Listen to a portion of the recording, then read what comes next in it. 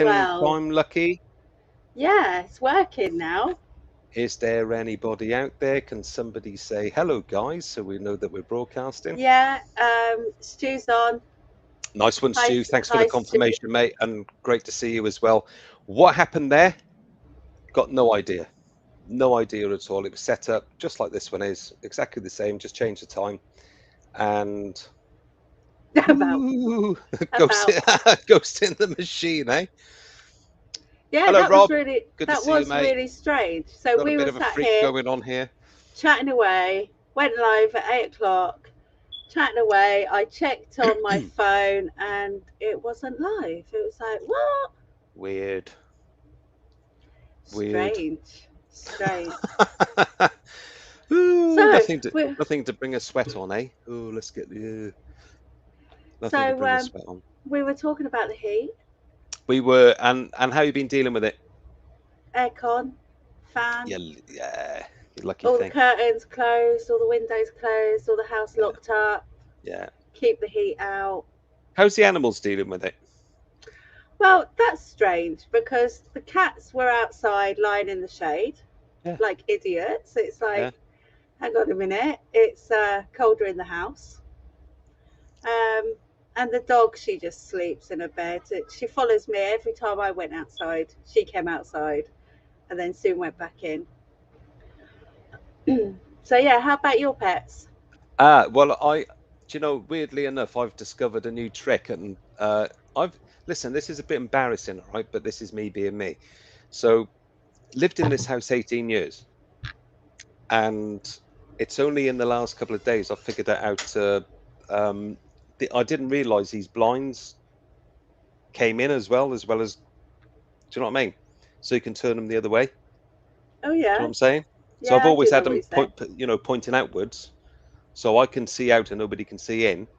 Yeah. And then fiddling around, trying to open windows and stuff in the bedroom, and I kind of thought, hold on a minute, these blinds move the other way around, and so that's created a nice airflow of really nice cool air during the night, directed in exactly the way you want it, down onto the bed. And me and the cats last night, we were in our element, you know, and It was hot last they were still night. there when I got home tonight, you know, just sparked out on the deck, nice bit of cool breeze coming in. And of course, when that cloud came over and the rain came in, and, the temperature dropped quite significantly, oh, they were loving it.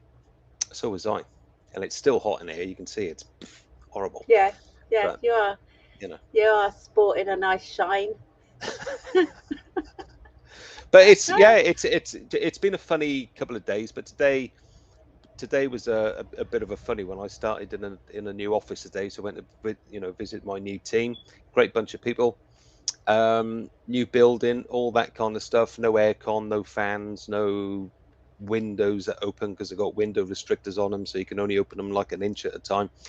And but they kept me going with nice ice cold water all day, and you know, nice bunch of people. And we had Thai food. Not the best of Yum. weather, not the best of weather to eat Thai food in, but it went down a treat. It really did. And with ice water and some nice orange cordial mixed to it, it was great. And the day went like that. But the only snag was then trying to get back through London and down the M25 because the M25 was absolutely gridlocked, and I'm like, oh my god, am I going to make it back in time? Do you know what I mean? But But you did. it all adds for fun, doesn't it? It all Yeah. adds for fun. It really does. So I'm going to highlight who we've got in the chat. Yeah, go for it. Read us through it. See who we got. So hi, Stuart. Stuart's in the chat. He was the very first one in on the second live. Robert. Hello, Mr. Random. Rusty. Hello, How you Rusty. doing? Stu, Rob. Jojo. Hello, Joe.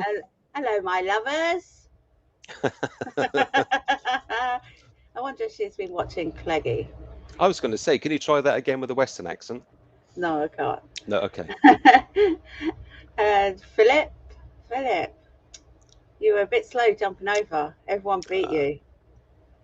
Everyone beat you over. Going down, going down. Who are these? Who's that? Who? Somerset searchers, who are they? I don't know. Fuck knows. I got no idea. I've got no idea at all. Percy's in the house. Hey, Percy. Rudicus, Jackie's in the house. Evil Thanks for Jack, coming how you along, doing, everyone. How are you doing? Yeah, thanks for coming over. So, shall we start the show, Paul? Yeah, and you know what? We pleaded ignorance, but you know what? Our guest for tonight, Bill and Julie from the channel Somerset Searchers. Let's bring them in.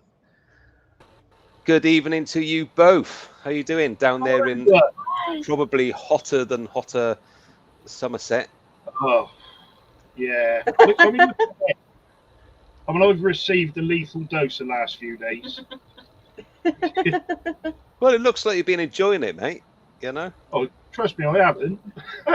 Oh, God, I need an ice pack. I really do. Yeah, You've got yellow one. I've got my own. Yeah. Oh, You picked up a bit of colour there, Bill. And Yeah. Julie. Julie's got some colour in the cheeks, I see, as well. A little bit. Always. It's the nose. It's the alcohol. You're But telling it's- me you have... I'm clean outdoor work. Yeah. So what So do you it- do for a living? Well, I'm a grounds maintenance operator. Yeah, Okay, Yeah. maintenance operator. Do you cut grass? That's it. cut grass. I cut grass. Yeah, yeah. Is that Yeah, I used to drive lorries, but I got fed up just spending, 12, 15 hours a day sat on my ass getting fat. So change of pace. so the ground, the ground maintenance operative is that specific? Is that private? Is that council? Is it It depends. Okay? Bit of both, really. Yeah. Yeah. Yeah. I suppose that could come in handy for looking for permissions as well, Bill, couldn't it? Yeah. Eh? He Yeah. used to drive. Yeah. He used to drive lorries, which was very good because he delivered lots of stuff to farmers. Oh, really? Yeah. Yeah. That's how he's got. Yeah.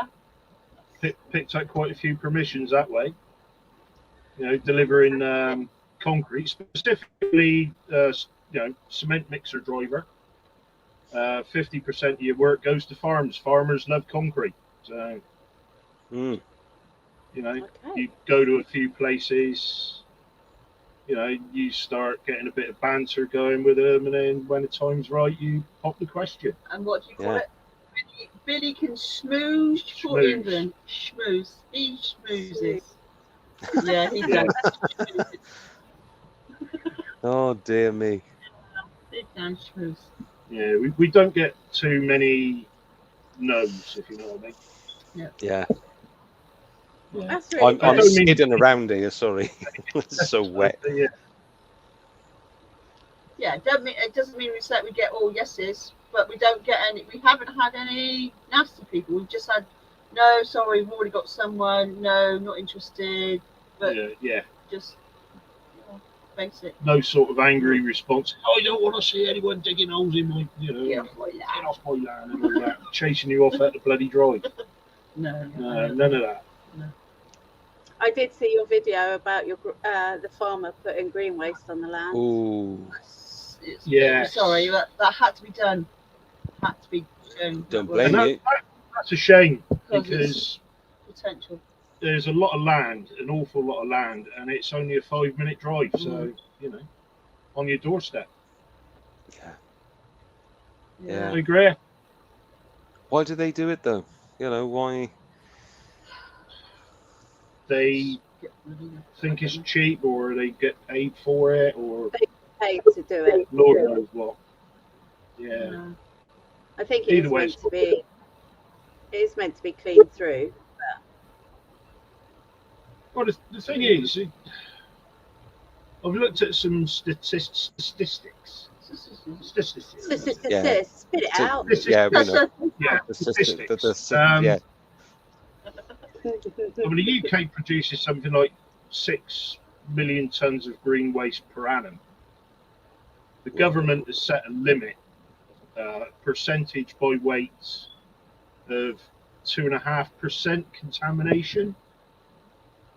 Well, that works out at 300,000 tons or something like that. Bloody hell. So you think 300,000 tons of lightweight rubbish, you get an awful lot of rubbish for that, don't you? Yeah, you do. Well and truly. My Yeah. permission's got 15 years of it. Yearly. Yeah. Yeah, it's not good. And in the field next door, Rosanne? And the field next door, different farm, as clear as you like, with lots of Roman coins. Yeah, Rob's straight in there. Rob is straight in there, just wants to know. Sweet or dry cider? Are your cream teas better than Devon? Oh, a nice Magnus. Yes. Yeah. And what about the cream teas, guys? Cream first, I think. Cream first, jam on top so you can have a big splodge. And is it better than Devon? Rubbish. So can we safely say that the Somerset cream tea is better than the Devonshire cream teas? No, but you get more for it. Yeah, because you can put more on that Cream way. tea, or did I have cream? I like the way you do that.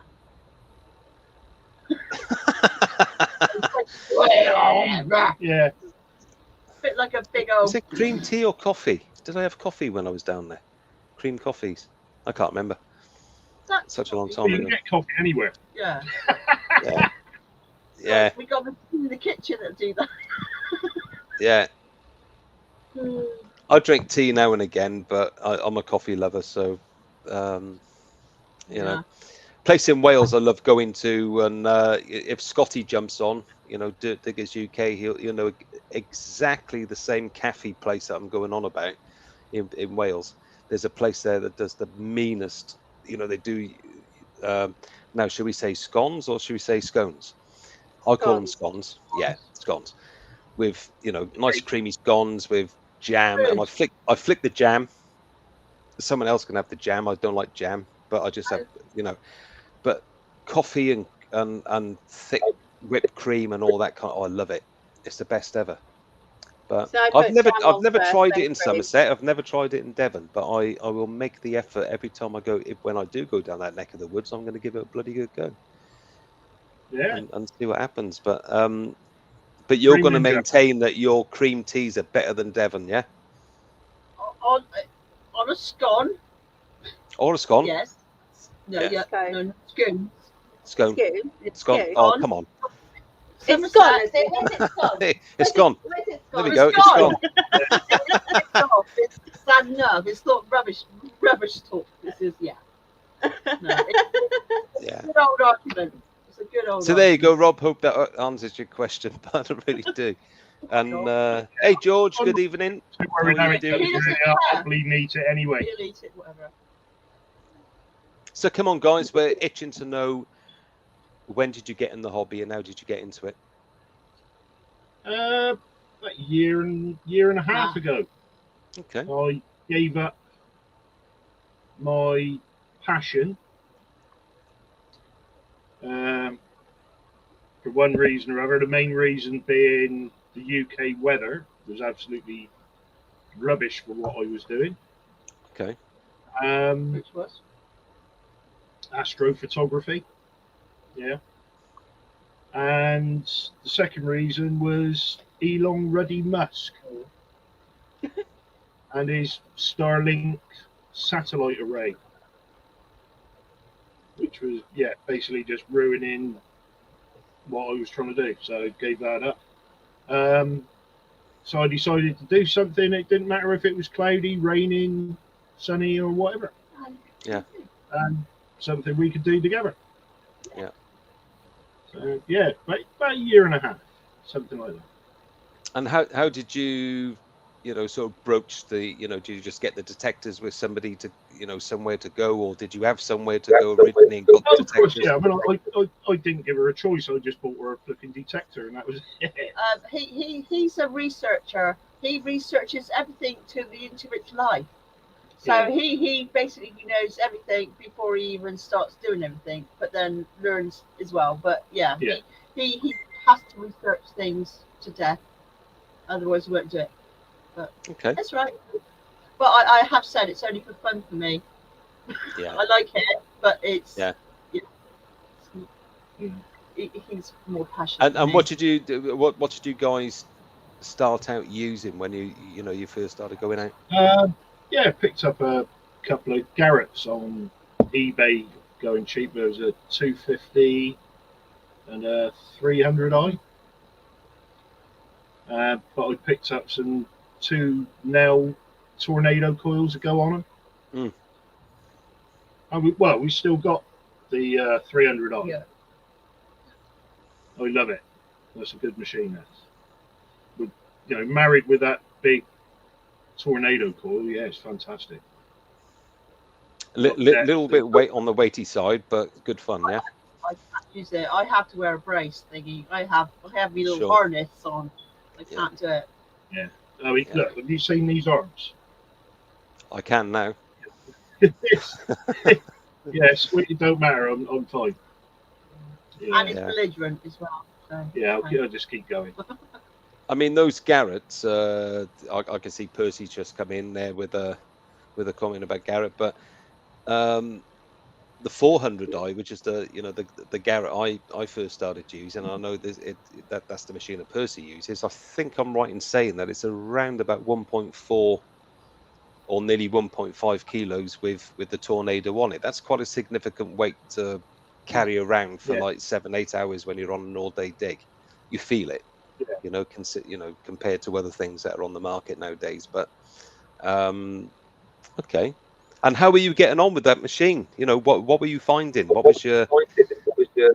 Well, to begin with, like every machine, when you start using it, just dig everything, dig every signal, and you learn from that. I mean, you can watch as many YouTube videos as you want until you get out there and do it yourself and listen to that machine.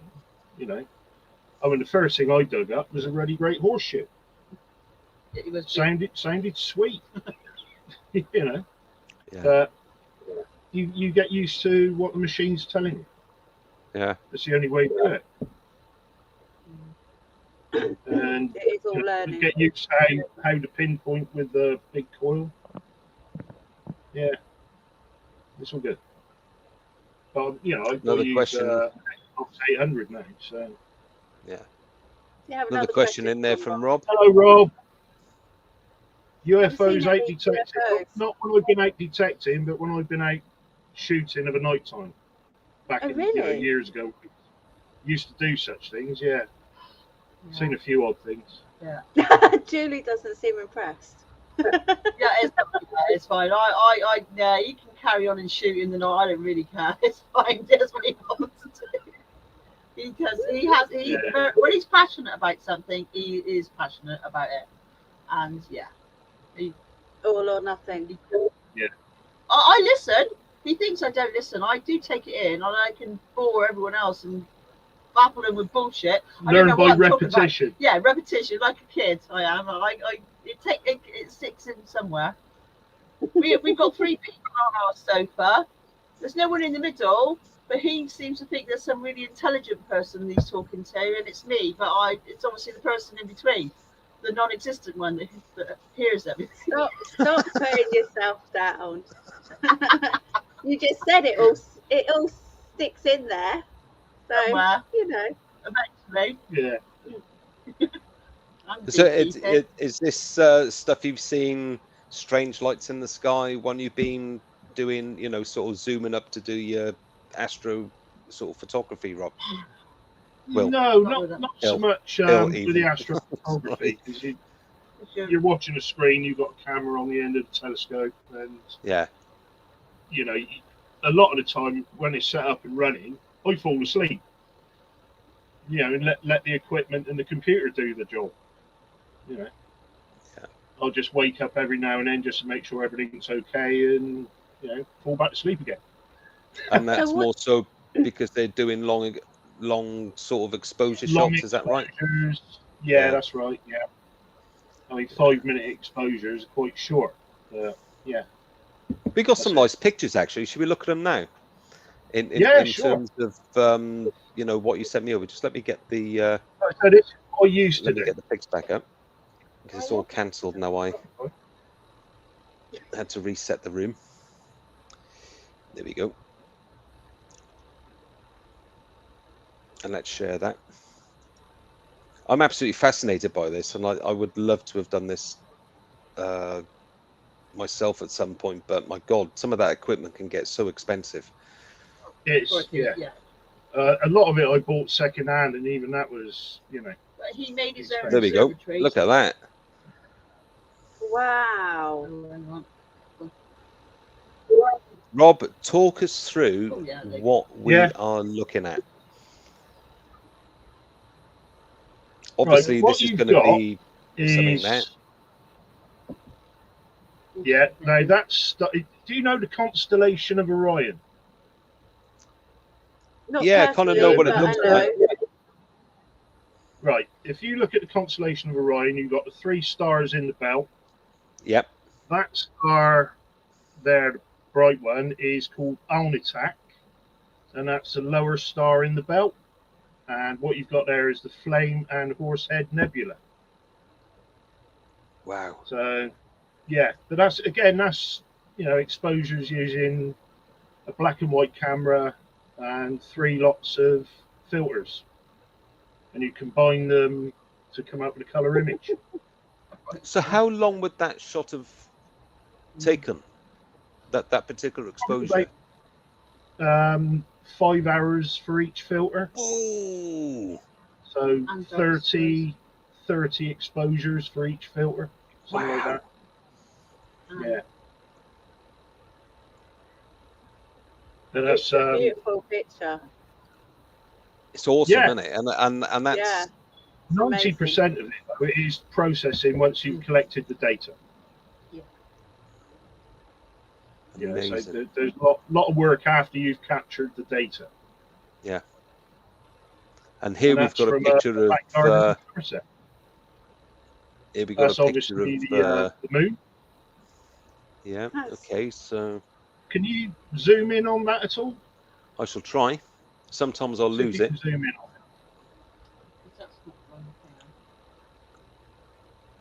it. No, if I click on it, I'm going to lose the picture. Yeah. All right. No, if you did you download it in file? No, this is in Messenger.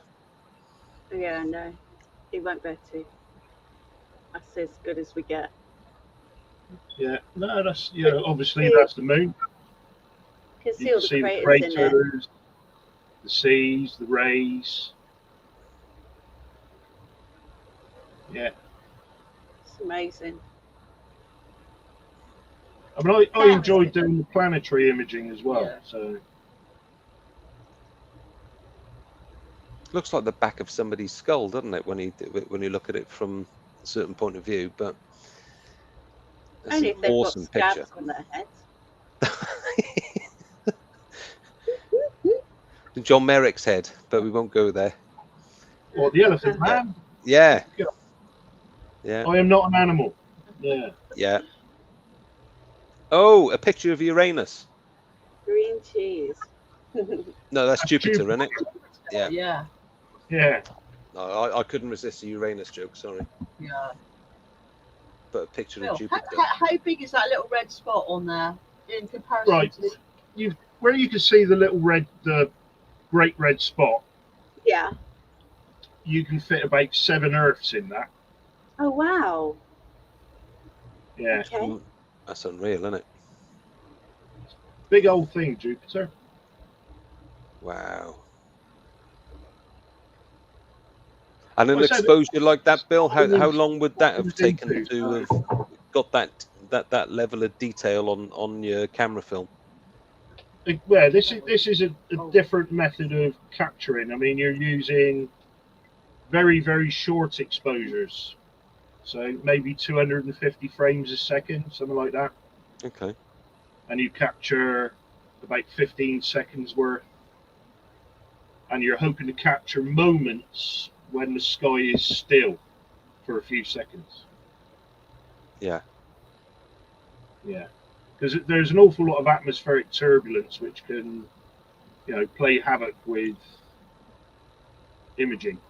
So is it, when you say that, is that like the, like the hazy stuff you see when somebody No, zooms in on the it's moon actually what and it makes all goes a stars bit twinkle. right? Okay. Yeah. If you're in, somewhere that has no air turbulence, like the Bahamas, where you get a laminar airflow coming in off the sea, stars don't twinkle. So for somebody that is able, someone like yourself who's able to see that in that amount of you can actually see that image obviously in your telescope and whatever when you're viewing it, yeah. No, actually, no. What you're seeing is quite blurry. That's why you're capturing a lot of frames very quickly, Right. and then sort through the frames to pick out the clearest ones, and you, using software, you stack those chosen images together. Yeah. To give you the clearest picture, and then a bit more processing to sharpen it up. Okay. So a question that I was about to ask on top of that is what we're looking at when you're seeing that, and when you see that regularly, is that typical of a static axis that Jupiter is constantly orbiting with? Jupiter actually rotates quite quickly, so you're limited. Ideally, you want to capture all three colors, red, green, and blue, within a space of 5 minutes, because after that, it's rotated too far, and you can't align the images any sense. Wow. What about this? That's why the edges of the image look quite blurry. Yeah. That's the overlap, if you know what I mean. Yeah. Yeah. And what? Wow. What's this? Right. That's M1, the Crab Nebula. That's in the constellation of Taurus. Okay. And that's the supernova remnant that was seen by the Chinese in something like, I can't remember now, 800 AD or something like that. They actually recorded seeing the supernova, and that's what's left of it. That's what's left of an exploding star. Wow. It's amazing detail, isn't it? Colors and stuff like that. And again, how long did that take to photograph? Yeah, you're talking longer exposures again. 5 minutes at a time, sort of thing, in each of the 3 different filters. Whoa. Yeah, like I said, that was my passion. I got to the limits of what I could do with the equipment I got, so I changed what I had. Again, which was quite costly. Yeah. And then I found that the weather in the UK, I couldn't do what I wanted to do anyway. So hence buying a couple of Garrett machines and then that's it, exactly. Yeah. Getting out into the fields. And to be honest with you, I actually enjoy it more, I think. It relaxes him. Yeah, I chill out. He goes off. He's relaxed. I think if you've had a stressful day in work, and if you can, just go out for a couple hours after, do a bit of swinging, and that winds me right down. Oh, I can imagine. Yeah, I can imagine. I wish I had that opportunity, just to finish work and then think, oh, do you know what, on the way home I'm just going to swing by and jump into this field on the way home. But nah, no such luck for us here. Yeah. So you got to travel a fair way to get you. You got permission down our way, haven't you?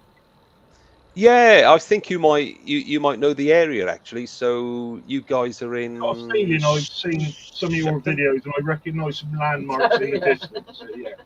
Oh. I've got a fair idea. Landmarks are not easy to give away when you're talking, sort of alpacas and exotic animals and all that kind of stuff, and of course the tour in the background kind of gives it away, doesn't it? But don't get me wrong, love going down there, but it's such a hit and miss sort of opportunity, because landowner always says to me that come on down, it's not a problem, blah blah blah blah, and you turn up and you're like, up to your neck in grass. Yeah. You know, and I think this is no good, mate. You need to let me know when you've cut it. But there's certain parts of that particular piece of land you got, and that land is always expanding because he keeps adding fields to it and stuff as he's progressing. So the stuff which is immediately visible to the public as they come in because of the animals and stuff like that, he keeps flat as it's like a golf course, but he'll still let you detect on it. Do you know what I mean? Which is great. But that is, you're right. I think you guys, is it right? You're in Shepton?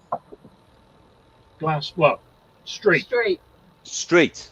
Okay. So if you go into Glastonbury, he's more over the western side. Is that right? And so the western side of the tour in a particular area where the nice Tesco's is and all that kind of stuff. So that little retail park. So I like going down there. It's good fun. And I know I found out that another one of our associates has been down there as well. So we'd be talking about having a collab and getting down there and having a bit of fun at some point when time allows. Iridius. Hey, that word's catching on. Iridius. A mixture of horrid and hideous. Yeah. So talking about permissions, when you first got your detectors, how did you find your initial land to go out on? We just put an advert on Marketplace. Yeah, weirdly. A couple of mature, respectable people, looking for metal detecting permission, that sort of thing. So you didn't think about hiring a little boy or a child and sticking a detector in his hand and saying we bought this kid a detector for Christmas and use that routine, no? Like some people are mentioned. No, he just did. I look stupid in shorts anyway. He's no Jimmy Cranky either. No. Oh God. And all the permissions you got, I take it, are really close to where you live. No, well, evidently not, mate. Our favourite one is not that close. It's close enough, but it's the best one. Yeah, undoubtedly, and it's sheep pasture, so you ain't got to worry about tall grass. Yeah. Oh, you've got a neighbour. Percy's one of your neighbours. Look. Oh. Or maybe he lived on. Yeah, we know where that is. Yeah. So good. Oh, Tina. Evening. Taco Tuesdays. Oh, we had KFC Tuesday. We did. KFC Tuesday. Yeah, well, she had what she wanted out of the bucket, and I just had the rest. Get off. Don't blame you. But KFC from where we get it, it doesn't taste the same. So. Sorry. Nah, do you know what? Where I work in Slough, KFC is halal meat, and I don't get on with that kind of stuff. It's halal chicken, and it tastes a bit different, but it's what it is. It's Slough, so very yeah. So your metal detecting fields where you first started, and you first started using your Garrett machines. Was horse. So Bill's was a 300i with a Tornado, and Julie's was do you say 250? Yeah. Is that right? Yeah. And what kind of stuff were you initially finding when you first? We went off to this horse paddock. Well, first of all, we went to the beach. We found a big scaffold pole in the beach. Yeah. There's me swinging along, going ping, ping, ping, ping, ping, ping. What the hell is this? Could it be, something nice in the sand? Lengthy signal. Maybe it's a sword or something. And there's Julie stood about 8 foot away. Look, and there's a bloody scaffold pole sticking out. Yeah, we did. We found a few coins. I've got to ask you. Julie found a scaffolding pole. Did you take it home? No, because there was a big lump of concrete on the end of it. Oh, okay, but there's okay. Well, in the horse paddock, there was lots of iron. Lots of iron. Lots of horseshoes and that. but we found, Loads. pre-decimal coins, modern coinage, Victorian jewelry, God knows what in there, Yeah. silvers, Yeah. and it's only about 7 acres, but it's on a slope, and apparently it used to be used for sledging. Yeah. When there was snow on the ground. Well, when we used to have snow on the ground. Now, where have I heard that before? In a video where somebody has mentioned sledging, and where there was sledging going on, there was an abundance of coins to be found. Yeah. Yeah. We've got 2 places like that. Yeah. It was in Liam's videos, History Revisited. History And Revisited. Yeah. Liam did a couple of videos where he's on a field where apparently historically people were sledging, and he found all sorts of coinage. That's really interesting. Really interesting. And how long before you moved, sort of progressed on to other machines, Bill? Within about 6 months, I think, maybe less. Okay. Yeah. Watched lots of videos. Yeah, I wanted to get a Knox. So you moved on to the Knox 800, and Julie's gone on to the Vanquish. Is that right? Yeah. Yeah, she gets on really well with the Vanquish. I like it. I'm quite happy with that. It is essentially, a Knox with fewer bells and whistles, but still multi-frequency. The signals match what the Knox says. Sorry. We very often compare, signals. Yeah. I've just recently picked up a Deus 1. There's, for some reason, there seem to be quite a lot of them on the second-hand market at the moment. Never. Yeah. Decent price? Yeah, I got the the 5x9 high frequency coil. It's a full Deus. It's not Deus Lite. WS4 backphones. When I tried these headphones first of all, I put them on. I think, well, they don't even come down to me bloody ears. They're supposed to go over your. I didn't realise you wore them around the back and over your ears. Yeah. It's like a headband, isn't it, that goes over your ears? Yeah. Yeah. But once you're used to them, they are really comfortable. And obviously in this weather, they're not as sweaty as full headphones. Yeah. And you've been using that machine recently, the Deus, yeah. And how you getting on with it? Well, so you've progressed from an Ace 300i up to a Equinox 800, and now onto a Deus 1. Deus 1. I mean, I'm still going to be using. I had a Simplex for a while, but never really got on with that for some reason. Okay. So that's gone. What message from Corey? All right. The Deus has found just recently a nice Richard III coin. We got a picture of that, haven't we? Should we? Is worth a few bob. So let's get that picture up, mate. So let me share the screen again. Yep. And that's not the coin, but if we go across to here, is that the one? Yeah, that's the one. Now, what you're looking at there is a groat of Richard III, 14. I think it's 1453 to 1455 or something like that. 1450. It's a couple of years anyway. And that, believe it or not, is worth between 2 and 5 grand. Very nice. That's crazy. It's got very good detail in it. I like that a lot. Yeah, that's because he was only on the throne for a couple of years. He's alleged to have killed 2 young princes in the Tower of London, or had them killed for him. Yeah, there we go. Phil's got it. Last King of England to die in battle, and they found his body in a car park in Leicester. Bloody hell. That's it, 1483, 1485. Cheers, Philip. Wow.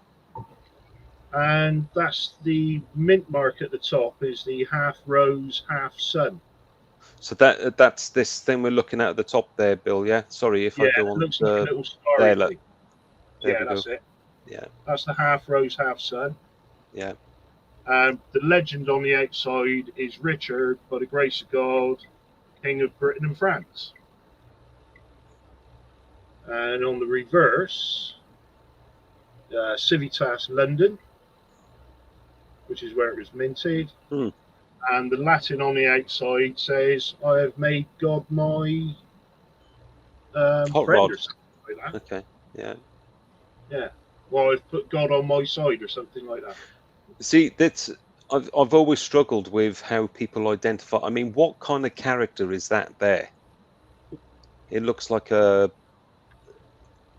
an A. a what? An A. A. It looks That's a like letter a piece of Stonehenge upside down. It looks like Mark Twain's Dickie bow tie, doesn't it? Yeah. Yeah, you're right. Yeah. That is actually a letter A. I mean, if you look at the C where it says Civitas, Mm. the C looks like a reverse D. But there's lots of little things. It's like the little flourishes on the letter I, that give it away as an original, not fake. Yeah. I mean, that is absolute stunning detail. And what kind of ground was that found in? What kind of depth? That was about 5 inches deep on sandy, flinty soil. Okay. Nice. Sheep pasture. So brilliant stuff. Nice. So we got some other finds that you sent over, Bill.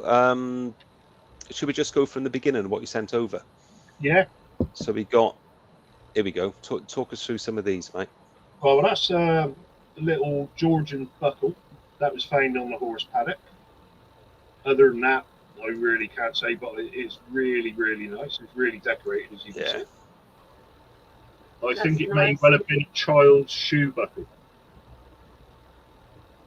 Looking at it. So what we're talking, maybe George II, possibly? Possibly, yeah. Just thinking about the George II. The detail of the detail of these individual little bits here. Yeah. It's really nice. I like that. And I say that was found in a horse paddock. That's the first hammered coin that I found. So is that not the one we kind of technically looked at just now? No, that's a different one. If you look at the bust, the crown's different. Oh, and if you look at the base of the neck, there's the letter E. I'll tell you why I asked that, because typically I'm looking at that again, that A.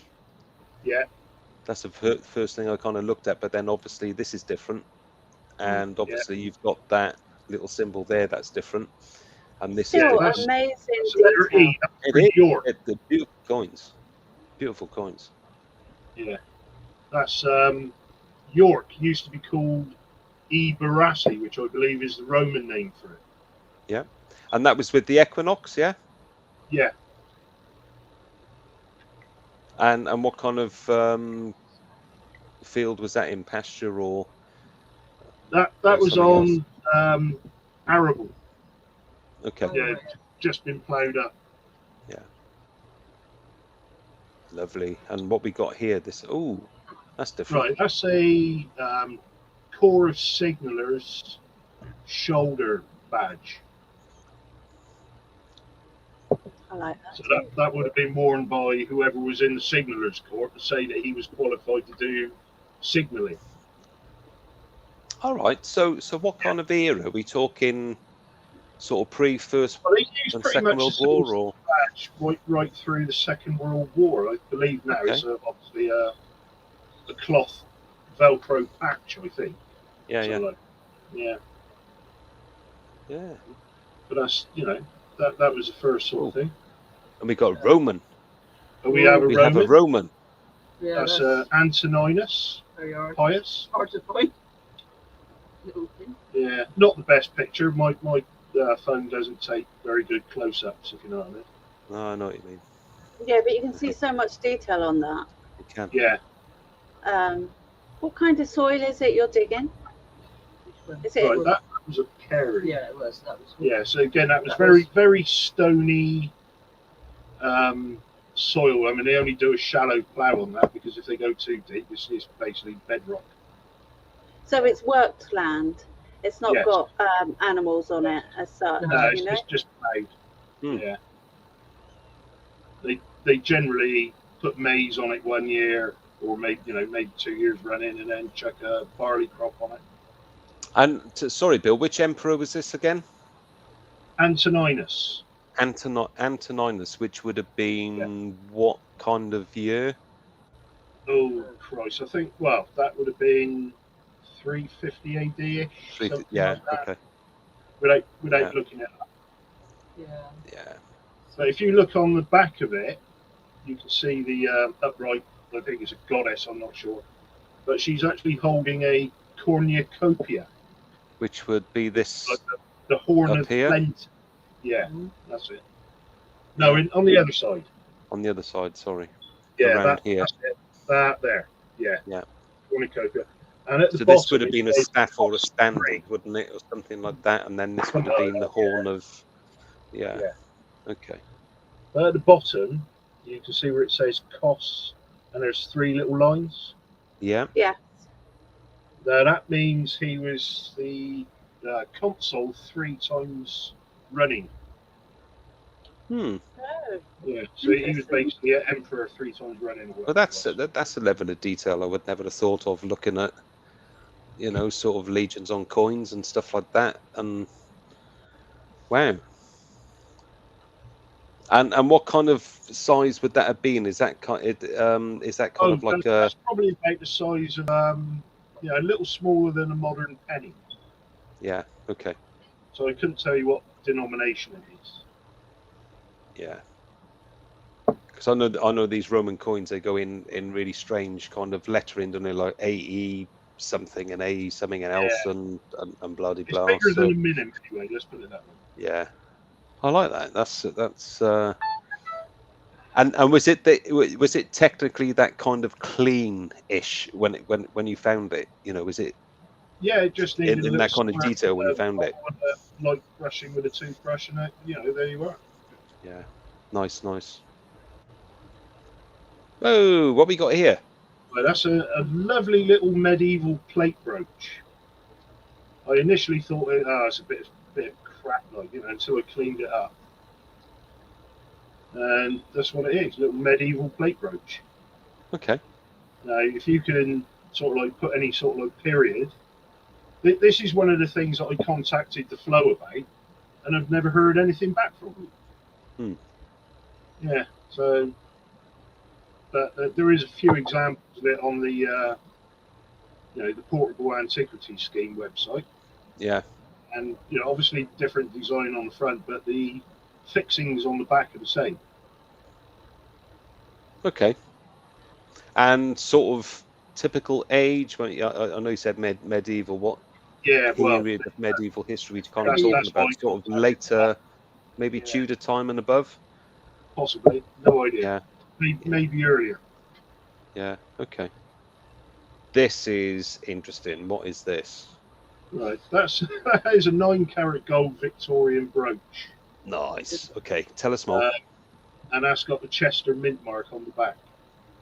oh, Yeah. So that would probably have had, I don't know, maybe a little floral patch thing in the middle of it, maybe a cameo or something like that.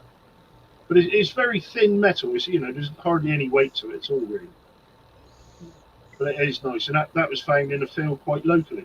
Full of lots of other rubbish. Yeah, full of rubbish. That was a nice little signal. So yeah. So I'm taking it these squares are around about a centimetre in size. Is that about right? Yeah, that's okay. So we're all right. Just getting an idea of. I like that. That's a tidy little find. That's nice. Evening, Robert. How you doing, mate? Good to see you. Hey, there's something I'm more accustomed to. There you go. Royal Engineers Yeah. button Yeah. of George VI Yeah. with their motto on it. Honey, Softy Q, something. Oh, yeah. come on. Is this, are we talking a sovereign here? He nearly Yeah. wet himself. Come on. How Yeah. how far that was not far into when we started, was it? No. That was literally the first hour on a brand new permission. Within about 3. Whoa. Yeah. You know, we were going to, the fields either side of the road where we parked was where we could go. And I was going to go into this one field, and I decided, no, I'll tell you what, let's go and have a wander over this side. Because I checked up on, like, the old maps, and I sort of got myself turned around, and I was just about to walk through the gate to go in this one field when I realised, actually, we want to go in this one over here because that's where the footpath is. Yeah. The old footpath. So we went in there. Yeah, so that's a Victorian full sovereign from 1842. 1842. Yeah. Fantastic. Love that. Well done, you guys. It's always great to see stuff Started like with that. a couple £100 to the landowner, and happy days. I can't. Hey, we got a fibula. That was Yeah. I'm not even going there. Yeah. So what's the story behind the fibula? Come on, who found it? Right. Yeah, basically we'd gone off onto this, freshly ploughed field. And I was wandering about, and I was picking up a few bits and pieces, nothing fantastic. A few odd little coins and stuff like that, not Roman or anything like that. But Julie was having a bloody awful day. So we got over this stile into the next field, literally 10 feet from walking into this other, this really low 11 on the knots. And it was a fibula. It was that little beauty. Fantastic. Yeah. And you know what? That's front and back of it. That reminds me of a size of fibula that I found, which I was told was a child's fibula, and then was told again that no, it's not a child's fibula. It was actually a fibula that belonged to a lady of the night. Oh. It's about the same size. Yeah. Yeah. Which is really interesting. To be honest, I mean, people say, oh, you find Roman all over the place. And yes, you do, but we don't. We've only ever found Roman coins in this thing on the one permission we've got, which is up near Wincanton. Yeah. Yeah. And any other Roman coming off that site that you've been on? Yeah, like I said, a few little coins. We've had 5 Roman coins off of there in total. A couple little bits that could possibly be remnants of fibulas, but you can't be 100% sure. Sure. But it's one of those permissions that is absolutely cram-packed full of flipping green waste. Yeah. And you just got to dig everything that comes up with a sensible signal. But nonetheless, that's a fantastic find, guys. I've got the patience to do that. Julie hasn't. No, I throw my toys out. Yeah. Hey, here we go. There you go. Badge, Royal Engineers again. That's very nice. With, some of Percy's pink stuff. Yeah. Works a treat, that stuff does. Yep. Cleans up very nice. Yeah, loving the detail on that. That's come up really kind of nice, hasn't it? And that is it's George V, isn't it? Is that right? No, that's George V era. V1. 6. George VI. Yeah. Okay. So Second World War. Second thick. And just out of curiosity, what kind of differentiates the? I've got a sweetheart brooch that's still got blue, red, and white enamel on it that looks so similar to that, but it's George V. And looking at it, what differentiates? If you look where it says GR. Yeah. If you look closely, you can see V1. You've got GR. Tell me when to and stop. There, you're on it now. Right in the middle there, Paul. Right in the middle. V Okay, and over again is 1. There's got the it. one. Yeah, Yeah. I can see what you're saying. Yeah. Awesome. If it was George V, it would just have the V in it. Yeah. Oh, I love that. Want one. Got to add one to the collection. Okay, so we got a ring, guys. We got 925 ring. Yeah. Nasty. Ugliest, Ugliest, biggest. 20 grams of sterling silver you've ever seen. A field find or beach? No, in the field again. This Okay. is the field that's just had all that horrendous rubbish spread on it. Yeah. Oh, Yeah. Thought it was a nut, didn't he? Or Yeah, initially thought that was a bleeding nut. Because where we parked up in the field, we got out, set the stuff up, and it was about 10 feet away from the van. The banging 38 signal, and up came that it was thing. a can. Yeah, because it's quite close to the footpath. There is a lot of rubbish that people's dropped along it. If you know what I mean. yeah. Well, and this is different. What are we looking at here? Yeah, that's a little silver or half a silver locket. Yeah, that's cool. Wow. It's very pretty. I like things like that. Yeah, I mean, Yeah. Again, considering its size, the level of detail in it. I mean, yeah, look at it's tiny. look at all these individual little Yeah. holes here, look, and they get smaller and smaller and smaller all the way around. That's part of our permission where we got the sheep pasture. Yeah. But it's a field that doesn't get ploughed, so it's just worked its way into the soil, and then nothing ever goes really deep, because once you go down about 5 or 6 inches, you hit flint. Nothing really goes much below that. Well, Rosanne and myself can tell you about a particular field. I think we were hitting an inch and we were hitting flint and nothing else. Oh, Yeah. what? Some That of was some hard digging. There are parts. most of the permission, you're talking 5 or 6 inches maybe, but in some places it's like that, only a couple of inches. Well, you can't get your spade in. Yeah, you literally can't get the spade in. Yeah, that's not fun, is it? Just dig It's the not turf fun. off and then pick away with your diggy tool. Yeah. Okay. Right, This that's is a interesting. James What? first half grown. Wow. You've got the Tudor rose and crown on the left, and on the back of the Yeah, coin, or see the Tudor rose there. just under the back, to be honest. Yeah. Is this the mark that you refer to, like the No, that's the mark at the divider. top? Right. Okay. That's always at the top of the coin. Yep. But I think if you look across, go from the divider, work your way round clockwise. Yeah. It's a little bit blurred out there, but I think that's a rose mark. Not Here. 100%. And on the back of the coin, you've got the Scottish thistle in the crown. Looks a bit like a pineapple, but it's a Scottish thistle. Okay. Yeah, that's James the First, I think. Wow. First King of England and Scotland. Lovely. Yeah, another cracking find there. And here we've got, okay, kind of like a... That's a floral designed annular buckle. And that's from 1450 to 1550. Wow. Okay.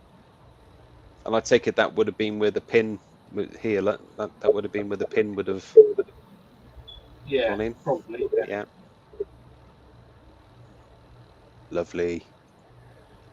Oh, now, wow.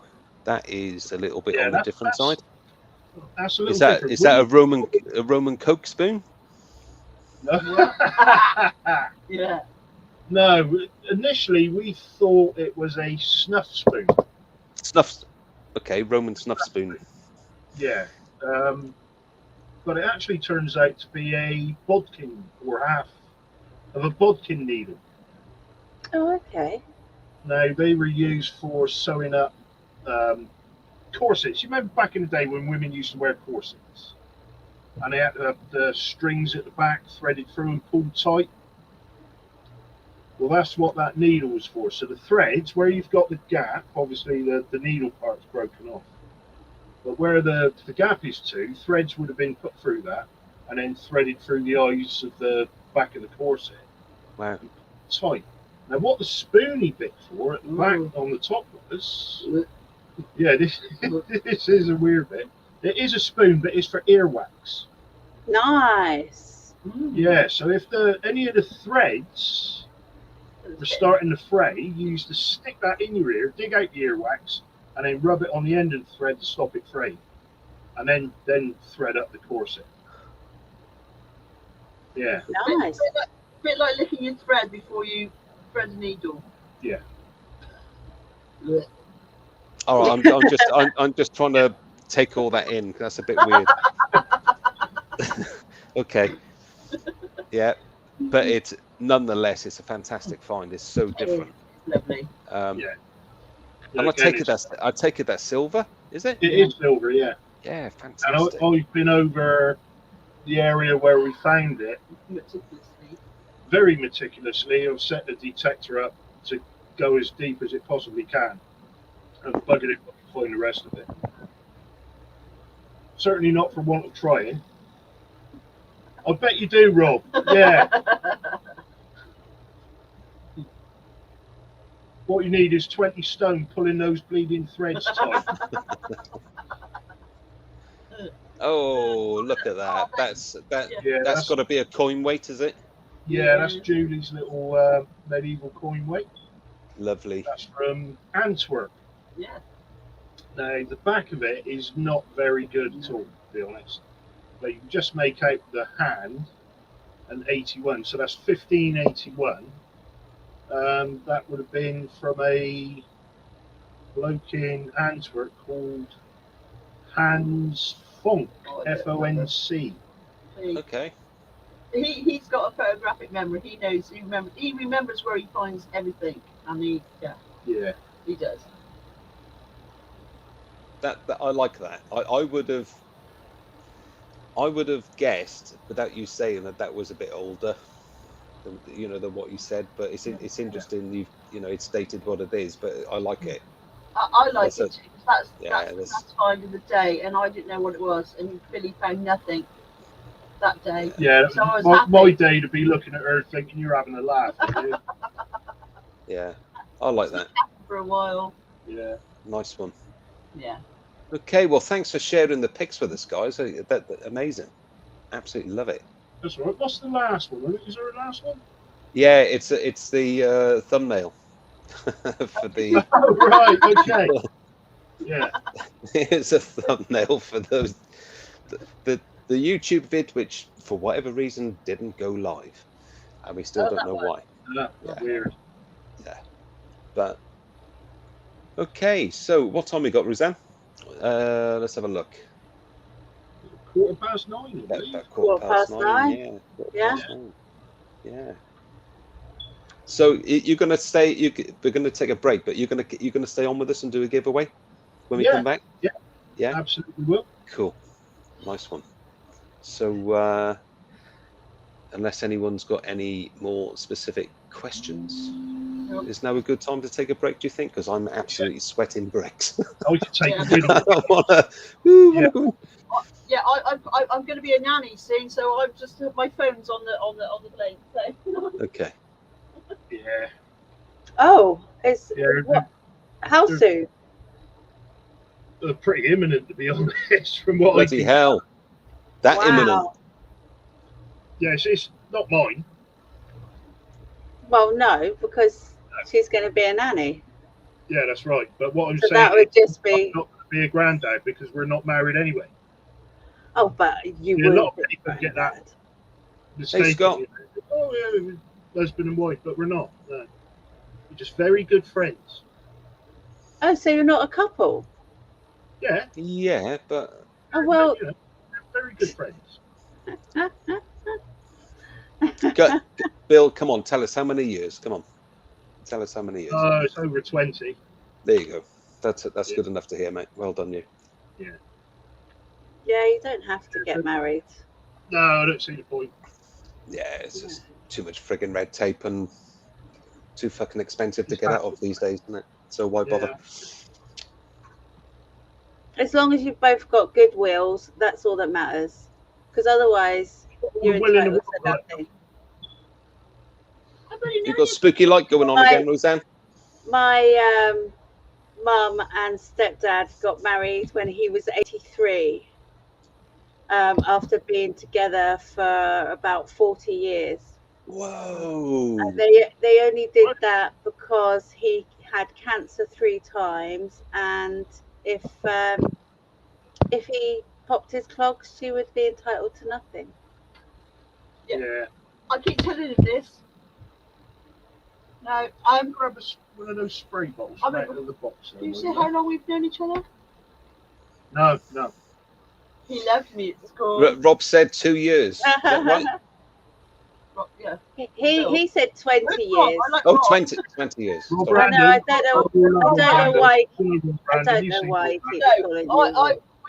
He's we've known each other. Why do I call you Rob? I'll tell you why. Because I'm looking down the chat and I can see Robert Hunter Collinson posted, and I'm calling you Rob. Sorry. Oh, Bill. Rob. Sorry, Bill. Yeah. Well, we've been together over 20 odd years, but he left me at school when I didn't like him. I forgot all about him. She used to tell me to go away. Quite a lot. Oh, bless. Right, should we take a little break? Yeah, let's do it. Yeah, spot on. Yeah. And then we'll do a giveaway, and then we'll invite some others in. Shall I put the 5-minute break on? Please, yeah, that's a great idea. Yeah. Thank you.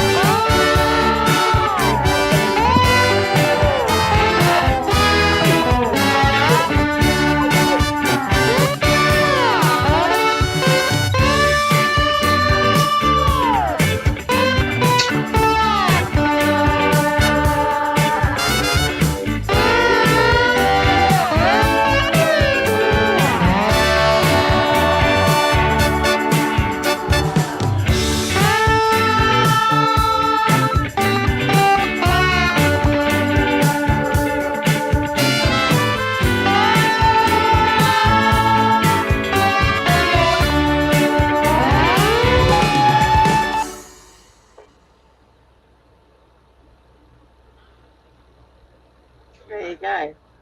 Hey. Let me just remove it. That is really funky. I like it. I do like that. Hey. Your mic's up in the air, Paul. I Can't know, hear you. yeah, I'm thinking Wally. You know. I've got one of these. Oh, a little fan. Little fan, yeah. Got a big tower fan just there as well. So. Well, I had an put the experiment link with the in fans for you. we've got, and don't know why, but none of them work. They no longer seem to go around, and they're fused all right. They're so next best Right, thing. I'm gonna go and have to water my garden, and I'll be back in a minute. Okay. Yeah, Well, you carry in a on. bit. Okay. Fine. So Just gathering Bill, refreshments. you cracking open another Magnus there, mate? Oh yeah, I'm too hot. Ooh. Yeah. I'm having a moment. Don't blame What about you. on your head? No, back. Oh. Yeah, that do. Cute. What sort of temperatures are you hitting there at the moment? I just checked downstairs on the thermometer where we've got 29 in the living room downstairs at the moment, which Sorry. not as bad as it was earlier. The rain helped a little bit. But, We haven't had any. well, we As did, such, did but it's like 2 minutes worth of splodge. Okay.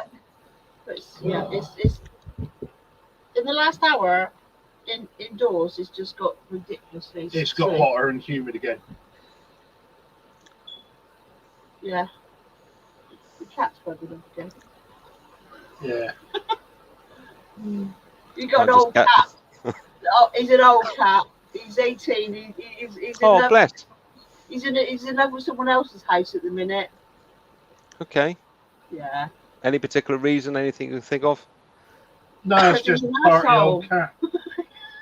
We've got two. We've had them. Isn't We've had these two now for 10 years. Yeah, it's 10 years actually this month. So they're 14. They're 14 years of age. Harvey and Diablo, the right bunch of idiots. They really are. They love going into other people's houses, but only to do the obvious. Do you know what I mean? Oh, right, And then they go fence hopping for a little while, and you can hear them doing their bit, and then somebody will say, "Fuck it," go off or whatever, and bang, bang, bang, they come bombing over the garden again. But funny things. He's a lover. Everyone loves him. Yeah. Yeah. He's one of them sort of like makes himself at home wherever he can. So we Bill, got a shop next door, and the bloody thing's asleep under the counter. Really? Yeah. Yeah. He gets chucked quite a lot. Oh, bless. So we mentioned that you're going to do a giveaway. Do you want to give the guys in the chat a sneak preview of what we're going to be? Right. Basically, what we got? Bespoke spray bottle. Nice. Bespoke pin badge. Nice. And sticker. That's what I can pull up for the minute. Yeah. Okay. Probably got some other stickers we can chuck in as well. Okay. Well, we'll wait for. I know Rosanne's gone to. I think she said she was watering a garden. So we'll wait for her to come back, and then we'll get the.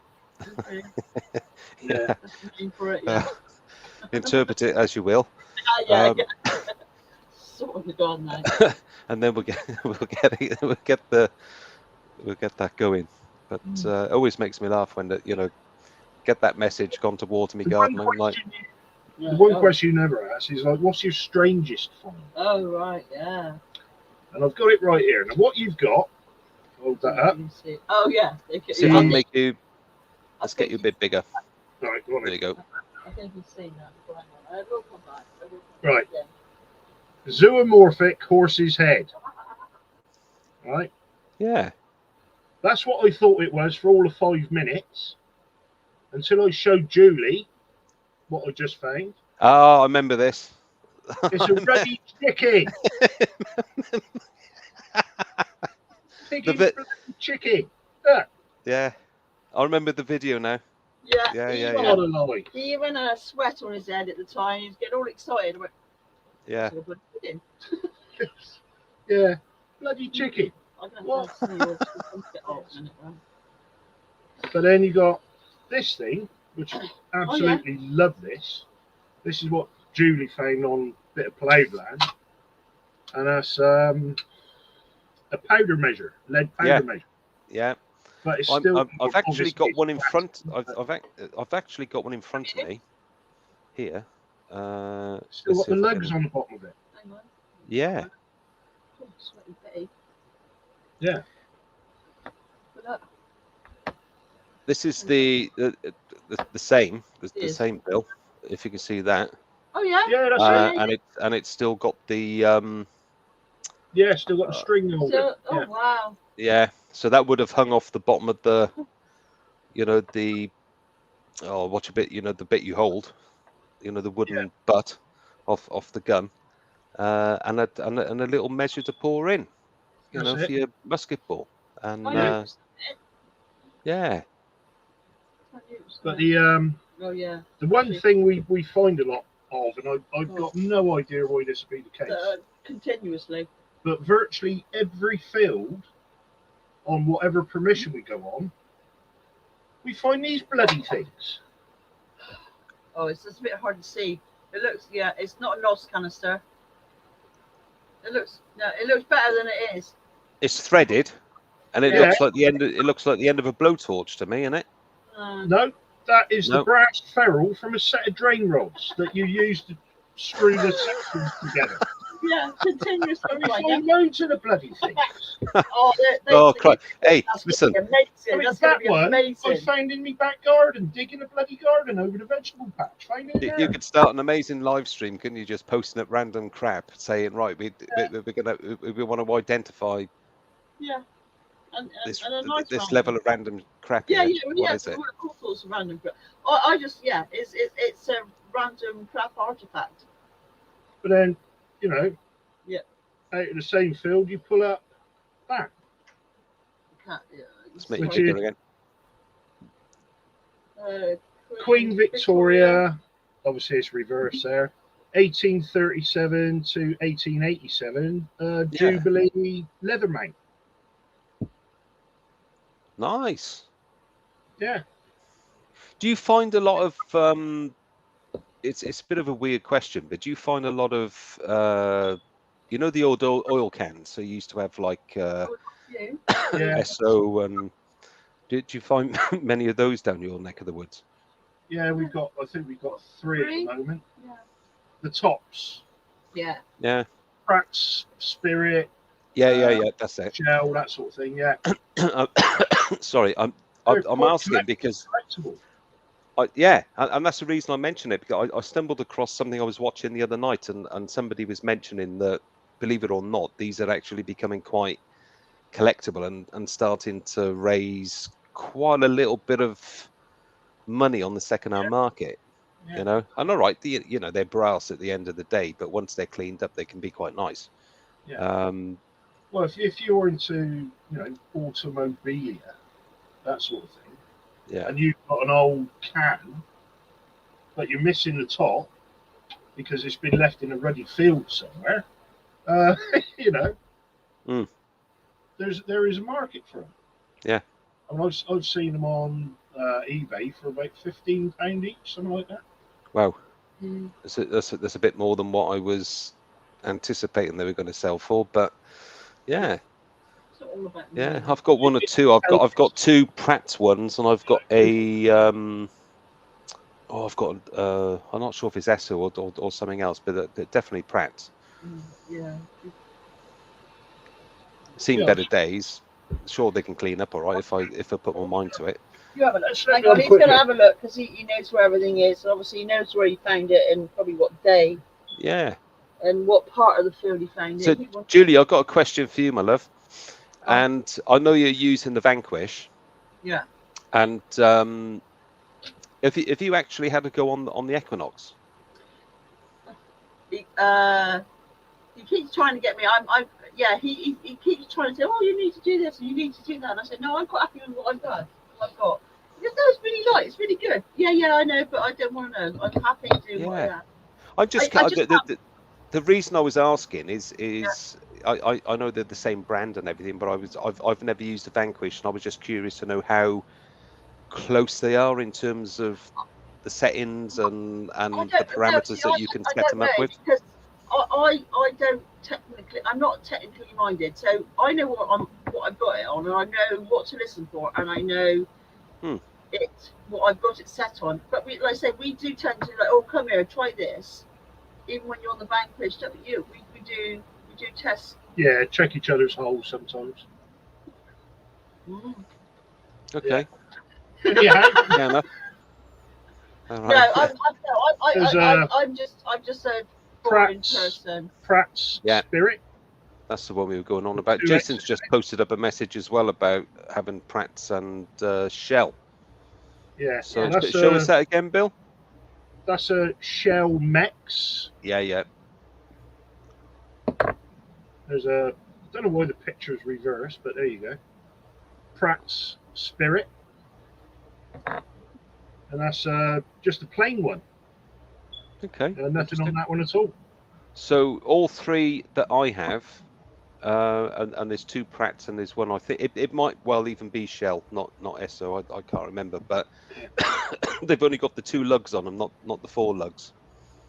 Because you showed 2 there that got 4 lugs and one that's got 2. A 2 and a 4. Yeah. You got 2 and yeah. But not very far away from where we found the Pratt's Spirit one. We found the base of a Mills hand grenade. Yeah. Oh. Weird. Yeah. I do like them, but when I stumbled across that video the other night, I was just, whoa, I've got some of those, and I didn't really realise that they were in the collector's market, so to speak. So, right, but Rosanne, how's the garden now? Nice and wet. I've got a massive garden, so yeah. I've had to. You're all just very fucking rude. No, it's unbelievably rude. It's just not being funny. It was actually a genuine question. Look at the head. It's gone red. I'm embarrassed. With your moist garden. It's very wet. Okay. Nice one. The water doesn't want to sink in because the ground is so dry and hard. So it's just like a puddle, and it will just evaporate rather than go in. But hey ho, I've done my bit. Yeah. So when you went off to water your garden, we were just talking about the giveaway. So Bill and Julie showed what they're going to do as a giveaway. Should we crack on and do the giveaway? Yeah. So should we go 1 to 50 and do a spin the wheel? Do you want me to type it in the chat? Yeah. I've got the little wheelie thing up in the background. There you go. 1 to 50 go. Here we go. How long are we going to give it? Say a couple of minutes? Yeah. Cool. Here we go. Oh, bang. There we go. Look. Wow, it's coming in. I'm just going to try and find where Rosanne started it so I can highlight it. Bloody hell, that's moving quick.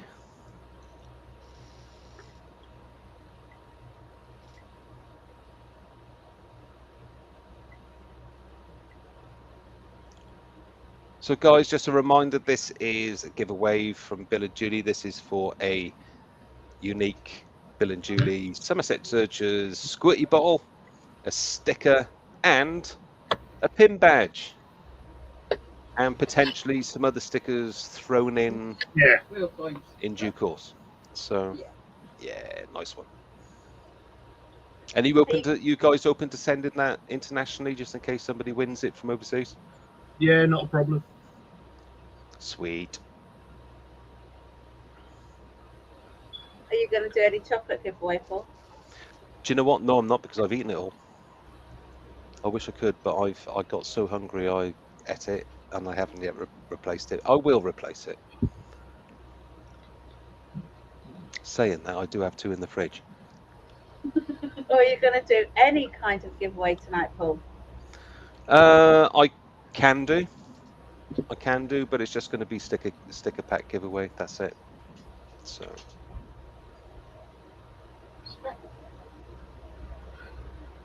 Give a sweat giveaway.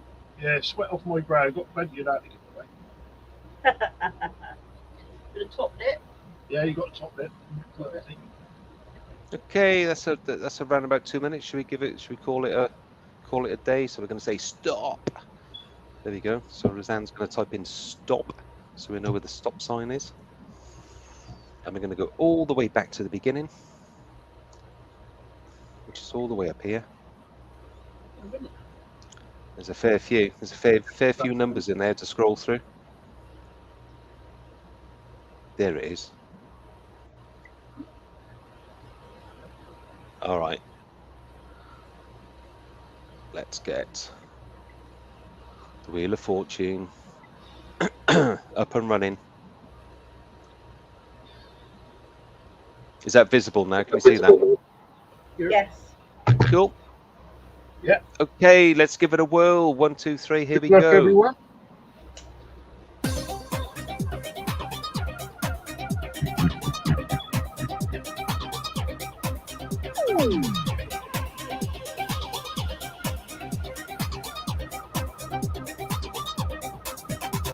Ooh, it's a 41.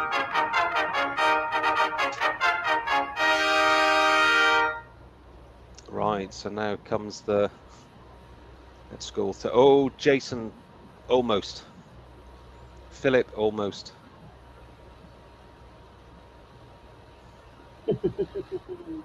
Oh, I found one. oh, Jojo, Ready? nearly. Rob, nearly. Yeah, I found it. And another Rob of the same description. Bang on. That's the one I've got. So there's more. Highlight it then, Paul. To be This agree? one, Yeah. Is that what we can all see? Oh, right. Okay. Good. I get it. Congrats, Was that Rob. Rob, was Well it? done to you, mate. Yeah, well done, Rob. well done, Robbie. Congratulations, Mr. Robert Brandon. Yeah, so all you got to do is send me his address, Paul, and I can get that posted off. Okay. Or I'll stick it in the envelope and And shove it in I'll the thing. paper it and post it. Yeah. Do you have his Or- address, Paul? No, but I know you do, so maybe you can pin it over.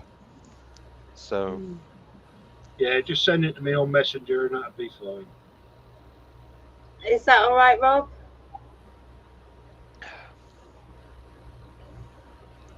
Has he got you on Messenger, Bill and Julie? What, Rob? Yeah. To be honest, I don't know. I date it very much. But it's on.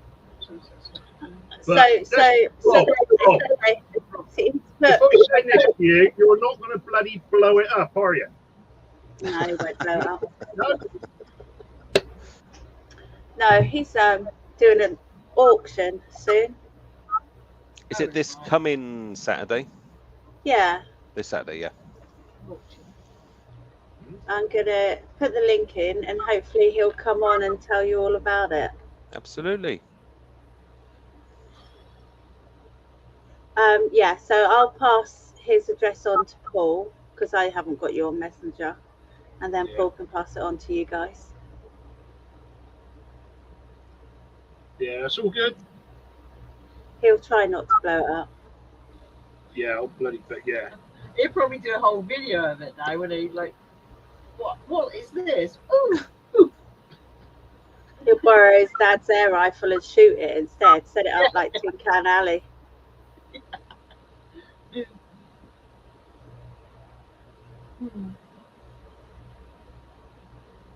Blow up doll. Hmm. I'd like to see that. That'd be funny as you like, wouldn't it? Rob Blown up blow and blow up. Not really.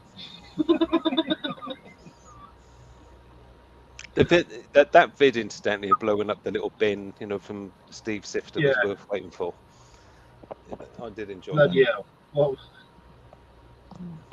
yeah. I mean, it's the way he ran away from the bleeding thing when he lit it, and it just sat there fizzling and popping, didn't it? He pegged it like it was going to go off like a stick of dynamite or something. I know he did make it look like it was going to be more dramatic than what it was. It was quite a letdown, wasn't it? It was a Yeah. Yeah. No, But that's fun at the same time. So yeah. I was impressed he went live where he did.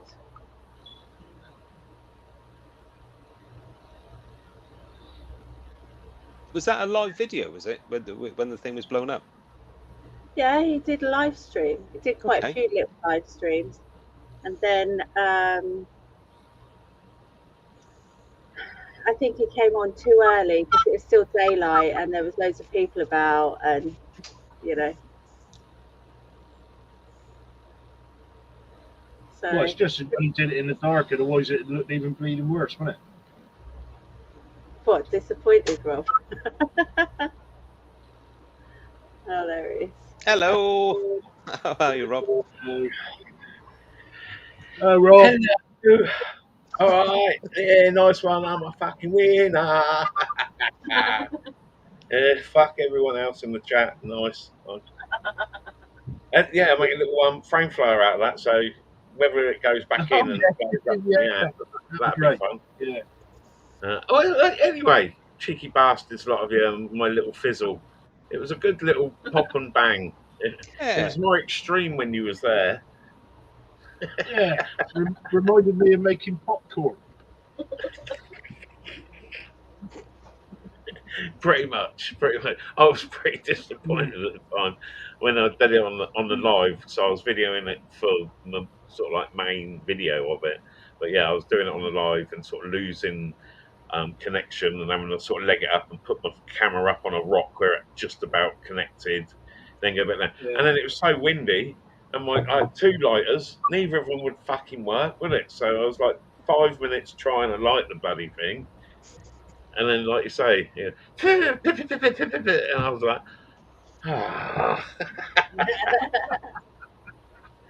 I think Steve was glad, though, that it just went at the end of the day. I mean, it melted it, sort of thing. But I've got a fireworks shop down in Reading, but he don't open often. He opens when, certain times. A couple of days leading up to November the 5th, yeah. That's it. And they do those rockets that are massive and everything. So I'm going to buy a big rocket, take the bin in there so I can fill it on the top with the exploding bit, and then send it to Evan to shut everyone up then.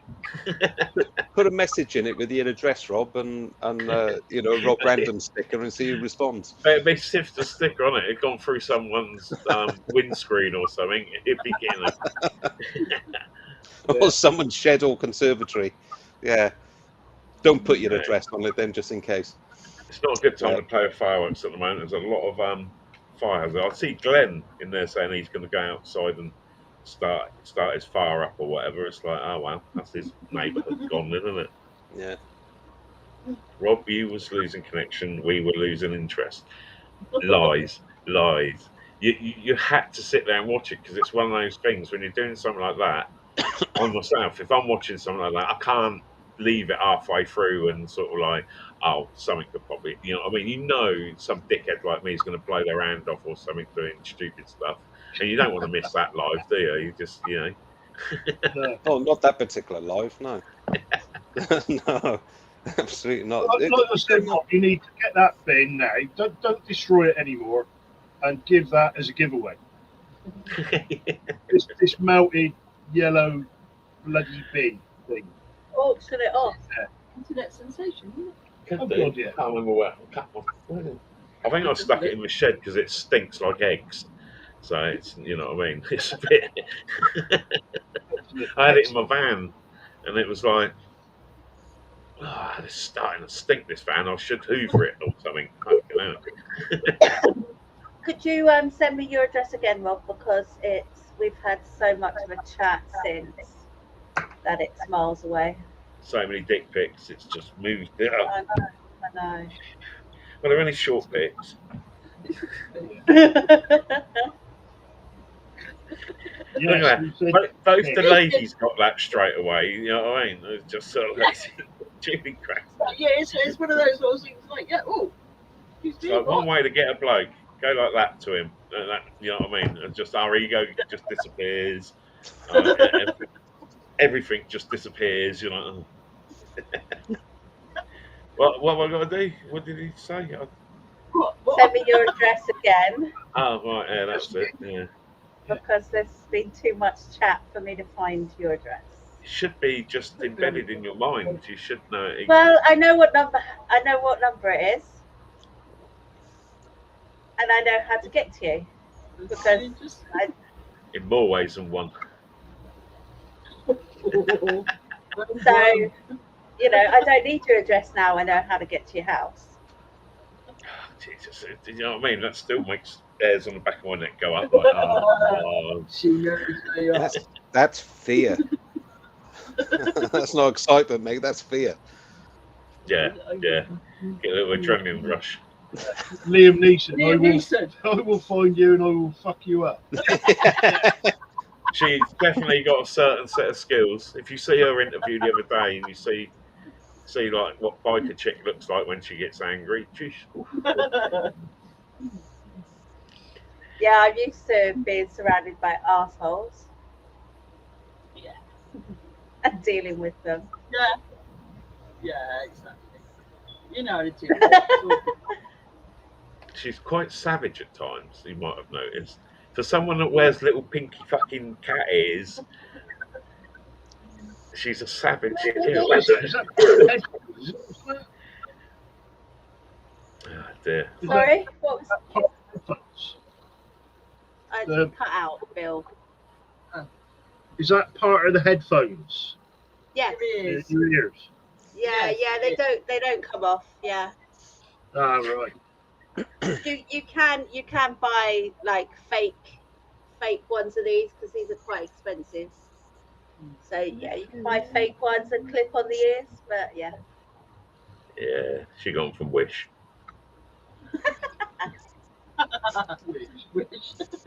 I'm still Yeah, so waiting for them.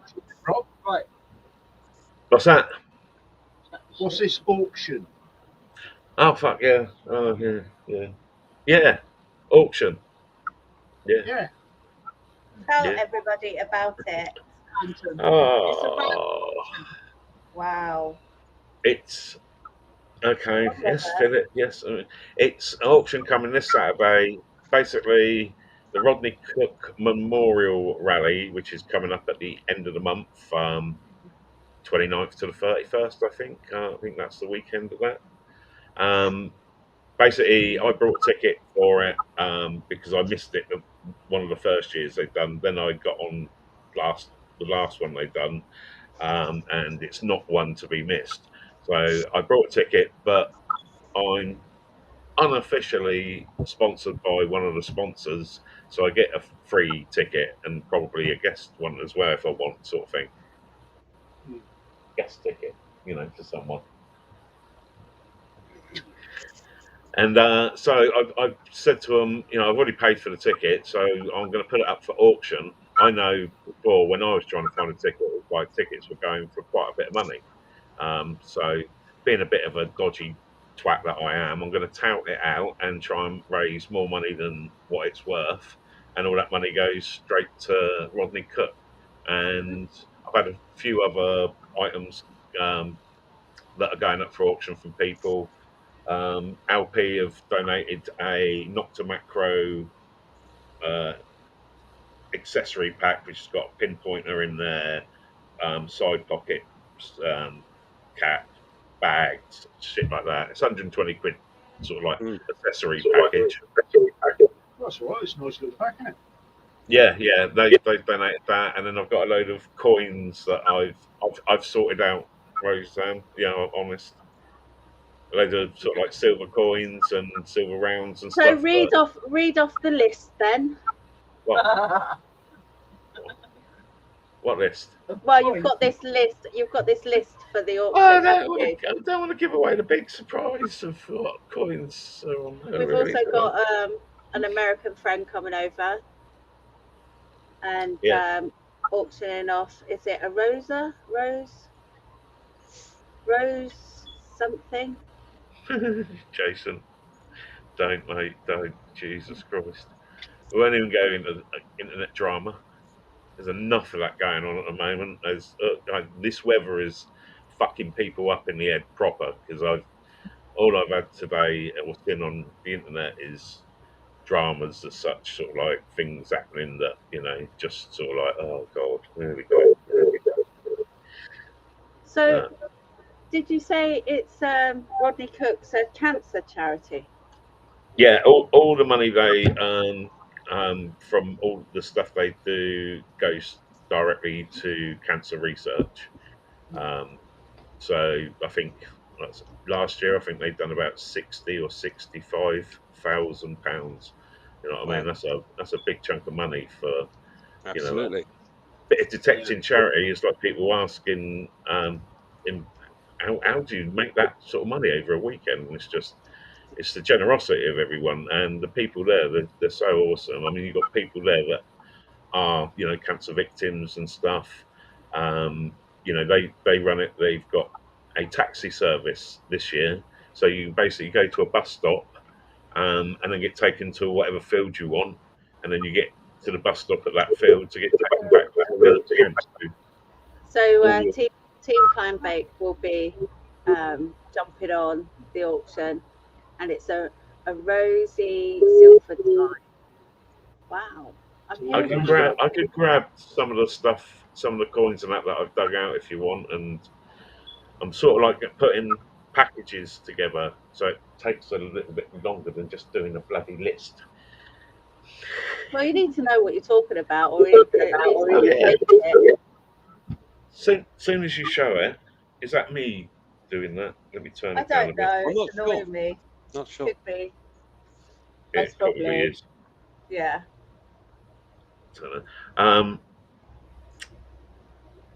What the fuck was I talking about?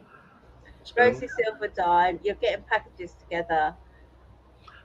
Yeah, so I mean, I've got the Kennedys, which are like the silver $half ones. I've collected a lot of those, so I'm going to put a pack together. Those basically the 1964 Kennedy $half is a 90% coin, 90% silver, and then the 65, 66, 67, 68, 69 are all 40% silvers, and then you get the 1970, which is the best year that's ever been around because that was the year I was born, which is a rarer one that only comes in sort of uncirculated in sort of like proof packages and that happens to be a 40%, but they didn't mint that many of them, so they're quite rare, quite expensive sort of thing compared to the other ones. So I'm going to do basically a collection of the entire set of silver Kennedys. I think I got a couple of Barber. What are these? Oh, yeah. I found these ones, which are really nice condition. These are 1961 Liberty $half, so it's the one with the bell on it. Oh, Liberty Bell. Yeah, that's the Liberty one with old, I don't know, fat cheeks on the other side, whoever he was. Can't sort of. See what I mean about detail? You need to know these things, not just go, right, I'm auctioning, you know, If someone's going to buy it, they're going to know what it Just is. Googling fat To cheeks now and it's come up with some hideous stuff. Really has. Hey, Frank, Nothing to do with coins. Yeah, this particular one is like really, you know, it's a proof. So it's one that hasn't been circulated. It hasn't got scratches. It's proof quality, and yeah, there you go. It's a what's his name? is it Benjamin Franklin? That one? 1961 Liberty. calling all our American friends, help. It's one of them, isn't it? Who cares? Think it. No, it's not. Oh, it's one of them. Anyway, I've got an assistant that can bring it up on eBay or whatever or something, and you know what I mean, tell the details over it, and That's not my job. you're showing the fines on the other cam There you go. You've just told me what my job is. and No, describing no, and no, giving a little no, commentary as you no, put them in. You're like, and this no, one is a no, Franklin $half. no. It is I'm not. Franklin, I'm It not is Franklin, used. isn't it? Yeah, Franklin. 1961 Franklin bell coin. Yeah. Yeah, Yeah, I'm not Yeah, so used to doing a commentary as I put things in. well, I mean, you know, a proof one, I don't know what they go for. I'm more used to the Kennedys. The Kennedys, a proof one of those are sort of like 10, 15 quid, and then the other ones that are like 40%, as you could probably, the cheapest that you'll get them is a sort of like 3, 4 quid at a time. But the thing is, there's not that many over here, so you're paying massive amounts for shipping, sort of thing. So it'll end up costing you 20 quid for one coin instead of being 3, 4 quid. But yeah, it's all depends on the day. Depends if I got, you know, I could be giving away one that's worth 10 grand because it's got a particular misstrike on that. And you haven't looked it up or anything, so you wouldn't know, and you could sell it for £1. Yeah, it's all right. Isn't it? And it's worth £1,000. Someone gets lucky somewhere. I've had luck like that, so why not spread the love? I've got sets and stuff. Have I got to go and get it? I'll get stuff. Yes, why not? You want to generate more viewers Depends. for your auction. Depends as well. It's some of them, if they don't go for decent money, you know, it's all for charity. But yeah, some of the rounds on that are sort of 30 to 50 quid, and it depends if people have got the money to throw away on a lump of silver like that. So I've got a fair few, but if they don't go very well, then I'll be like, yeah, shove them back in my drawer then. Right, Yeah, let me go and get you something. have to have some sort of No, you ain't. going rate for them, you know? Oh yeah, I know the general sort of like costs for them. You know, so but I always start stuff like half the price of it. You know, people will generally get a bargain and they'd probably be able to sell it for more. You know what I mean? It all depends. If they get some proper coin collectors on there who know what they're looking at, they possibly bid it up because they go up to a certain amount because it's just worth that in the silver content. You know, Yeah. it's I don't know why they do it because they never mount them down. I'd have to mount a lot of them down. It's all good fun, isn't it? Right, hang on. Don't look at my bum because I'm in the boxes today.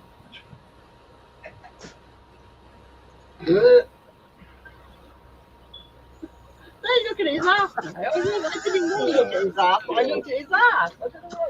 Yeah, I mean, not on about American stuff. We did a Shane from Derby's Down Home Detecting, Okay. and you know, he sent back some cool stuff. Got these. Well, you can't actually see them so much. Mine tags. Sunday Creek coal mine tags from the local area, Athens County, Ohio. Some, you know, Indian head pennies. Let's have a look at those again, Bill, before you put them away. Now we got you full screen. Yeah, mate, a minute. Hang on. Yeah, mine tags. Oh, okay, yes. From the old mines. So that's what they are. Yeah. And we thought they were cattle numbers of some description. Yeah, like I said, some. Or at least I did, anyway. Well, I had no idea what they were. Indian head pennies, that sort of thing, and we got an eagle button from the Civil War. Yeah, a few bits and bobs. Yeah, that's Shane Darby from Home Detective. Lovely chap. Pay him a visit. You know, if you like what you see, give him a sub, give him a like. Is Rob cleaning up again? No, he's done all his housework. Oh, for fuck's sake. He did all his housework on Monday. Huh? What's going on? Are you talking about me? No. I've just dropped this twice now and that pick it fucking up, all this shit. I mean, all these wonderful things.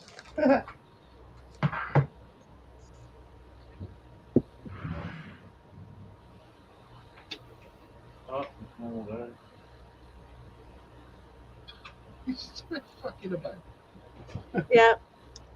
We're just waiting to see what you're bringing back, Rob. The anticipation is just fucking Still killing me, fucking really. about for someone who said he was organised. For fuck's sake. Well, it was all organised in the other room. Yeah, you've got feedback. Oh, For oh, fuck's sake. oh. Hang on. Maybe good. What was that? Z-Link Oh, headphones. all right, okay. Like them up there on the 300. Yeah. Okay, yeah, I get it. Okay. Used twice. Garrett, Z-Link, MS3. I've used them twice. Look like new. Yeah, basically. They are probably a couple of years old now, but they've just been sat in the box. I didn't get on with them. They're far too heavy for me. But yeah, they work well with like cool carrots and stuff. So it makes it wireless. You can have I had them on my 400i. So that's going. Cheap chips. Then we've got the Advantage accessory pack. Right, yeah. Which, like I say, it's got all the stuff in there. It's that, box of stuff. If you want to see what's exactly in there, jump on the LP's website and look at the Advantage accessory pack. Okay. And then stuff that we're doing, probably things like this, which is like a pack of American nickels of the 20th century. Gives you the information about them on the back. The rapidly vanishing US nickels. So Yeah, liking that one. Yeah. Like they sort of like you got a buffalo nickel from 1913 to 1938. Jefferson nickel, wartime silver nickel. So there's a silver one in this one, and a Liberty Head nickel. Then you got another Americana series, which is the President's Collection. So that middle one is a Kennedy. That's a 1964 Kennedy $50, and then you got a Lincoln penny, a Jefferson nickel, Washington quarter, and a Roosevelt dime in that little pack. Yeah. So, another one like this is obsolete nickels, rare US minted ones. Liberty nickel, Buffalo nickel, and a silver Jefferson nickel. Nice. Is there a Harvey Nichols in that one as well? Eh? Harvey Nickel. Harvey Nichols. I've got a, what are these called? This is a United States proof dollar, which is a 1971. It's an Eisenhower. It comes in a box with sort of like nice. a gold thingy, and this is the coin inside. And they are called something. There's two different ones. There's the blue edition and then the brown edition, which comes in the nicer box sort of thing. Yeah. They're pretty cool. And I have got the blue edition one. See, they're sort of like probably about 15, 20 quid, maybe more. I'm not 100% sure if it's sure. This one is a 1974 Eisenhower uncirculated silver dollar. It's got the authenticity thingy and a bit of paper.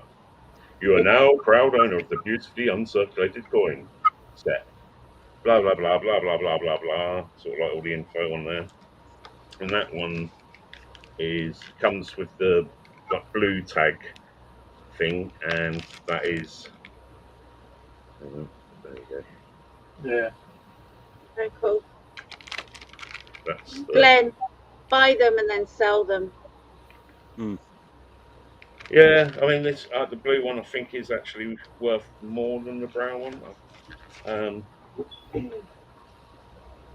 I've had a few sets of these and given them away and stuff, and it's like these are my last two sort of sets. So going a worthy cause, only sitting in a drawer. So right. So that's the box set, That's it. Okay. 120 quid's worth. The box on its own looked a bit weird. It looked like a bit of a Ann Summers collection box. You know what I mean? Yeah, Now I it can looked see like what's the in it. It's Well, we can make a pack of Christmas cards in. Handsome stuff. Yeah, they're good pinpointers, those. Yeah. that's some tidy giveaways there, Rob. That's nice. And another one, a United States proof set that comes in these sort of. Oh, is it sealed? Yeah. You know These the packs of the 4 coins that you were showing earlier on. I think you showed us 3, if not 4 of them.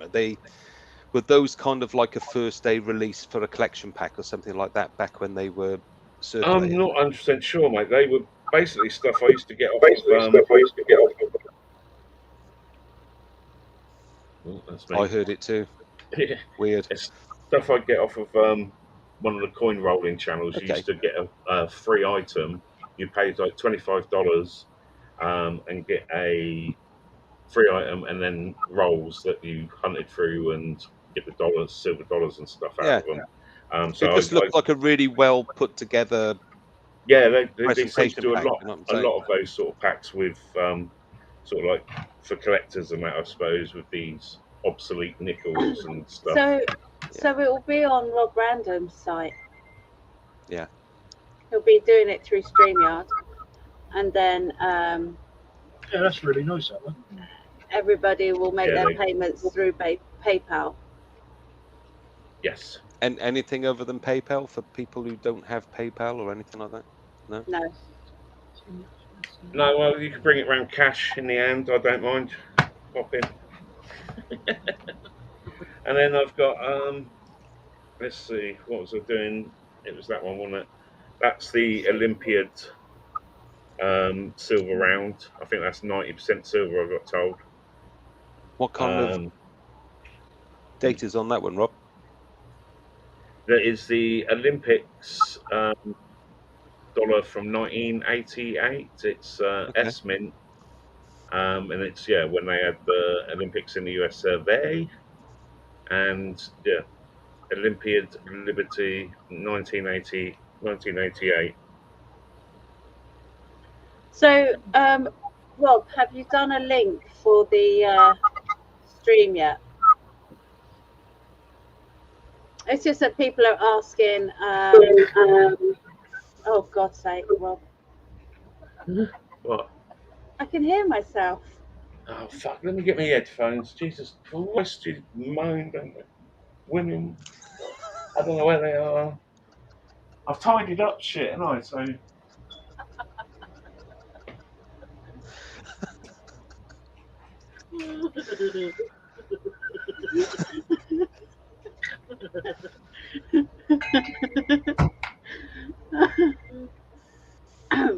So if you kept them in your fucking ears, you wouldn't lose them, would you? That's what they're designed for. So JC said post it up so he can send us coin collectors to come on. So I think he's saying send it, sort out the link. Good idea, JC. Sort out the link and he'll share it with his coin collecting friends. Well, just tell them to come along Saturday night, 8 o'clock, isn't it? Fucking in that hard, is it, John? Jesus Christ. Isn't that hard to set it up, is it, Rob? Jesus well, yeah, Christ. it is. Every time I set up a StreamYard or something and set it up to come on, I can never get onto that stream to actually turn that one on and have to restart and do basically what you've done today. And it's like... And that was a bit weird earlier on because there was nothing wrong with it. It just didn't want to work. That's it. I don't know how to work all these things. You know what I mean? You might have to pop round and sort that out for me then. Bring Chinese or pizza. You're diabetic, I'll bring lettuce. Yeah. Not wet lettuce. You just had to say it, didn't you? I said it before anyone else did. Jesus. Bring you a salad. From the garden. From the wet garden. Yeah. Big wet garden. Oh, Lord. Yeah, so I've got a 1970 set, a 1968 set, a 1969 set, and then what's this one? This looks posh. Oh, fuck's in there. Big Rizzlers. Yeah. Oh, that's nice. Well, maybe I'll keep that. It's a set. Again, that is the Kennedy half dollar. It's a, what year is it? 1966. So I was collecting the 66 ones because I was like, people who like football obviously like the year 1966 when we won the World Cup. And then it's got, Yeah, That's when he was born. Yeah. there you go. Very 66, a good. beautiful. This is a special mint set, so every coin on here is literally mint, and they're all dated 1966. That could be the perfect Christmas or birthday present from you, from the missus. Just saying. Look, you've even got Philip doing your work for you. 8 p.m. Saturday. Yay, Philip. Adams live YouTube stream auction. Philip's a good lad. And I mean, the rest of the coins, I've got to say, I've just got to sort them out into their years, but that is sort of like, yeah, Perfect. rounds. I think someone was giving away one of these as well. Can't remember who, but it's, yeah, other stuff. So yeah, we'll just go through it and we'll see, and we'll probably do a giveaway near the end of the stream, whether it be a cracky duck race or whatever, and that'll probably be for a couple of silver coins or something. Just There make you people go. wait till the end. Jason said he'll plug it on the Friday Night Live. Wicked. Yeah, I'll have to get on some of the late night American coin sort of like people and that, but it's more a case of, UK ones. See, this was beautiful condition. I don't know where I got this from, but it's You're a trying to save on the postage, aren't you? yeah, the Stand in Liberty one with the eagle on the back. Oh, okay. Nice. Different. Now, well, yeah, this one you can actually see the eagle feathers and that. They tend to be, whenever I've seen them, these in American people's ones or what, they're so worn down that they're virtually smooth. But this one's got loads of detail on it. Yeah. So anyone that knows their coins will probably be quite interested in that. But they're what the hell is it? I can't focus. Mine's fuck. Hold it up again. I'm sure Tina will be able to ID it for you. Right, hang on. It's the Wolf Liberty. That way. Stand in Liberty. And what's the other side? It's the eagle. I'll tell you the date of it in a second. Yeah, like the one on the Muppets. But if you can see it there, yeah, there you go. You can see the actual detail on the wings on it. Like I say, they're usually just smooth as fuck. And then send it to people like me, and I will put it on my community tab. It's up on my community tab. You know what I mean? All these people telling me that I've already got it up on my community tab. It's on my community tab. But you haven't set up a link. That's what people are asking for. Well, just copy. Well, people want me all fucking wipe their ass for them as well. There's going to be some seriously coinage bargains there. If you've got friends into coins, then let them know. What year is that? 19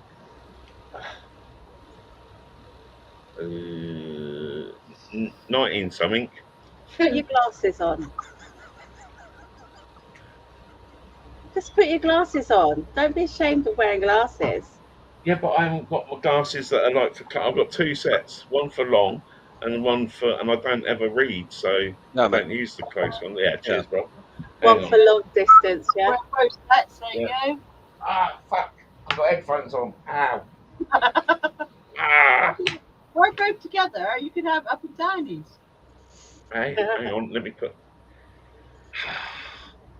This is why I don't like wearing. It's trendy wearing 2 sets of glasses, isn't it? Oh. Wow. 1942. There you go. So it could have possibly been in a bunker somewhere in the war or something like that. You never know. But yeah, they're being envelopes all marked up of what they are. So it goes on like at the end of the day. Exactly. There you go. Me. Look. Just watched Rob's live air test car crash, getting something posted up, Rob. So people can share just trying to cause me fucking aggravation, that's all. It's just being a pain in the ass. Fuck off, John. Takes 2 seconds. If you want me to walk you through it, I'll walk you through it. What am I wanted? What have I got to do? Just set up a bloody link for the auction. Would you? Oh. And then we can all post it on our various Facebook pages and stuff like that, and give it some promotion over the next couple of days. Do I set it up on StreamYard? So I'd have to set StreamYard up, set it up, so but not go live. But yeah, I've not done that. Tomorrow afternoon, you can come on my StreamYard and I'll walk you through it. Oh, you're such a sweetie, aren't you? Pop over. I would, but you know, I've got other commitments, so I can't. I don't know. You know what I mean? Weather's going to be lethal. Stop being so needy, Rob. Just stop being so needy. I'll see you on Saturday. I've been trying, and then you come and hassle me on Facebook, and I'm like, I'll blank up for a while. That teacher. Oh, is that what you were doing? Sorry, didn't realise. Just kidding. I'm lying. Jesus Christ. I'll get blank now. I'll be like, are you still coming over Saturday? Nothing. Absolutely nothing. Shit. Yeah, I do let my gob get me in trouble at times. Yeah, I know. Yeah. Need to be careful. Right, we're going to call it a night. I've got to be up at bollocks o'clock in the morning. Oh, it's a terrible time to get up, isn't it? Don't blow the sodding thing up, Rob. You shouldn't tell me not to do things. Don't blow it up. That would fit in Sifter's bin just right, because he sent me a bottle in a bin. So. Not driving. I just got home. Okay, cool. Bill, Julie, it's been great having you aboard. Awesome listening in. Great talking to you. Love your pictures. Thanks for having us on. Great finds. Oh, very beautiful finds. Fantastic. Much appreciated, Great guys. being here. Take care.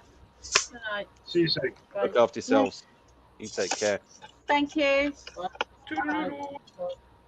Cheers for the winnings. Everyone, go check out their channel. Give them a sub. Yeah. And also have a look in the description as well, because their Facebook group is on there as well. If you want to, sort of swing by the evening, Spencer. Somerset We were talking about you. Hey, Spence. Your ears must have been burning. How are you, lovey? Oh, he's had the yeah, probably a good Really? thing you don't see what I said earlier then. Me? No, Spencer. Oh. When we was all talking about pissing on him because he caught on fire and with his chest in this weather. I left a message for you and you didn't answer it. Who? Who, me? No, Rob. He was saying, well, next they'll want me to wipe their ass. And I'm like, are you going to wipe mine for me?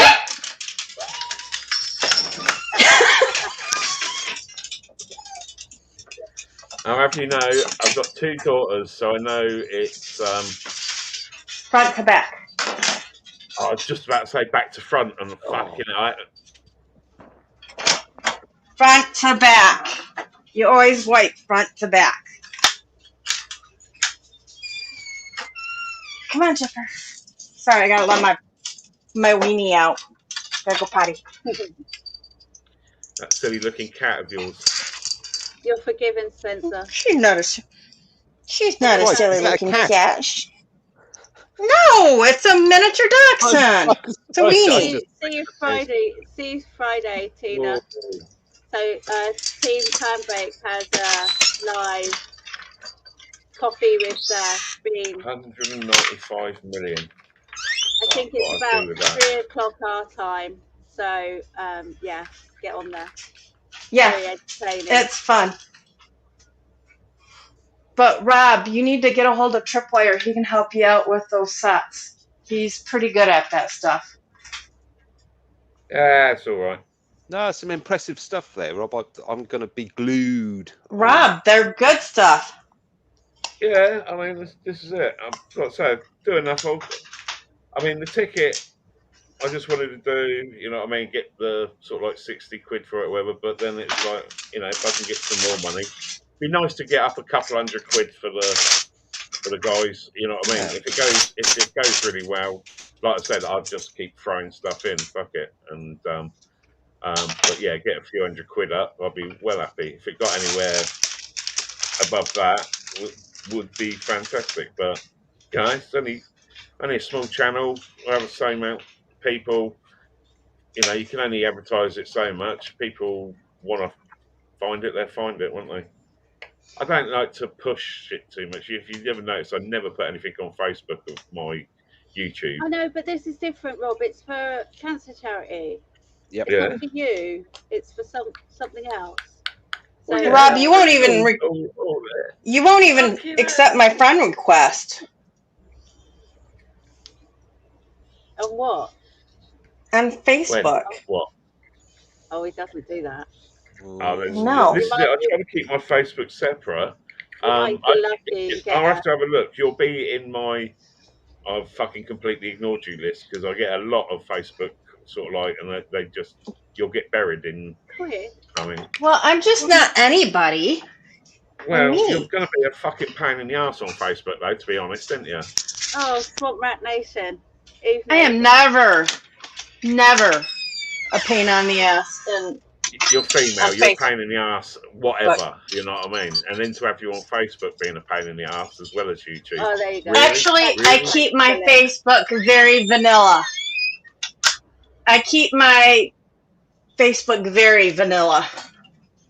Oh dear, that didn't work out too well. Who? Need a haircut. Yeah, but I bet you don't with your Facebook chats. I bet something comes Ask up in Bean, my Facebook is clean. Yeah, sorry, What's Monday going and Friday. Yeah, okay, Monday and Friday. Sorry, Bean. I was Huh? just thinking of the upcoming one on Friday. Hi, I was Swamper. getting told off by Bean. What's upcoming Friday? Swamp Rat can help you. He knows coins. I know what all they are. I mean, literally, just go on fake. You know what I mean? Go on to eBay or whatever, put in what they are. Bam, all the info's there. You see the Take a prices picture. on them. Google Lens will tell you. Is eBay the right thing to give you a ballpark figure though? If you go on sold, sold. if you go on sold, Oh, you have to check what things are sold. Anyone can put up. You know what I mean? It's like people putting up the 50p fees that we got and putting up like 10 grand. This one's a rare one, you know, with Paddington on it or something at the station. Yeah. Thank you for forgiving me. There, much better. That's There you okay, go. Noel. Get Swamp Nuts on there. See, where was you when I was showing these things? Bloody hell. But there'll be people Anyway, like that, he's hopefully, just on turned there on around the and said, Saturday. not really. My son is the coin expert. There you go. So you're talking shit, see? This is why I ain't got you on Facebook. You're talking bollocks. Yeah, I haven't got Facebook, so my life is wonderful. Yeah. Well, this is why I tend to not. I use Facebook literally for its messenger. I don't put a lot on there. I used to put stuff on that was sort of like family and kids and that, but then since people found me on there from YouTube, I sort of hid all my photos and stuff like that, family ones and that. I would never put my kids online or anything. If they want to go online, that's up to them. But not for me. So and are having you saying I'm a fucking bad videos. parent? Yes, he is. So are you saying I'm a bad Oh, parent? you put your kids on. Oh yeah, you do, don't you? Yeah, you're a bit shit then. Sorry, but yeah, that's not a good That's thing. a pretty accurate interpretation. I would have Oh, thought. you're so brave because she lives a long way away. I'll tell it as it is. I wouldn't when Sifter has his girls on there and that. I love it's you, like, Rob. Get them off. You know what I mean? There's too many fucked up weird people in this world to put your kids online. You 'Cause are in my head, absolutely right. You are absolutely right. you don't know who's watching. You're right. And to think if I put my kids on and some perv was getting their jollies about it, you know what I mean? That fucks with my head, you know. Let's go and kill the bastards. So to not have it That's is a why I situation. carry. We're not allowed to. We're not allowed to. Yeah. Not legally, anyway. But yeah, I don't like it when Oh, kids you come have. on. You know, We're your friends, Spencer. there's a reason there's a Spencer? 13-year-old thing. Well, mine's 12, so. But Spence, just set up not a personal account, but set up a Future Bleeps account. You'll get decent people joining, I'm sure. People you know. I ain't having him as a friend. He's fucking weirdo. He's an MI5. You know what I mean? He's infiltrating, mate, and he's infiltrating in the best possible way. Of like, oh, I haven't got. Okay, if you persuade me, then I'll be all your friend. He's just fucking. He's in there, like he knows. No, I disagree. He's a friend to have. He likes Mount Gay rum and all that kind of stuff. You know, he likes his rum. He likes his Good old specific. bit of mountain the gay. Yeah. Yeah. My mate brought some of that back from Barbados. Not from Barbados. It's St. Vincent's. Oh, right. Okay. One of my mates his granny lives there on a banana plantation. There's a sort of like family plot. And another one of my mates went over there a couple of times. You got him walking down from the mountains with all the rafters, with literally a jungle of bush on his shoulder as they're coming You down. gotta go potty again? Foot long and 2-inch wide joints sort of thing and stuff. Yeah. But he brought back this cask rum, which is just like see-through white rum. But if you drink it, yeah, it literally, it's like freezing cold in your mouth. It's like goes beyond burn because it's like under. Sounds yummy. Proof. Oh, it's really nice, but you're supposed to drink it with water and burn it. But we was doing shots of it, and it's not like normal alcohol. It makes you trip. It's like proper trippy shit. Yeah. Hey, Glenn, I am evil. Ask Rob. You're not evil. Rob, I'm evil. You're just misunderstood and sold your soul at a young age, and you've got to do these things. Just to let you know, I had my daughter at 34, so that's when I sold my soul. That was late. Surprised you still had eggs going. I was told I would never have babies, and then I was pregnant for her 2 weeks later. Oops. My baby mama. Yes, by the same donor. Told me that she couldn't get pregnant. A month later, she's pregnant. Well, I was told by 5 doctors I wouldn't get pregnant, and then they put us for the second time. So it's a weird thing, babies and shit. Spencer, I'm doing well. You know. And after they come out of there, you guys still want to play there. Crazy. Hey.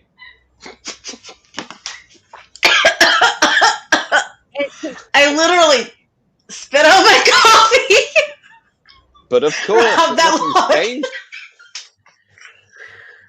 I have an argument with myself in my head. Oh no! But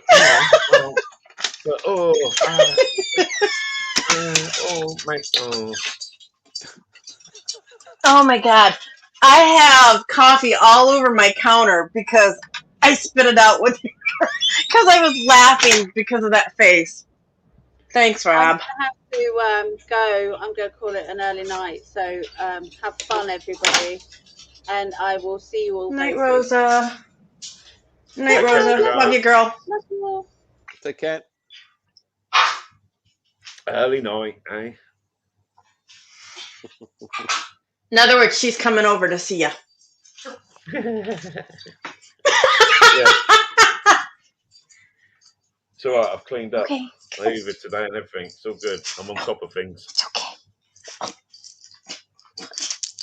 So what's the pooch's name, Joe? This is Gypsy Ink because she's so dark. Gypsy. She is black. Gypsy. She is. It's that sort of like if you curled up on the floor, you might think there's a hole. Oh God, no! She blends in with everything. It's like I have a hard time finding her at times because she's so dark. Oh, stop, Parkin! You never. Oh, Jesus, criminy dog. She's like excited, happy.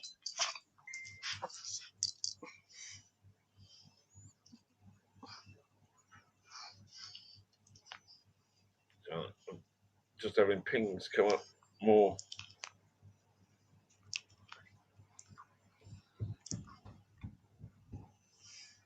Come on, Gypsy. Show us your face.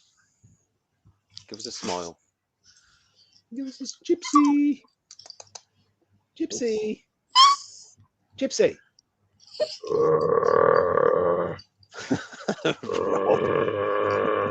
Gypsy. Cats. Hold on. Hold on. Gypsy, quit licking me. Stop, Rob. Okay, now try it. Stop putting Gypsy. peanut butter in places then. Gypsy. Gypsy, you want to go walkies? If you say go bye-bye, she'll go crazy. Oh, You want to go bye-byes? Right, You want to go swamp rat. bye-byes? Gypsy, you got to go bye-byes? Attack. you want to go bye-bye? Oh, too cute. You want to go bye-bye? Okay, let's go. Biter. Let's Biter. go. Let's go. Okay, let's go. Let's go bye-bye. There, you happy? You got excited. Oh, okay, stop. 9. We have that effect, don't we, Paul? Nah, it's a cute pooch. Oh, she's a she's cute a- pooch. She's she's- a cute pooch. Glenn. She's a sweetie. It's not everybody I show my weenie to. Yeah, You I do think that's Keep your right. weenie in Almost very really. good condition. Yeah. Very nice coat on it. Shiny, almost. You know, she is a black. She's a black weenie. Mm.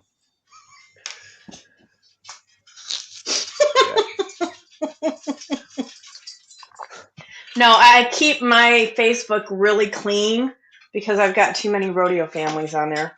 They think I'm sweet and innocent, but then I go into the messenger and then I'm kind of naughty at times.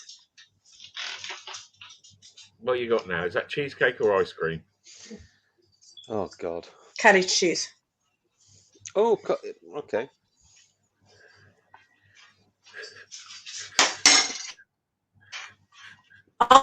Cottage cheese right out of the container.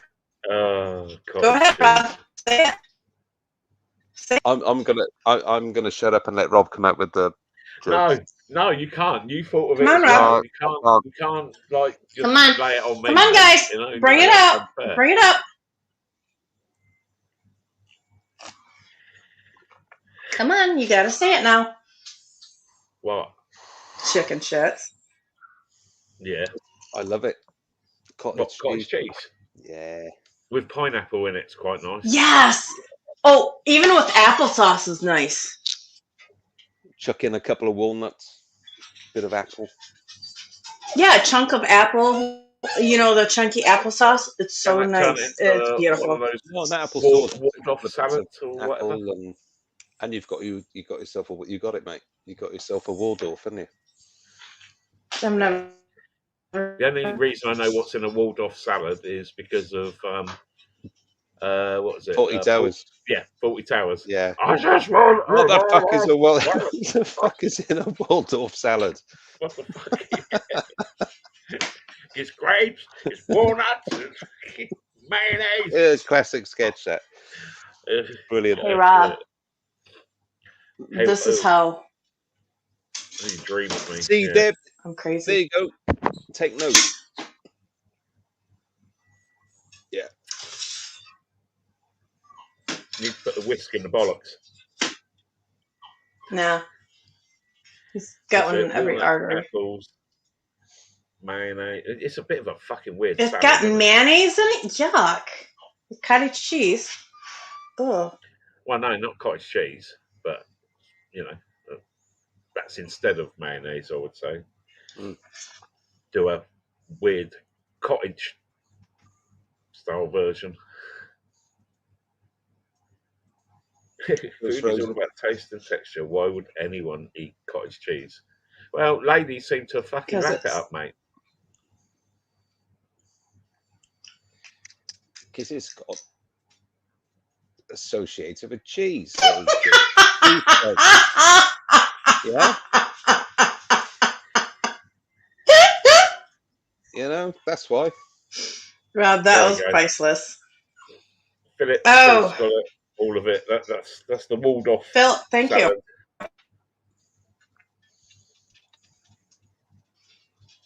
Philip is our backstream team, isn't he, for all the lives. It's just like, I need a fact checked. Philip, what the fuck does this mean? Yeah. What's it at? Philip is the. Yeah, Philip is awesome. You know, Phil is the.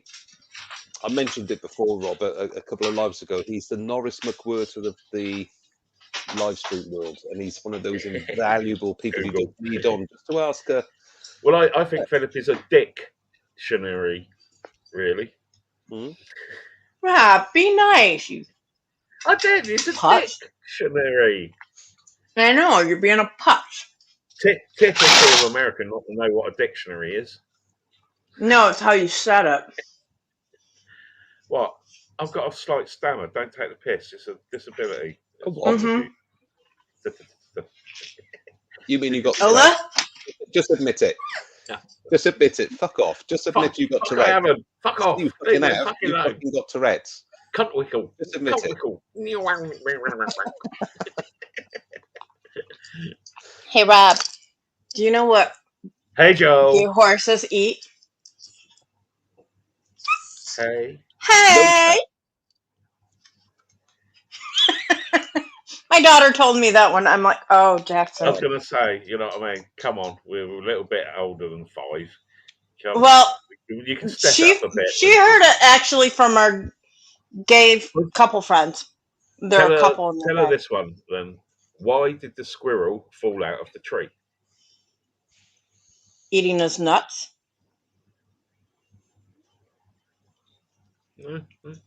Because it was dead. I will have to tell her that one. She'll laugh. Oh, so Rob, didn't expect that. It's what I got told donkeys years ago, and it's like a mate. He said, "Do you want to hear the shittest joke ever?" But it's funny, and it's like, tell me it, and I've never. It's one joke I've never forgotten. It's like, if I need a shit joke, there it is. I like that one. I'm gonna have to use that one. No, I didn't anticipate that being the answer. That's funny. Yeah. That is funny. Hey, if you guys have not done so, go check out my giveaway. Absolutely. I'm giving away. It's in the US.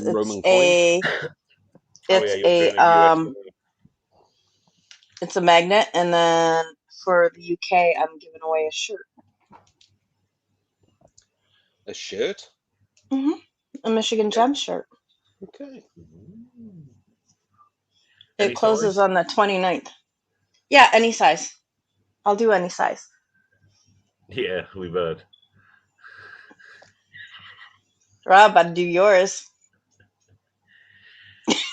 You might not notice it, but you'd do it. Hey, Rob, I'm sure you've heard. God. Are you in yet? Hang on. No, I'm an Eskimo. Why did the second squirrel fall out of the tree? Oh, please be it good, Philip. If this is shit, then I'm not going to be able to use this. But Because he's dead. oh, it was stapled to the first one. That's not bad, actually. I quite like that. That is funny. Nice one, Philip. You know what I mean? You've redeemed yourself. I thought it was going to be totally shit, but no, that's all right. I like that. I just got to try and remember it now.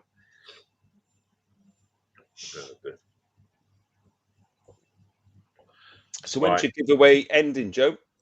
On the 29th. Okay. And so the Four Horsemen are actually going to do the UK one for me. So Robert's going to do it. Fly things. Why did the third squirrel fall out of the tree? This is where he Why, fucks up Philip? now. He can't go for a triple. Come on then, Philip. I've got to think creatively now. Because he dropped his nuts? It thought it was a game. No, that ain't working. It's got to be more vicious than that. What do you call a bloke with a 1-inch willy, Justin? Because he's it's just thin. Just an inch. No, he's just in. Good old John Clayton. He comes out of all the best jokes from the 1970s.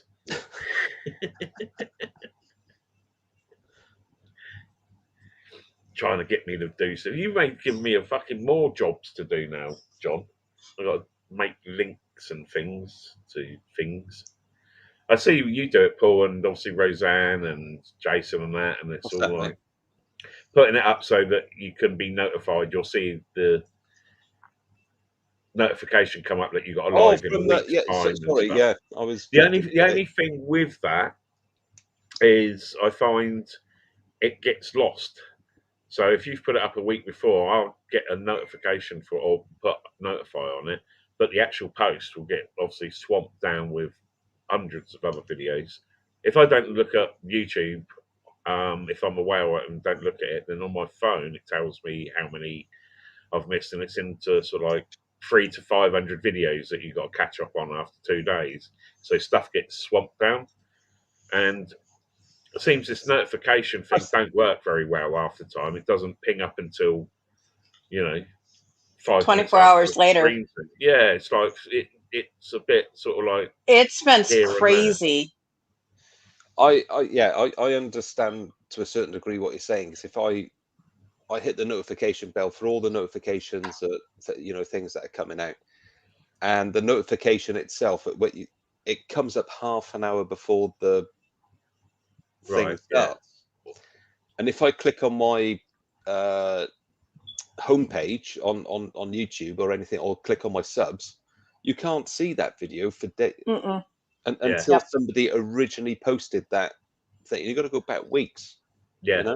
And then all of a sudden you could have completely forgot that, hey, this Saturday, 8:00, Rob Randon's doing a nice little auction for Rodney Cook. And I was into that 2 weeks ago, but this Saturday, something else could have stepped in between. And then half an hour before, shit. You bloody... Yeah. This is it. And that's the only notification you got half an hour before. Or you won't, sort of thing. People either, if they see it beforehand and want to come along or are interested in it, then they come. And then you'll catch the people that are just on a Saturday night, bimbling around different people's lives and stuff, or, we'll catch on. I don't do lives that often, so tend to, hopefully, YouTube will put it out there. See, I just do spur of a moment. Well, that's what I usually do. And I know it's stressful when you have, like, weekly shows like this, and I've seen it happen to lots of different people. It's something that, if you can't make it 1 week or whatever, you feel bad about not doing it or stuff like that. You put unnecessary pressure on yourself after time. It's good to have it, that there's a regular show so people know and get used to it. It's like Sifter. Like me, his Wednesday show, he's been doing for a fair few years now, and it was very, very lax in the first place, just a couple of people and that, and he used to go along. And eventually sort of like brought people from other communities over. But it took him forever to sort of build up his sort of like guaranteed watch team each week. And it's good that it works like that. But even with himself, he, you know, I see him at times, and it's like, even though it's once a week, sort of like having to do it. It's like But a commitment. I think the other key thing though as well, Rob, is that and I think Jason's in the No, chat now go as lay down, well. little girl. I'm sure Roseanne would have said the same thing. John will say the same thing, and maybe one or two others in there. There you That go. those that have got their own Facebook pages and stuff like that can post those links. Do you know what I mean? And they can keep those links pinned. Go lay Yeah, down. You know what I'm saying? So it's you can see it, and people will remember if, of course, they're visiting those Facebook pages. Exactly. You know what I'm There saying? you go, Joe. I mean, that was what I was sort of on about. I mean, Rob is giving like YouTube a bit of a break, got sort himself out or whatever, and we all do it. I've had sort of breaks. I don't generally tell people. I just go off for a couple of weeks, sort of thing, or pop on to certain things maybe, but just generally sort of just go quiet and just let a couple of weeks go past, and Right, it does it's a clear your lot. head a bit if you stress. And I think Rob's doing it, so it'll be Will or Kev. Have a chat to Will or Kev for your auction. Yeah, I have. finalise everything. Well, they were there, so.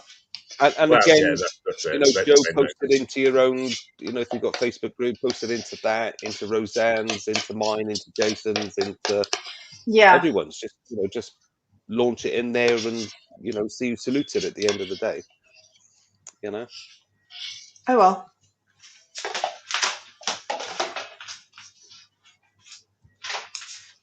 So is Spencer on the run tonight?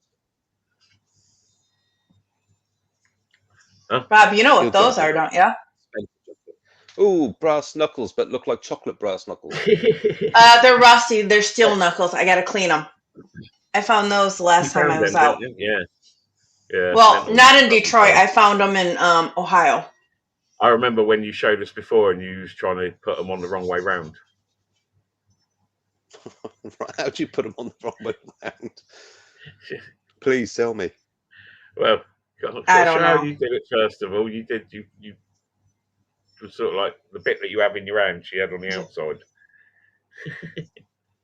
Oh, so you'd have the bar across your knuckles, you mean? Yeah. Instead of the bit holding the inside bit. Yeah, I gotta clean those. Nice find, though. Nice find. Yeah, I'd like to find. You know what? I found a bike too. A nice bike. Just needs brakes and a chain, and it's brand new. Still had air in the tires. Once he hits 1K, he can retire. So you're stuck with him for a few years yet. Oh well, that's not a bad thing. I don't mind being stuck with Jason. Yeah.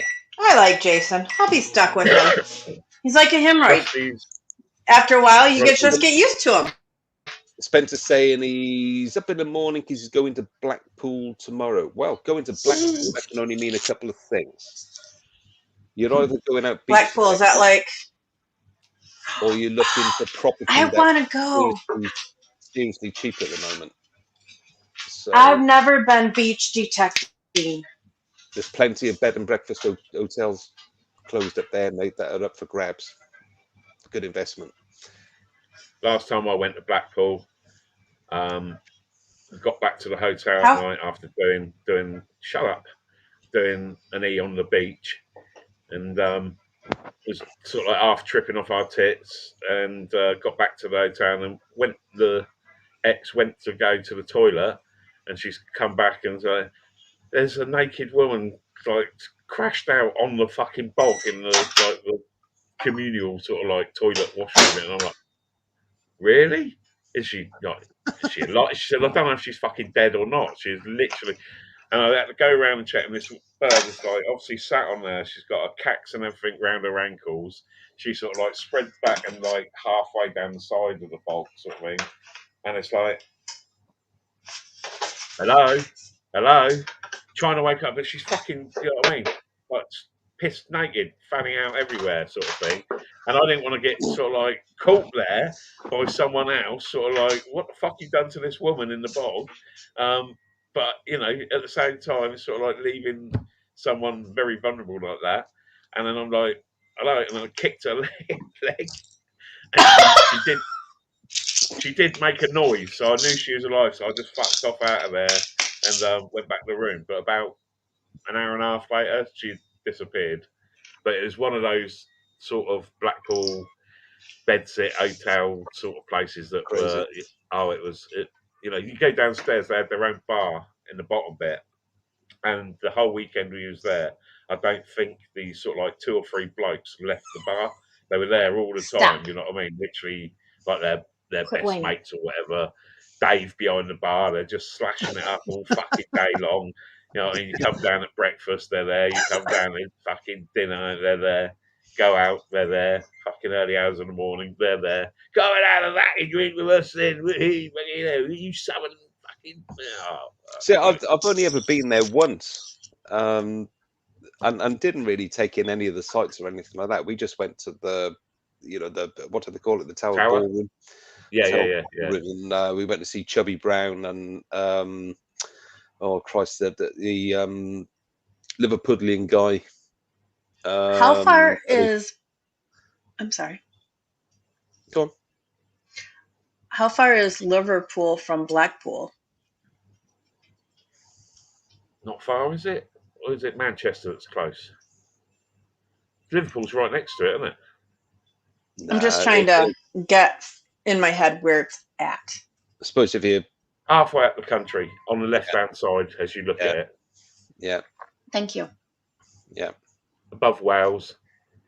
So on that night we just went to see Chubby Brown. He was headlining. Then you had Stan Boardman, you know, the Liverpudlian guy. Yeah.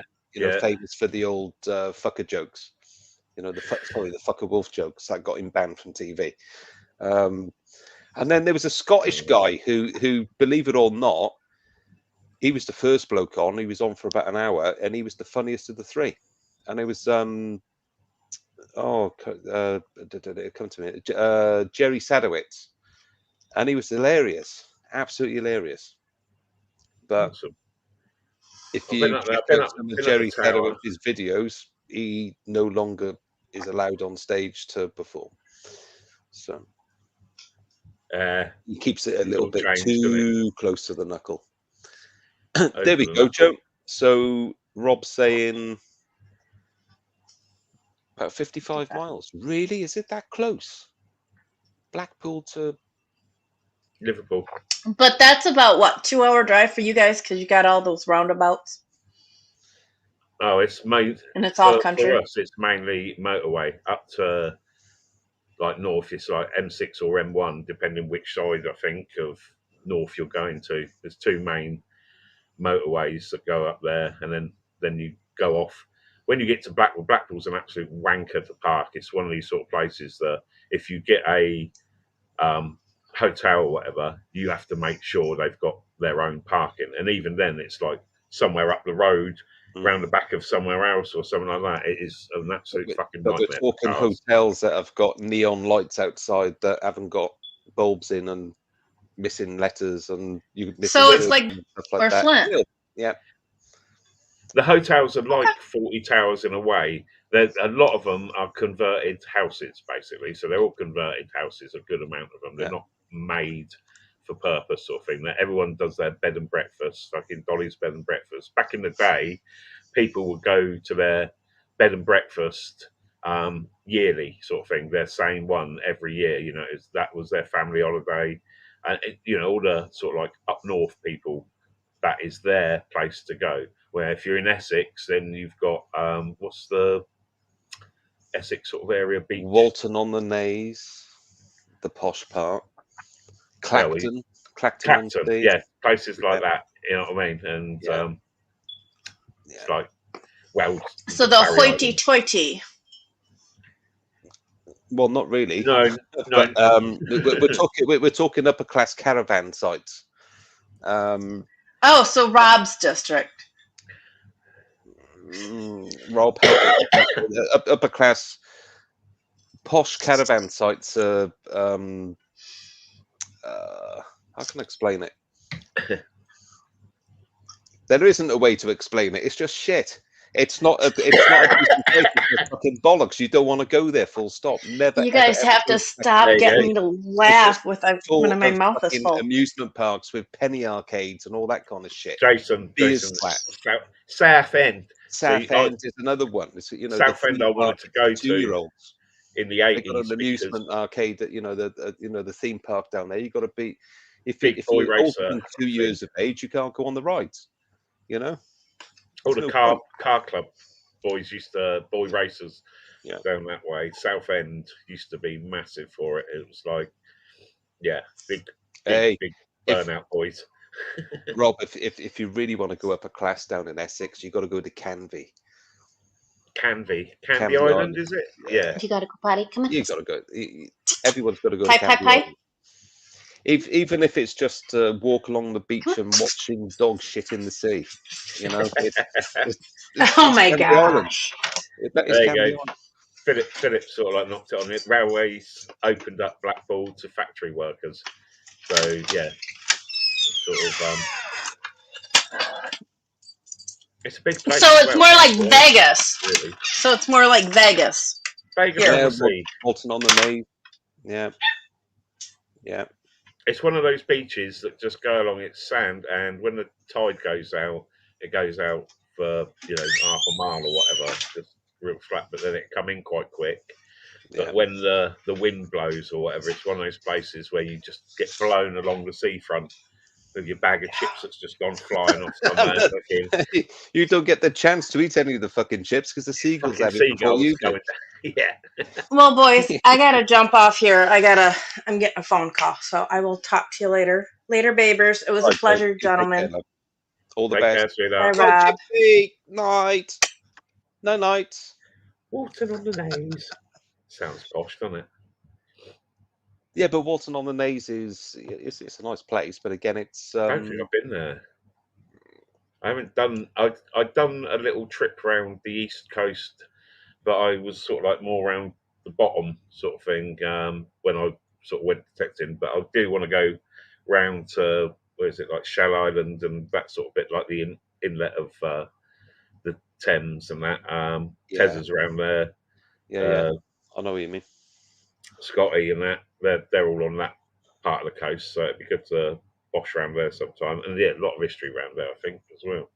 Have you ever, going back to your records and DJ times, you ever come across a particular track by Ian Jury? I don't know if Percy's still in chat. Maybe Percy might know. Yeah, they sound like my. Ian Jury came out with a track called Billericay Dicky, and he in that particular track he mentions X, Y, and Z different places. To go landmarks that were either riverside landmarks or beach landmarks and stuff like that. And it's just like a mental map of him where he was having his Billericay Dicky days with women. Brilliant record and whatever. Never sold a great deal, but it was one of those B-side efforts. But yeah, it mentions all sorts of different, Was it then that highlights. Hit Me With Your Rhythm Stick? Who was that? Yeah, that was Ian Jury. Yeah, because when I was a kid, I brought like a stack of 45s for a fiver off a neighbour that worked at a record shop that they was getting rid of a load of stock, and it was obviously. And I persuaded my mum that I have all these. And I went through all, and it had some good sort of like modern ones, but fuckloads of old shit that was just terrible. It didn't even have the centres in them, sort of thing. You had to put your own. You had to put the little thing in. Yeah, that's it. But I had one on there, and it was Ian Jury and the Blockheads, and Hit Me With Your Rhythm Stick was on one side, but the B side was. What is it? Some others have Lucky Bastards or whatever, and it said bastard in the song. And so that was the one that just got whacked up on my stereo. It was like, Lucky Bastards, Lucky Bleeders, something like that, I think. And that was the B-side, and it was fucking, Hit Me With Your Rhythm Sticks on one, and that B-side should have been as big as, but yeah, it had a swear word in it. That was it for me. Do you know, another really, it wasn't music for everyone, mate, as you know, but he was another genius music writer. But from my opinion, he was kind of lost in the wrong genre of music. He should have been into something a little bit more crass than what he Right. was into. And I think if he had gone down the legit punk route, he would have been a hell of a lot more successful than he was just going into the kind Well, I of say it was punky, but it um, was sort of soft punk, wasn't it? yeah. But he was doing the reggae kind of side of it. Do you know what I mean? And there weren't many Scary sort of bands, stuff, then, yeah, wasn't it? I yeah. suppose, yeah. But heavy, kind of heavy ska. Do you know what I mean? Yeah. And there wasn't that many people doing it at that time. He made it a real success, but I really do believe that if he had jumped into bed with, the likes of, he was on the Stiff Records label with the likes of Jilted John, who was Oh nobody. yeah. Nobody. He was just a TV comedian, wasn't he, Jilted John, without that bloody stupid mask on, you know? And then you had Reckless Eric and oh God, what was Larry Wallace? Was another. These are all names that will go above you, but they were all supposedly punk at the time on the Stiff Records label, and their label didn't take off. Go back to Old A&M, go back to Virgin, go back to the original punk labels and stuff like that. They could have gone places. And Ian Jury, sadly, I think was a little bit. Yeah, he could have gone better places, but he made some great records. Believe me, if you sit and listen to the lyrics of some of his records, But but that's the it's thing. A all lot of these sort of like tunes I probably heard back in the day, sort of thing. But I wasn't into music until I was probably 11, 12, sort of thing. When hip hop sort of come in, I really didn't like bands and yeah. stuff. I wasn't into it, but there was certain tracks like that. It's like them, hit me with your rhythm stick. Do you know there's Just shit for you. me growing up in South Wales when we were listening to that record, I think it gets into the third verse, and when he says on the streets of Tiger Bay was Cardiff. Right. Okay. Yeah. Tiger Bay is the Docklands of Cardiff, which sadly no longer exists because they've built posh marinas and kicked all the Maltese guys out and the Portuguese out and all that kind of stuff, flattened all the high-rise blocks and made it a posh place to live. But Tiger Bay originally was all about 1800s import into the docks and and prostitution and rum Well, legging this and is it. bootlegging and God knows what. I got told years ago. I can't remember who told me, but literally, Bristol docks and like Wales and that was pretty much the major drop off for hash back in the day.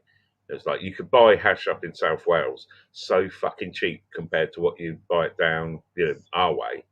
And you know what I mean? It's like, why is it so fucking cheap up there? I chat to people or see people up there. My missus was from Wales, like my baby mama, and it was when we was up there.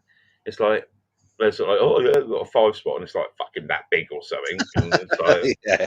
the fuck? Yeah. And it's sort of, well, you can literally go down the docks and buy fucking bars off of people, sort of thing.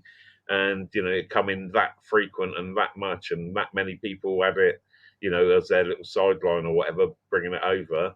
But yeah, it just happened to be, I think, one of those docks that their security or whatever was either all in on it, just an extra bit of bunts, Yeah, but it was smuggling's a big thing for a long time. Isn't it? It was also a bit of a scary place to go to. not that if you knew where you were going for a particular purpose, in and out. Do you know what I mean? Yeah, Drive there. Can't Not say I've going to be ever seen been. dead in there, in and out, or send some other twat in. Whatever anyone says, I haven't hung around the docks a lot. Yeah, I know.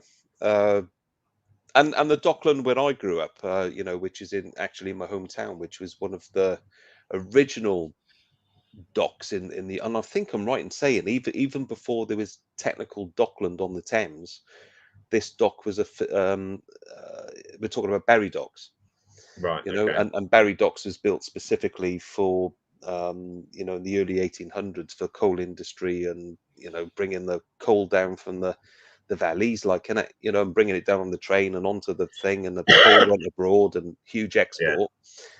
And then the bananas started. So you had the geese line that used to bring the bananas in. And then it was a bloody, in World War One, you had all sorts going on. And then you had flour industry. So flour was going all over the place. And then World War Two happened. And then you had the bomb making sites again. And then it was heavily bombed in World War Two and became a bit of a serious target. And then Cardiff docks became a Penarth and Cardiff docks and Newport docks and Swansea docks all became targets. But Barry docks was one of the original. Right. But you look at it now, and it's just but there's so fair many play of what them, they've there's so many fair docks play what going they've up done that. with it is it's a wicked looking marina. It's so futuristic looking, and I think fair play to them. When I was a kid, we used to play on the on the old rusty fucking steam trains, and go home with bloody great cuts and everything, and go down the Barry Ack to get frigging tetanus jabs because We it was was quite bleeding. lucky where Yeah. our estate was. We had our estate, and then like at the end of my road was a school, and then there was another school, a specialist school, and then there was a park, and basically all our estate was over this side, and then over behind all that was just generally fields and forest, and it all got brought up by Wimpy homes. So my entire teenage years, that was a building site for sort of 10 odd years. Various parts of it were being done. There was a posh bit with nice houses that are the old sort of like white and wood, black wood sort of like Yeah. style. And then you had the little flats, and then they sort of like put shops over there. And that was through my entire teenage years. We had a building site to fuck about on. And when parts of it got occupied, then we used to do roadblocks and things, and like use all the building stuff and block the main road, so they had to go around because we had alleyways and these schools we could get to our estate from, but there was no way you could drive without going like way around onto the Oxford Road and around into our estate, sort of thing. So we could just leg it from the police, from anything, straight across. You know what I mean, and get away. So we used to do beating ups, which was a great game we invented, and we'd literally be a few of us on the corner where the shop bit was being built, or something, and it was literally a road that blocked off and went to the park, and you could either hop over the fence and go into the school, which come out. There was so many exits to get away from people, and you stand there. That sounds like a hell of a lot of fun. Oh mate, it was unbelievable. It was so much, fun that we could do whatever the fuck we wanted on this estate. None of our parents and that would know anything, because none of the snoops looking out the window would see us fucking about on our estate. So it was quality. But you basically, one person would be on the floor, and then everyone would be stood around them looking like they're kicking them in and beating them up and stuff like that. And so a car would come up the road, and everyone would start and whoever's on the floor is like, like this. Car would screech up, everyone would leg it and get a chase out of it, basically. And then whoever was there was like, they're beating me up, they put me at school, whatever, And then one time, I had my BMX over there, and I was only one with a bike. And as we done it beforehand, we said, "Tell him I've nicked your bike. Whoever stops, tell him I've nicked your bike." And as we've done the booting in and that, and fucking Manta GTE, which was a nice car at the time. white Manta GTE, That's young Opel, bloke isn't in it. Yeah, Opel, that was yeah. it. Yeah, OPC. it is. Yeah, the Opel Manta GTE, beautiful car. That comes screaming up the road, and it was like, fuck. And we gone. I said, yeah, don't tell him I've nicked the bike. He did, didn't he? Bloke's got him to jump in the car. All I can hear is this Manta screeching around the fucking estate, trying to cut me off at different places. Now I ended up in an alleyway that was behind people's houses, tucked away, hearing this car go round. My mate sat in there fucking laughing his bollocks off and stuff. You know what I mean? Finding it all hilarious. Until he thought, hang on, I'm in a stranger's car here. And so he got lit out. He's like, I don't need to be funny, mate, but I've been told not to get in car with strangers or whatever. But yeah, this bloke, he knew the local copper, and then's gone and told the local copper. Don't get into cars with strangers, as particularly on building sites. Yeah. Oh, we had so much fun over there. We got so bad, we had a vigilante group from that estate come after us. And it was literally me and a mate walking up the road, two blokes coming down the road towards us, And we're like, they're looking a bit sus. Then looks over, coming up the alleyway over the road, 2 more blokes. Turned round, 2 more blokes, and they're all fucking coming to like blocking me and my mate, and we're like, shit. So we just hopped over the wooden fence next to us, straight across back onto our estate. But yeah, we'd been warned by the local cop. We said, "You fucked these people off so much now." Yeah. With the shit we used to do over there. But But they were good fun to play on. I know. I remember those days myself. When we'd done the roadblocks, we'd do it. So it was basically, there was a road going off to the left. So we'd do it just past that road. So people would turn around and have to drive another 3/4 of a mile all the way round to get to their house that was literally just up there that they couldn't get to. So they would stop. And the thing was, next to it, there was this crabapple tree. And the other side was these big lumps of mud that the builders had left there. So you could hide behind them right next to the road. So everyone had pockets full of crab apples. And when a car would stop, if they got out to try and move the barrier, they just got pelted with fucking crab apples from every angle, their car and everything. Boom, boom, boom, boom, boom, boom, boom, boom. But yeah, all these fun and games, they all end up something goes wrong, and it was a day. Yeah, but and it's kind of all that kind of fun. What kind of age were you when that was going on? This was all like early teens. This went on for about 5 years, from 10 to 15 sort of thing. Being proper little wankers, you know what I mean? I mean, we stopped doing that because a car come along. This guy, he had smashed through it before, and so we rolled out. They had like a barrel that was 3/4 full of concrete, and we've rolled that out and then put like scaffolding bars and stuff across, and we've got all cones and everything. It's all coned up and everything. We had the barriers and everything like that in front of it.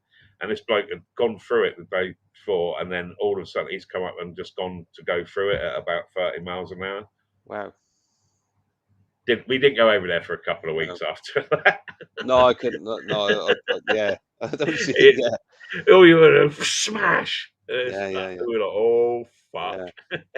You see, where I lived as a kid at that age, I moved there when I was 6, I think, and left there when I was 19, I think.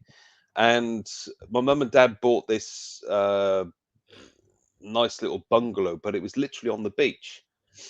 Nice. So if you came, if you came out the back of the house, which is just glass all the way at the back with patio windows, and you walked down the garden, you just at the end of the garden, you literally just went down onto the beach and then down to the sea. So it was a fishing thing for me, metal detecting thing first, then the fishing thing. But as kids, Christ, that was your playground, the whole beach. You had X amount of miles this way and X amount of miles that way, and there was like sandy bits and rocky bits and naughty bits and all that kind of stuff. Do you know what I mean? Yeah. And the fun we used to have, even coming home from school on a summer's night, you could go out for a couple of hours and you could cause some serious damage. And it was, you could start fires on the beach, which are great fun.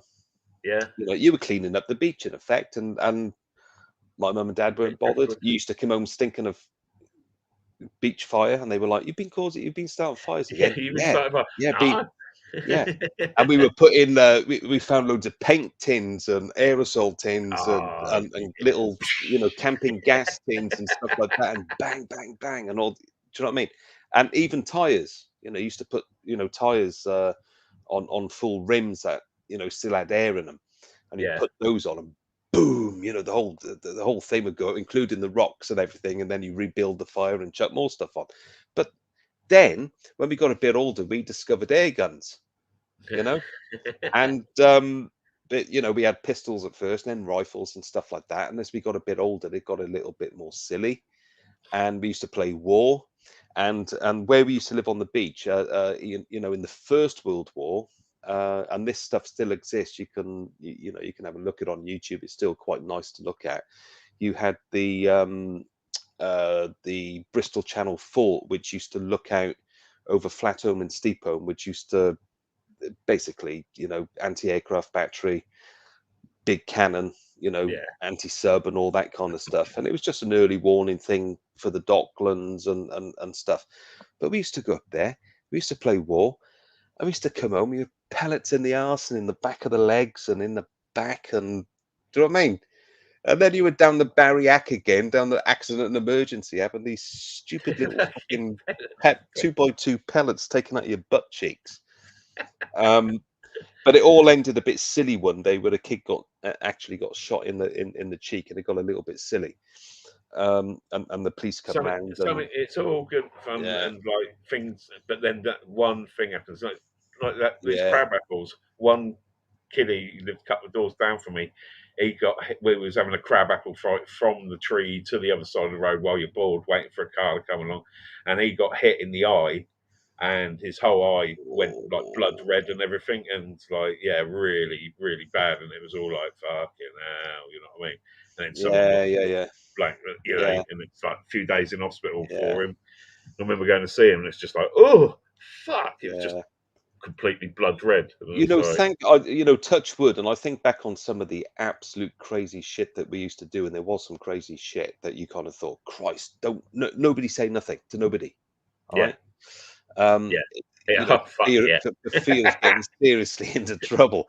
And I can remember one weekend we went off to one part of the beach where you could only get to when you had those spring tides, what they call them, neap tides, and they went so far out that you would then you could then walk around the rock line of a particular point and go on to the next cove without going all the way over the cliff line and then finding another route down onto a beach the other side. So certain times of year we used to do that, but it was a haven for people chucking cars off the cliff.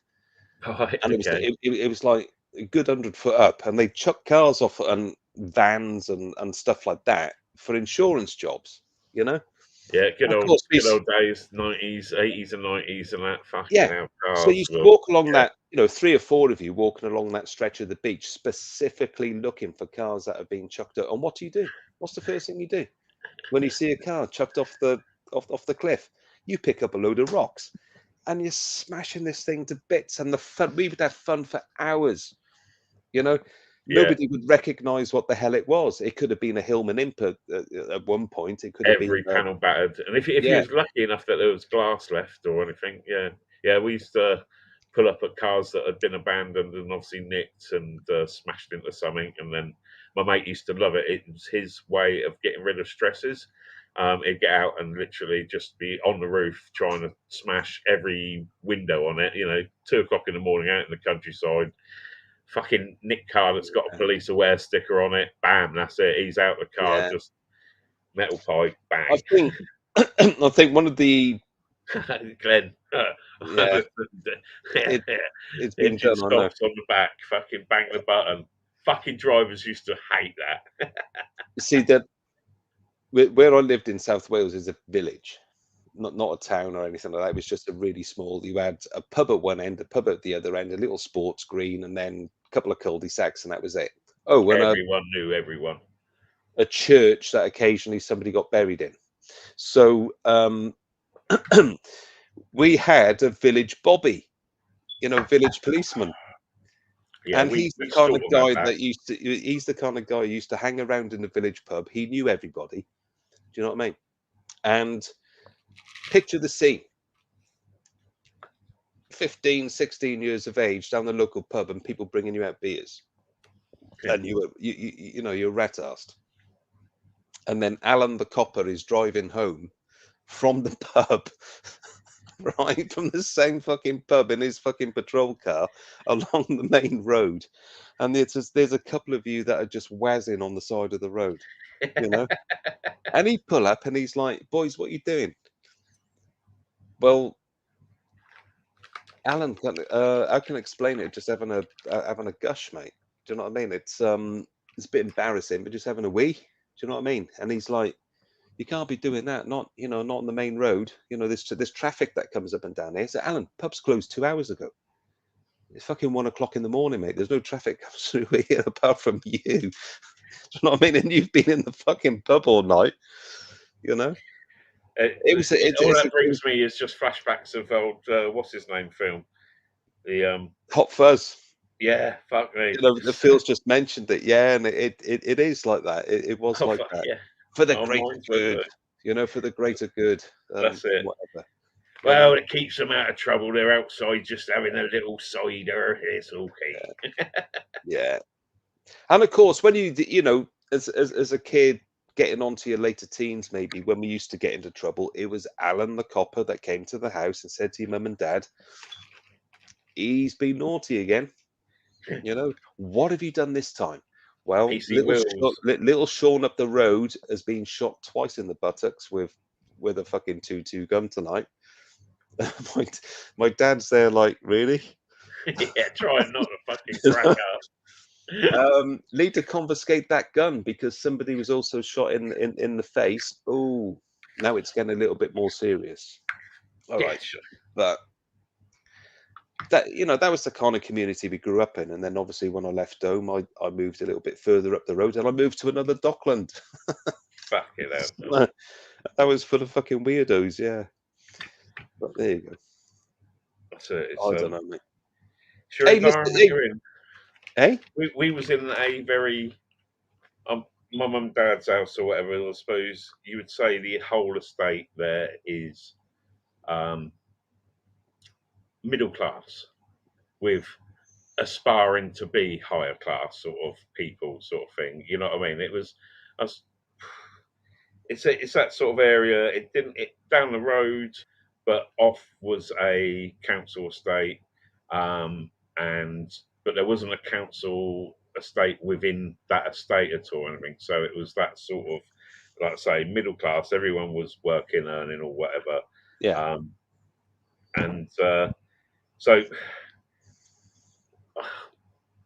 So yeah, everyone was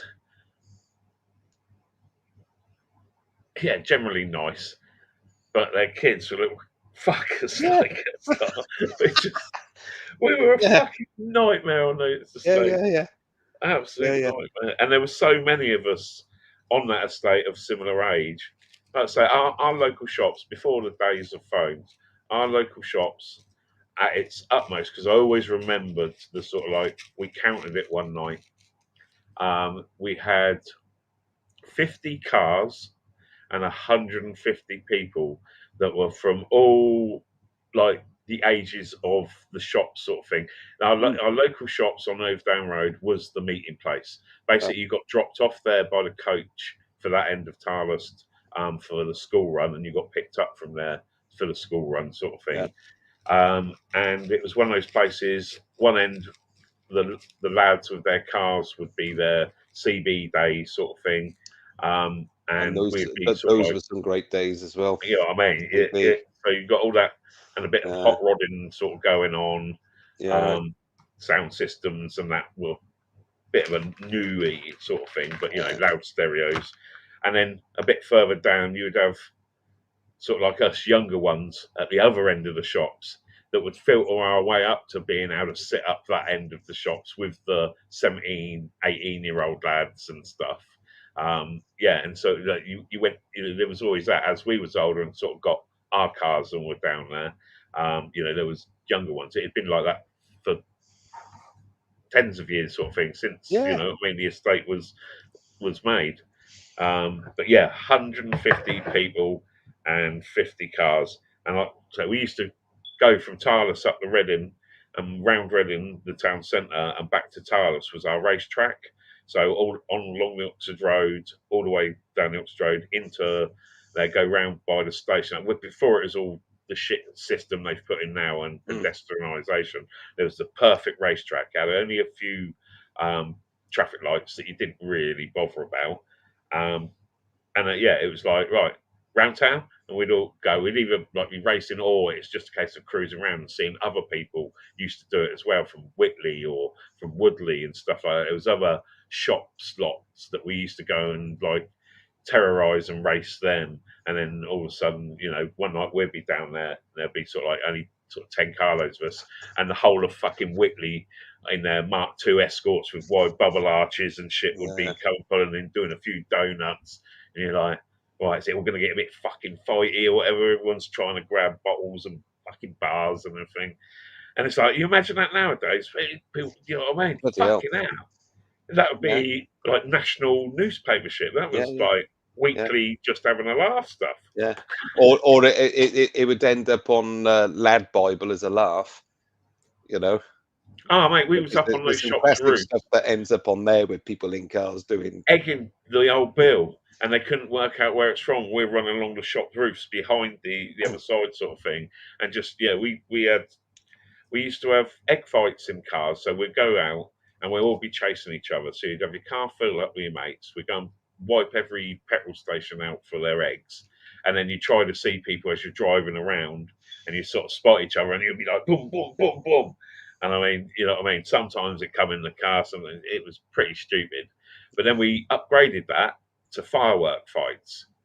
And we'd go out in the country and driving around between sort of Reading and Newbury, all the countryside around there. And you'd like pull into a field and like wait, and you'd see, this is like early hours in the morning, and you'd see car lights coming down, someone going slow, you know it's your mates. So everyone would be out the windows then with Roman candles and that, ready to light them, or mini rockets or air bombs or anything. And you'd see them go past, and you just come out behind them with your headlights all off, and all of a sudden they're just being sort of like shot at like it's out of Star Wars or something. Yeah. All these, fucking great. Another thing that all went well until a mate in his, what was it? It was a replica XR3i, and but it was a new Escort sort of thing at the time, so it was worth a few grand, and it was one of those things that no one could talk about. We was out firework fighting, a few cars. The geezer in the passenger side had a fucking great big long Roman candle like that. Gone to put it out the window. He's lit it inside the car because of the wind. Gone to put it out the window. He's knocked it against the side. It's dropped on the floor of the car, which happens to be a big paper bag full of all of the other fireworks they've got. From that moment, you can imagine they had to pull over rather quickly. Oh, I would imagine so, mate. Yeah, Fuck, yeah. that car. You didn't need neon lights, did you, under the car? No, not at all, mate. The biggest beef that come from that was the guy who dropped it. My mate, whose car it was, he tried to get his leather jacket off him to like beat it out, and he burnt his leather jacket doing it. His car, like 3-4 grand cars going up in flames. The other guy's going mental and like, you owe me a jacket and I'll grass you up to the insurance unless you pay 150 quid for my leather jacket. Well, but yeah, and that was the only sort of grief, but that went very quiet. Apparently his Escort got stolen. Do you know what you're mentioning all this now, and you mentioned CB, the days of CB, and CB was a really strange kind of period, because it was a period. Which period? Because it had its revival sort of in the early 80s, didn't it? But it was sort of quite a 70s sort of thing. Yeah, I think it was always there. If you could afford it, popular again. Yeah, if you could afford it at the time. I mean, you look at sort of tail end of 1976, 77. I think 78 was when they started, sort of trying to replace AM and FM with a particular type of other frequency, and then all went pear-shaped. Yeah. And then it started. Hey, they brought out 40-channel handsets and designer looking rigs and not all these funky looking things that had weird SWR meters flying around, and yeah, all that kind of stuff. Hey, Phil. You later, Phil. Take care, mate. And the fun we used to have, because all it took was an older mate who had who was old enough, and I'm talking. What year would it have been? I think must have lived in my road.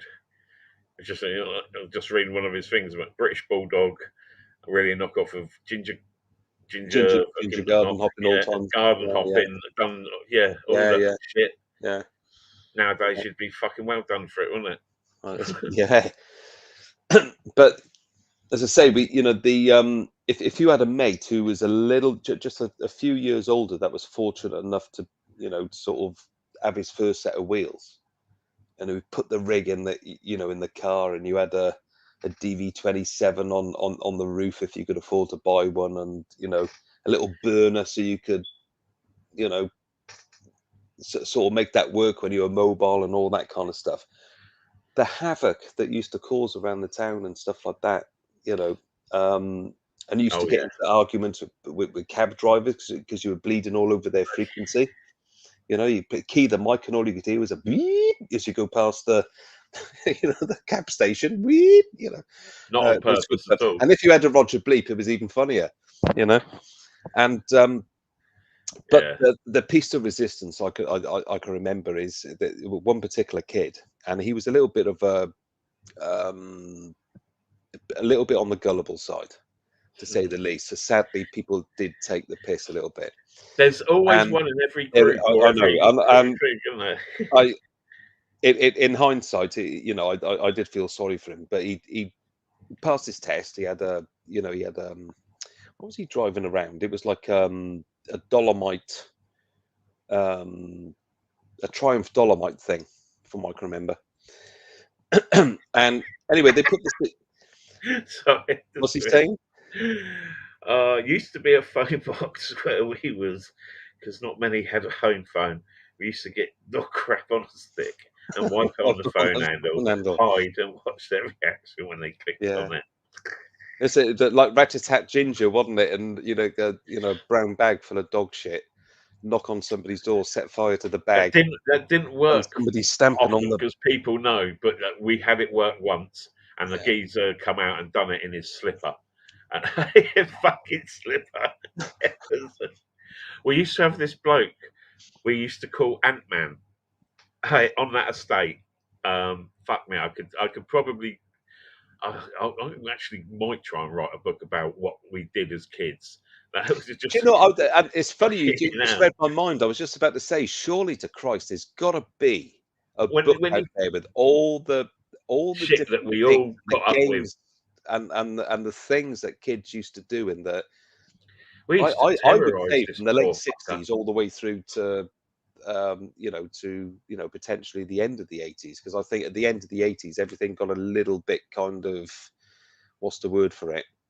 If you've got a scab on your knee, do you know what I mean? Ooh, do you know what I mean? Social services are involved. Do you know what I mean? Yeah, it all and they're all got a little bit kind of 80s, basically early 90s, wasn't it? Early 90s. It all got a bit strange. Well, that's the early 90s. Then you had the big things like Bulger and stuff like that, and kids got exactly. And then you got all the kids that were being used by people for criminal activities, like getting through windows, breaking into places. If they got caught, didn't matter. You couldn't do them because they weren't fucking 16 or 17 or whatever, and they could get away with it. But they had a whole, gang of olders behind them. It all started getting like, and then you had Tracy just getting pregnant as many times as possible, get the biggest flat that she possibly could. You know what I mean? We did go through a really sort of like shitty stage. And then you had the release of the likes of Rita Sue and Bob too. That everyone just wanted that. Fucking hell, is that what they get up to in cars? I want to babysit. I want to babysit. You know what I mean? Fucking go for that. Yeah. Great years, but getting back to this vulnerable kid, this kid who was a little bit, sort of sadly, people took advantage of him, and it's bad looking back on it now. Not simple, but just very easily. He was highly intelligent, but he just didn't click in terms of what was going on, because everybody in our group, all that people saw in him. Shit, we got him to do. All right, he's not particularly a great friend in school because he's way up there. He's just so into learning that this is not a game. This is not a kid who can play king ball or British bulldogs in the playground and get a couple of bruises. And do you know what I'm saying? Yeah. He's more into lunchtime. I'm going down, in the library to read, fucking. I think our was a little bit more something like that, But in the evening, he would always be out and about, sort of enjoying himself with the other kids. So anyway, when he passed his test, he was the typical guinea pig, wasn't he? Everybody just took advantage, and because of CB, they put we stuck a CB in his car. We put the you know, the twig on the roof and all that. He had a mag mount of all things, and it scratched the fuck out the roof. Never forget that. He said, "My dad's going to kill me. I've got scratches all over the roof of the car." Well, you can never pull them off straight, did you? You always had to No, sort of but like break the thing is, because of the drag, you know, because of the wind drag, the thing used to slide around on the roof, and you just used to have these fucking great scratches and gouges out of the metal in the roof, you know. Excellent. But there's one particular Saturday morning, and with, you know, this CB was working a treat, and you know, there's about 4 of us in this car, and this guy that was with us, he was a few years older, and he had this you know, twin speaker, what you call it, dare I call it a ghetto blaster, because it wasn't a ghetto blaster, it was just a Philips twin speaker cassette deck, you know. Yeah. And of course he said, let's have a laugh. So we're going down Barry Town Centre, which was a very busy place on a Saturday morning or Saturday afternoon or whatever it might have been. And anyway, this CB rig had a PA on it. So you hit the PA button, little speaker, do you know what I mean? Put the speaker by the window, and they were playing Friggin' in the Rigging by the Sex Pistols. They were playing, you know, Wayne County and the Electric Chairs, all this graphic stuff, and I'm like, oh my Christ. Do you know what I mean? All these people walking down the pavements and stuff, thinking, what the hell is that? What did somebody just say? Fuck off. Do you know what I mean? Yeah, and sadly that ended in tears, because that kid had the police pulled up and they put a ticket on him that said he couldn't drive for a particular reason and blah de blah. But I felt so bad about that, and I was just a passenger. I didn't instigate it. I just went along with it because it was, hey, this kid's got a car, and we got a CB, and we got all this, and this older kid got in with his, you know, little. Well, that was all we was interested back then. Me and my mates in particular, and like everyone in this sort of like shops crowd on our estate, was as soon as you were 16 or whatever, you got your motorbike.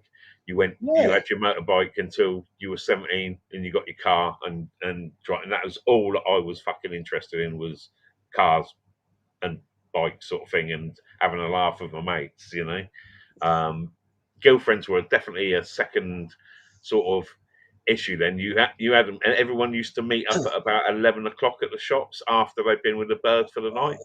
So everyone, you've been with your bird, you get back down there, you got your mate coming up to you going, hey, meet the missus. And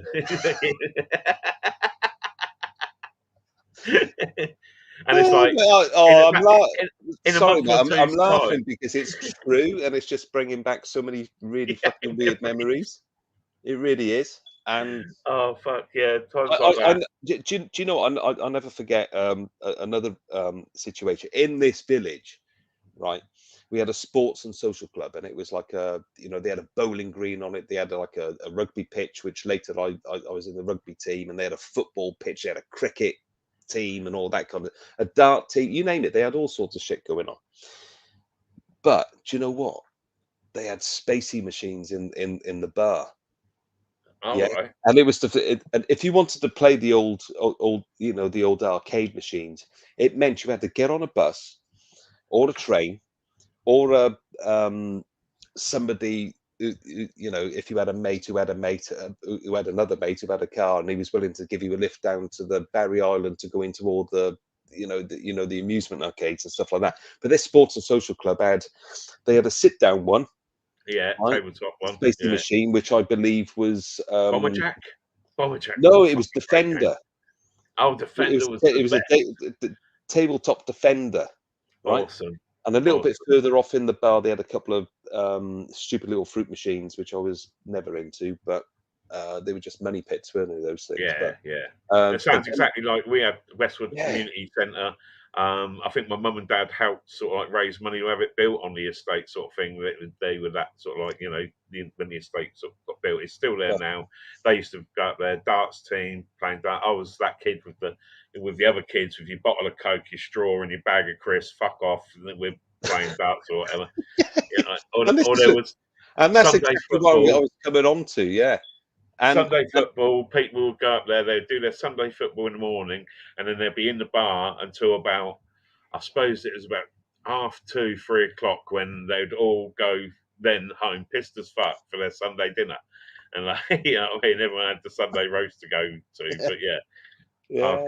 hardcore pissheads at the social clubs, definitely fucking out. But this particular place, so this Defender, I could never get my head around Defender. There was too many buttons and Well, you shot whatever in front and you dropped bombs, didn't yeah, you? So and you could go and you back had to and time forward the on the bombs screen at the same time, and smart bombs and up and you know, down, and then you try yeah, to shoot everything and shoot the fucking shit. it Yeah. was too much of a head fuck. Do you know what I mean? But then they had a Pac-Man machine, and they had an original Midway Spacey machine. You know, and every kid under the sun loved Spaceys to see who could get the high score, and the Pac-Man to see who could get the high score. Nobody wanted to sit down and play the Defender. You know, people who just used to, and anyway, you know, the guys in the bar would just stick their beer and ashtray and everything on the screen. You couldn't fucking see anything anyway. But yeah, and we'd go in and we'd have like you know, the old £5 notes and say, can you change those into 10p's? Really? Yeah, we want to go on the machines. You're not buying alcohol, are you? No. Oh, no. No, we're playing the machines. Can we come in and play the machine? Yeah. You know, we were like, you know, sort of 14, 15, maybe a little bit older. I can't remember exactly at the time. But the point I was coming to is you're playing the machine and all of a sudden you're into it and you've got a high score and you're like, everyone's crowding around and trying to, you know, and it kind of like really make your breath is like, fuck off. Do you know what I mean? Trying to get the high score on the spacing machine, you twat. Do you know what I mean? And somebody sticking a fag in your mouth. Do you want to drag, mate? Do you want to drag? Do you want to break? No. Put you off, fucking, off. yeah. And then somebody would come in and say, "Hey, Gil," right, which they used to call me at the time, short for my surname, Gil. Or you know, what's his face is trying to get fresh with your missus outside. I'm like, what the? Who gives a fuck? I'm on the spacey machine, mate. If she fucks off with him, she's fucking off with it. Do you know what I mean? And that was more important. The spacey machine was more important than the relationships that you were having with. Oh yeah, as a kid, I mean, you know what I mean? Most of the. But you mentioned the fingers because it happened a couple of times. Stood in front of those machines. He said, "See," and I'm like, "Oh, bastard! Fucking died. Why did you do that?" Nearly at the high score, and just fucking had to do it, didn't you? But give us another sniff. But yeah, crazy days, mate, and you know. Well, girls that hung around down our shops, I suppose. You know what I mean? There was a case of, yeah, you might have sniffed your mate's fingers one night, but a few weeks down the line, you were going out of them. You know what I mean? It was a case of sort of like it would go round, someone would fall out, and someone's best mate would be there, shoulder to cry on, and he'd end up finger banging them behind the trippy or whatever. Yeah, I know. Oh, and we always used to have, you know, because we were on the beach as well. We used to have these every 100 yards, 200 yards, you'd have a kiosk. Oh, and right, either that kiosk would be open still, and it would have the balls and the balloons and the fucking stupid little rubber rings around it and stuff like that. And it was always run by some young Asian kid, you know. And you'd walk past and they'd see you and they were like, all right, you know, and all right, how's it going? He said, hey, have you got any singles? Yeah. You know, yeah, but not many, but you know, because everyone was into buying singles out of these kiosks. You're not allowed to sell them because they didn't have a license to sell booze and tobacco. Indian, you know, one along the road from my shop down the Oxford Road. They used to buy cartons of 200 Rothmans or Embassy or whatever it was at the time, knowing full well that the kids would come by and they were like, I want to buy, you know, sort of 10 singles, 5p each, 50p. Wicked. Do you know what I mean? That was cheaper than a pack of 10 fags at the time. You know, the old Indian shop along the road from, well, literally a couple of doors down from our shop. It was when I was in there and I clocked what he was doing, and you know what I mean. He would like do the singles or what in the early days, but his main thing, Oxford Road in Reading, was quite notorious back in the day for being like a lot of drunks and a lot of pissheads, fucking lot of pissheads sort of thing. And he used to run a book for them, so that they would pay him on like Dole Day or whatever and stuff like that. So they'd come in and I'd be like chatting to him, and they'd come in and they'd grab a can, and it'd be like one can of the strongest fucking beer you could possibly get, and they'd be like, and he'd be like, oh, and he get his book, and then I see his fucking book. It was like pages and pages, and he's like, someone's going to sell it to him, but you're not supposed to be flogging it at fucking 7:30 in the morning. Yeah, exactly. All that time they'd be in their paper bag, and off they go to the park. The next one would be in. It was like, the money was all that talked, definitely. Yeah, but the singles actually became a currency of its own accord. Yeah, there was always set prices for. Yeah, It was like, I remember when I think the last time that I possibly brought a fag off someone, it was like 20p, something like that, and I'm sure they were making a profit on it. well, we used to. As I say, the kiosks were selling them at, and there were different types of kiosks. There could be kiosks that used to sell those comical postcard things, Yeah. And I could spend hours them. reading those They because were great. some of them are hilarious, and some of them I used to think, I don't actually wouldn't get that. Yeah, I you don't wouldn't actually get get that. certain things. That's it. It's always a great big fat bummed woman in a red swimming Yeah. costume with And an I'd ask umbrella my dad somewhere when I that was got on home, the beach. and he was like, "Sorry, I saw this postcard and it said this, and I just don't get it." All right, Some of fair them were enough. proper adult funny. Really, Yeah. and for the time as well, the comedy was kind of like, whoa. Do you know what I mean? All a bit dodgy. Yeah. But as I say, that the single cigarettes became currency in themselves. So as this was only just a village, and it's still the same in prison and whatever like. But if you wanted to lift somewhere, somebody would say, right, it's going to cost you 3 singles to get into the next town. Oh, really? Yeah.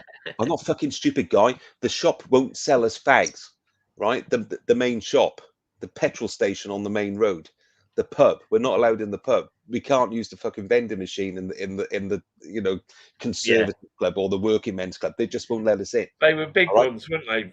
Massive ones with all the facts along them or whatever in the social club. And some of them had 15, some of them had 16. The cheaper shit had 18. Lambert and Butler always had 19 and not quite 20. Yeah, you know what I mean? And they always used to stitch on that. It's like, fucking hell. But it was a way of getting around, and kids used to, the kids who were, smart enough and old enough to own a car, and we used to. They would take you into the next town. They wouldn't bring you back if you wanted to. Whenever people were going out in their motors, and there was say 5, 6, 7, 8 motors or something, and there's virtually more people than there is room to sit, sort of thing. They always used to get arguments. And then you get the shotguns. But most of the time, if you jumped in anyone's car, it was just good manners or whatever. Everyone gave them a couple of quid. Like literally, they'd put a tenner in the tank and they would use that tenner driving around that night. You know what I mean? That came a bit later, a little bit older. And I think that kind of mentality of, so-and-so's going to take us around the pub crawl. We're going to do a beach pub crawl. We're going to go into Barry. We're going to go into Roos, Aberthorne, all those kind of places, and then come back home. Yeah. To catch last orders at the village pub, and we would always make sure there was enough cash coming out to make sure that his original fuel was all right. Plus, there was fuel enough to get us around the place and have a laugh. And bearing in mind, he was a guy who was not drinking. And all the guys that were taking up his, front seat and back seat, and there was too many of us in the car, and in the boot, we were in the places having a laugh and getting stupid and sometimes sick and all that kind of crap. You know what it's all about. But yeah, James is back. Hey, Jeremy. Yeah, those were good days, mate, and I do miss it. And then music appeared. Oh my god. You were old enough or looked old enough to get into a club where you can go watch a decent live band. Well, we were an age that we went through our different sort of like, learning experiences from a kid in the 70s to, that teenage years in the 80s. And then, as you get older into the 90s, and then, from then, proper knowing what's going on in life. And, there weren't, thankfully there weren't in that area where I grew up, there weren't too many dickheads. You know, that and sadly that came a bit later. You know, moving away from South Wales into other areas where there was dickheads everywhere. You know, but it was a bigger town, bigger population, and more pubs Yeah, and that's more it. issues. And We mainly had pretty generally decent people that was on the estate. Like I say, there wasn't any, you know, really rough people as such on the estate. So most people, you know, were sort of good nature as such, or you know, everyone went to school and all that sort of shit. But do you remember? save us your I table. don't. Last drag. Oh fuck yeah! Yeah. I'll save us. Last Save us the it's butt, last yeah. blast. You know, or give us Well, a we used to blowback get off picked that. up Have you ever from tried those doing shops. a blowback on a fag? Get lost. What's We wrong used with to you? get picked up on the coach and that, and smoke on the way to school, and smoke on the way back until they stopped smoking on coaches or whatever. But yeah, it was a case of in the morning, the fucking thing, you stunk even if you didn't smoke. But yeah, you get nearer to school and you're sort of like, you're getting down and it's sort of like, you know, Yeah. I'll go on then and pass it on to someone else. And then I remember one particular summer, because our school used to break up for whatever reason. It used to break up 2 weeks before Yeah, gems. all the other schools. Do you know what I mean? So we used to have a laugh and go off and do stuff while other kids were still in school. And we went down what we used to call the youth wing, which was you know, like a you know, like a youth club that used to happen every night of the week, Monday to Friday, between sort of 7 and 9 o'clock, and there was disco and all that kind of laugh, you know, and stuff.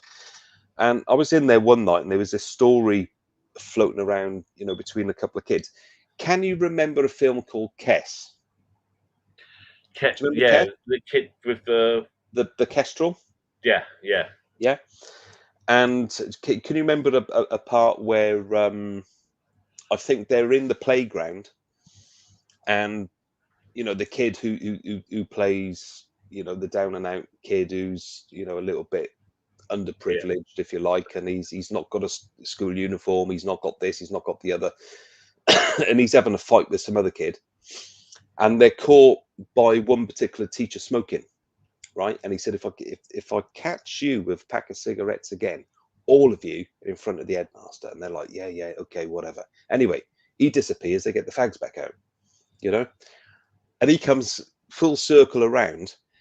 But as they clock in coming around, there's this young kid. He could only be in year 1, right? Tiny little kid, right? And in full decent uniform, tied up and all that kind of stuff. And these bully boy geezers say, "Hey, hold on to them fags." Right? So the kid puts them in his pocket. Do you know what I mean? And then as the teacher comes full circle around, he's like, "I can smell cigarettes, right? You, and you up in front of the headmaster." And this little kid's like, what have I done wrong? Do you know what I mean? I've just been told to hold these cigarettes. What have I done wrong? I was only walking past. But there's a scene in there where they're, you know, and they actually get caned on the hands, don't they? And they, you know, whacking them with the, you know, the cane on the hand as a punishment, you know. And this poor little kid, he's only 11 years of age, bless him, and he's taking these cigarettes out of his pocket. He said, "See, all of you are into it. You're all, whatever he calls them, you know, fag addicts or whatever it might have been." But there was a particular situation where that happened to a similar age kid who wasn't particularly well known. And basically what had happened is a group of kids had got into a pub that the pub's closed at 3:30 and opened again at 5:30, and they managed to get into the pub and grab a load of coinage. So it's just bags of coins. And you know, anyway, things went off, they were seen legging it, and they just gave it to this kid to look after, right? What happens? They're legging it up the road, like tearing it up the road to get away from anyone that was going to chase. And this kid's thinking, what am I doing with all this fucking money? Yeah. Fucking policeman on a motorbike comes down the other way, grabs the 3 lads running around, and they say, "What's going on, guys? You know, what's going on?" "Oh, no, you know, nothing, officer," and bloody, bloody, blah. We're just, you know, sort of like, "Why are you running?" oh, we get home quicker, sort of thing. Do you know what I mean? No. Well, why are you running? Come on, let's turn around. Let's walk back down the lane. Tell me what's going on. And there's this kid walking up the other side of the lane, going, guys, with all this fucking money. Do you know what I mean? And this kid was totally innocent. And it's like that Kess film. They just gave him, fuck that. Do you know what I mean? We're getting chased. Have that money, kid. We're off. But they knew who they gave the money to. And I thought that was a little bit kind of that was buzzing around for a couple of weeks in this youth club that we went to, and it was a bit of a sick thing to do to such a young kid. It's pretty fucking savage, isn't it? But yeah, you know what I mean? but it always it reminds was a me of bit that film more- Kess, because that kid who was up in front of the headmaster getting caned after death. Was all he was doing was bringing the teacher a message or whatever it was. He's got a fucking pack of fags in his pocket.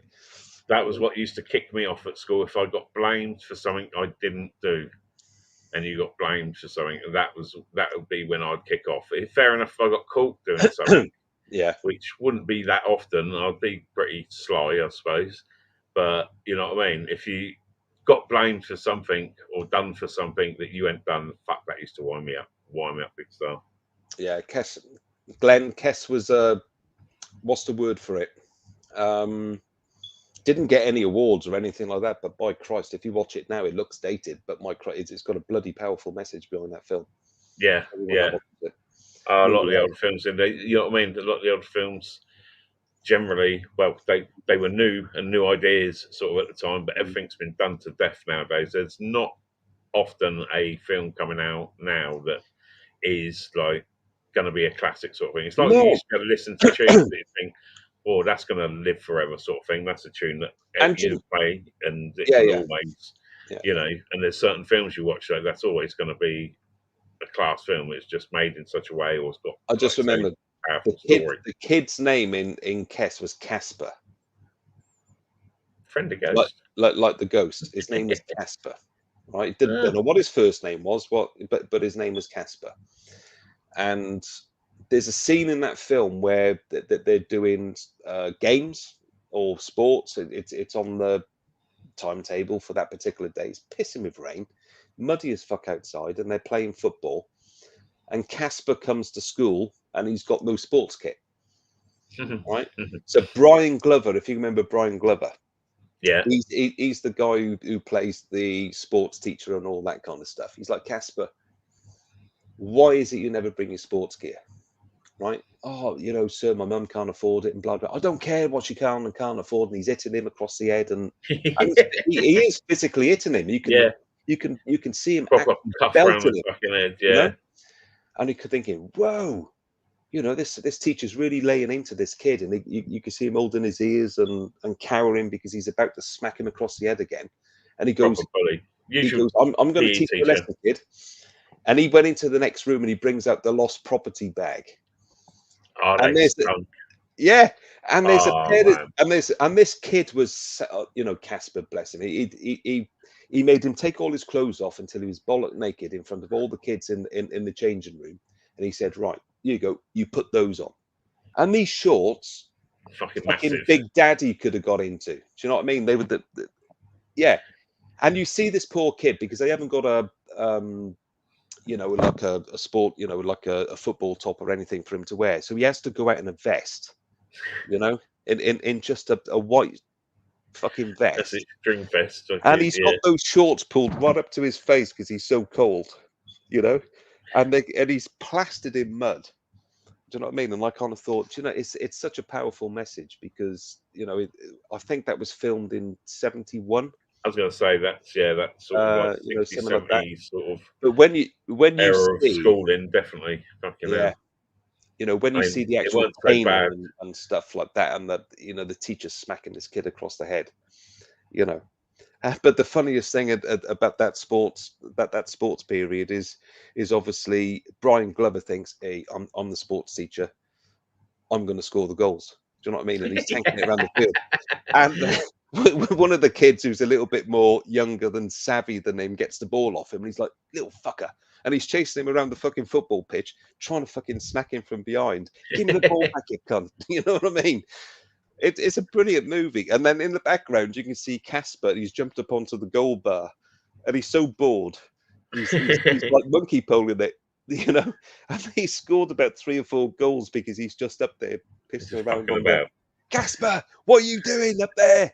You know, it's brilliant. I'm gonna go download You're that. gonna, yeah, you're gonna say that's it. You got to watch that again now, isn't Yeah, it? great stuff, man. Great Oh, stuff. awesome. Listen, it's I was gonna ask you about UFO stuff because I can remember I got it written down on my little notepad here. I can remember ages ago you just happened to mention that you were going to do a possible live stream about UFO stuff.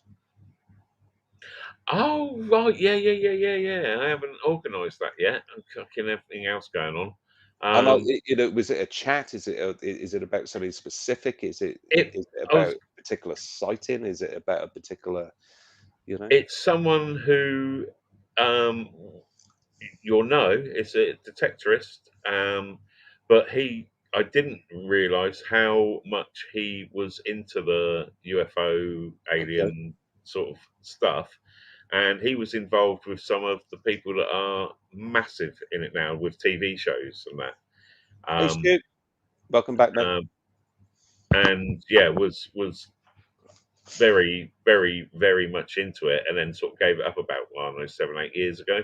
But the guy that he did do Right, it okay. with is now like there was a convention in Blackpool called Awakening a couple of weeks back, and it happened to be the archaeology and detecting magazine boys were going to be there. Basically, oh gosh, fucking hell, no. As I tried to remember his name, I totally and utterly forgot it. You got Adrian and you got Dave. Yeah. Dave is basically the one that was going there, and I like contacted him because I was like, oh fuck, it's got that Giovanni bloke from America or whatever, the one with the fucking weird hair. He's going there. It's like, oh, that'd be was quite cool aliens. meeting.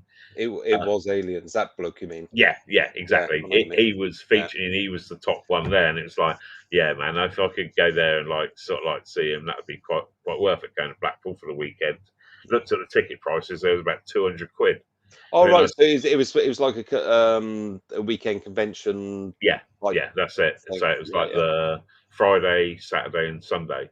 So you could pay for sort of like a gold one just to go to the Saturday and Sunday. But Friday he was doing like a 3-hour chat and a meet and greet and a question and answers and all that Oh, sort right. of shit. So yeah, and I see they was going, and I sort of like tried to blag my end. It's like, hey, you don't need a hand, do you? That you might need to like get away from the table to see the baby. Nah, because we're there, we're getting an interview with them for the magazine sort of thing.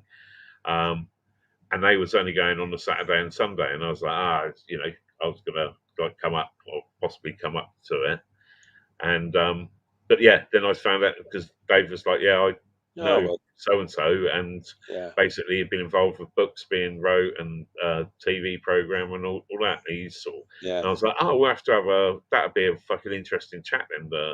Like, come on and we'd do a UFO one. So yeah, Dave Sadler, basically, which I didn't know was that deep into it, but yeah, knows a hell of a lot. So it would have been an interesting one. Would have taught me. It's just something I'm kind of interested in myself. Not that I want, I'm not saying not that I want to start a live stream talking about UFOs. Maybe, but yeah. Where do you if you're interested in it as well, mate, you know what I mean. If it was a stream yard, maybe we could collab with it and get something off the ground. But you know, the more people that come on a panel and have opinions on different alien things and that, it's all good, but it's just not going to be everybody who is into it. It's going to be people who are contesting this and they're contesting that. I could talk for hours about man on the fucking moon that never happened. You know what I mean? and all that kind of shit. I'm I would seriously on piss all off a lot of things. people. You know, but what's got me into listening to a lot of these kind of streams around paranormal, for one, more kind of UFO sightings and potential alien type activity, a biggie, is the whole thing that happened to Rendlesham back in early 80s.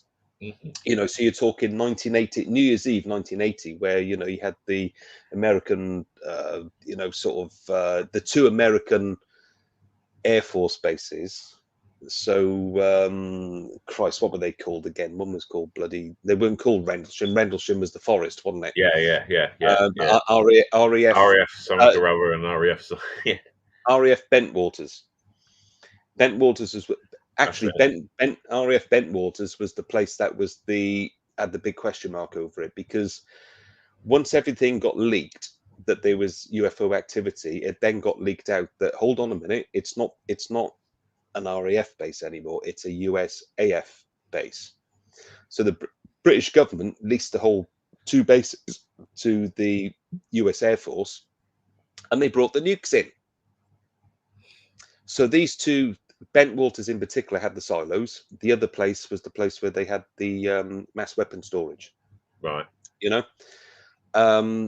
and it all got really, all this stuff is like, it's fact, it's not fiction. It's, you could actually go there now and watch all the yeah. But the actual stuff itself, in terms of who saw what and what happened and blah blah blah blah, it got documented all those years ago in books, and there was tape leakage. Colonel Holt, or whatever his name was, he had a tape recording of listening and looking at, oh my God, it's a UFO and it's a flying saucer and this is happening and blah blah blah. And then someone else saw the thing land, and they were able to see binary code all over it, and then they got a little bit, and they went a bit funny, and all this kind of detail. All these years later, all these guys are fighting each other in court, and I kind of think, whoa, what's happened? Because that you were literally up each other's asses for 20, 30 years with the same story, and all of a sudden, each of you want to sue the other. So what has actually changed? Do you know what I mean? And the main person who's caused the friction is Nick Pope. He used to be didn't he used to be the secretary of something or other? Nick Pope, Bedhead, I call him. Yeah, white-haired bloke. Yeah. And he's on all these kind of UFO type programs at the moment. So I had to For whatever reason, I know that name. Let me put it to a face. Hang on, yeah. He's appeared, and he's upset the apple cart, and now you got Pope, who's trying to sue Larry Warren, and Larry Warren's trying to sue his co-author, and the co-author's trying to sue him, and the co-author's also trying to sue why? What was the actual truth, and why? What is some that's the kind of stuff that I'd love to talk about and unfold, and all those. So long ago, if you said you'd seen aliens or UFO or whatever, you was thought to be a bit mental, and that's why people never come forward in. I had an experience of authority, police or anything like that. I had an experience back in 1981, and I was pretty much it was myself, my mother, and my sister saw exactly the same thing, and we looked at each other and thought, that's fucking weird. And basically it was a huge triangular shaped thing that was coming down behind our house, and that house that we lived in South Wales, it was nothing between us and watch it in Somerset. Whatever it was actually going into the sea. There was nothing else there. There wasn't anything. It was just water. Yeah. But all these years later, when you get the courage to actually say, do you know what, I'm beginning to read other similar, there's been very similar ones to exactly that, the same description, the same type of time frame, which is the early 80s, and all this kind of stuff. Let's anonymously kind of post it up on MUFON and see who gets in touch, only to get somebody called from MUFON to say, mate, you're fucking cracked. It's a helicopter. You lived up the road from Cardiff International Airport, mate. You're fucking cracked. I know what a fucking helicopter sounds like. I know what a plane sounds like. This was totally silent. Yeah. What was it? The film. Basically, the film, The Abyss. Take that more as a factual film than just a made-up film, I'd say, of how it probably is in the oceans down deep. You know what I mean? You're not the first to. You're not the. You can imagine we've got amazing underground caverns and shit above the sea. The shit we've got underneath the sea. There's mountains and higher than fucking Mount Everest and that are covered by the sea. Yeah. There's so much down there, and that's why I like the diving. It was like we've explored something like fucking 2% of, back in the day sort of thing of the oceans. Most of it we can't fucking explore, sort of thing. We can't go that deep or da da da da. What is the name of that place that is? I can't remember what they fucking called it. Mariana Trench. Trench? Yeah. Yeah. No. Isn't that what was 7 supposed to be miles down. represented in the abyss? I Where think so. They couldn't go. They said it's deeper and deeper and deeper and deeper, and they went for fucking miles all the way down. And I swear blind that somebody says we're going into the depths of the trench, the Mariana Trench, and that's probably in the director's cut, because in the director's cut, that's when you get the the scene at the end where the waves, the big tidal wave stops, and then there's earthquake that stops, and there's other disasters that are stopping and stuff like that, and then the thing comes out of the Stop being naughty, fucking offspring of us aliens. You know what I mean? Stop being naughty little people up here, because you're starting to affect us. Our seaweed don't taste as good. Stop shitting in the sea. Yeah. Exactly. Yeah, I know. But this is the kind of stuff that I would love to chat about, and there's so much that we sort of finding out about, and basically that's the thing. Look how much more intelligence has happened in the human race over a period of 100 odd years. How far forward from, people aren't very religious nowadays, because they look at it and think it's a bit of a fucking fairy tale going on here, isn't it? And you're allowed to say that now, whereas back in the day you said that and you got your fucking nads chopped off or whatever, heresy and all that sort of thing. As people in a mass learn more, then you can't hide shit from people, and sort of say, oh, that's the boogeyman or whatever. It's sort of okay. Yeah, you tell that to a kid now, and they're like, "Oh, well, I'll fuck up and ring up Childline. You can't fuck off." It's true. But as we've becoming more, a bit like computers, exponentially, everything's getting more understandable and explainable, and the unexplained that is real, sort of like aliens, ghosties, and stuff like that, paranormal. Oh, there's 100, there's 101 different topics and areas and scenarios that you could talk about, paranormal and witchcraft, and it's all relevant.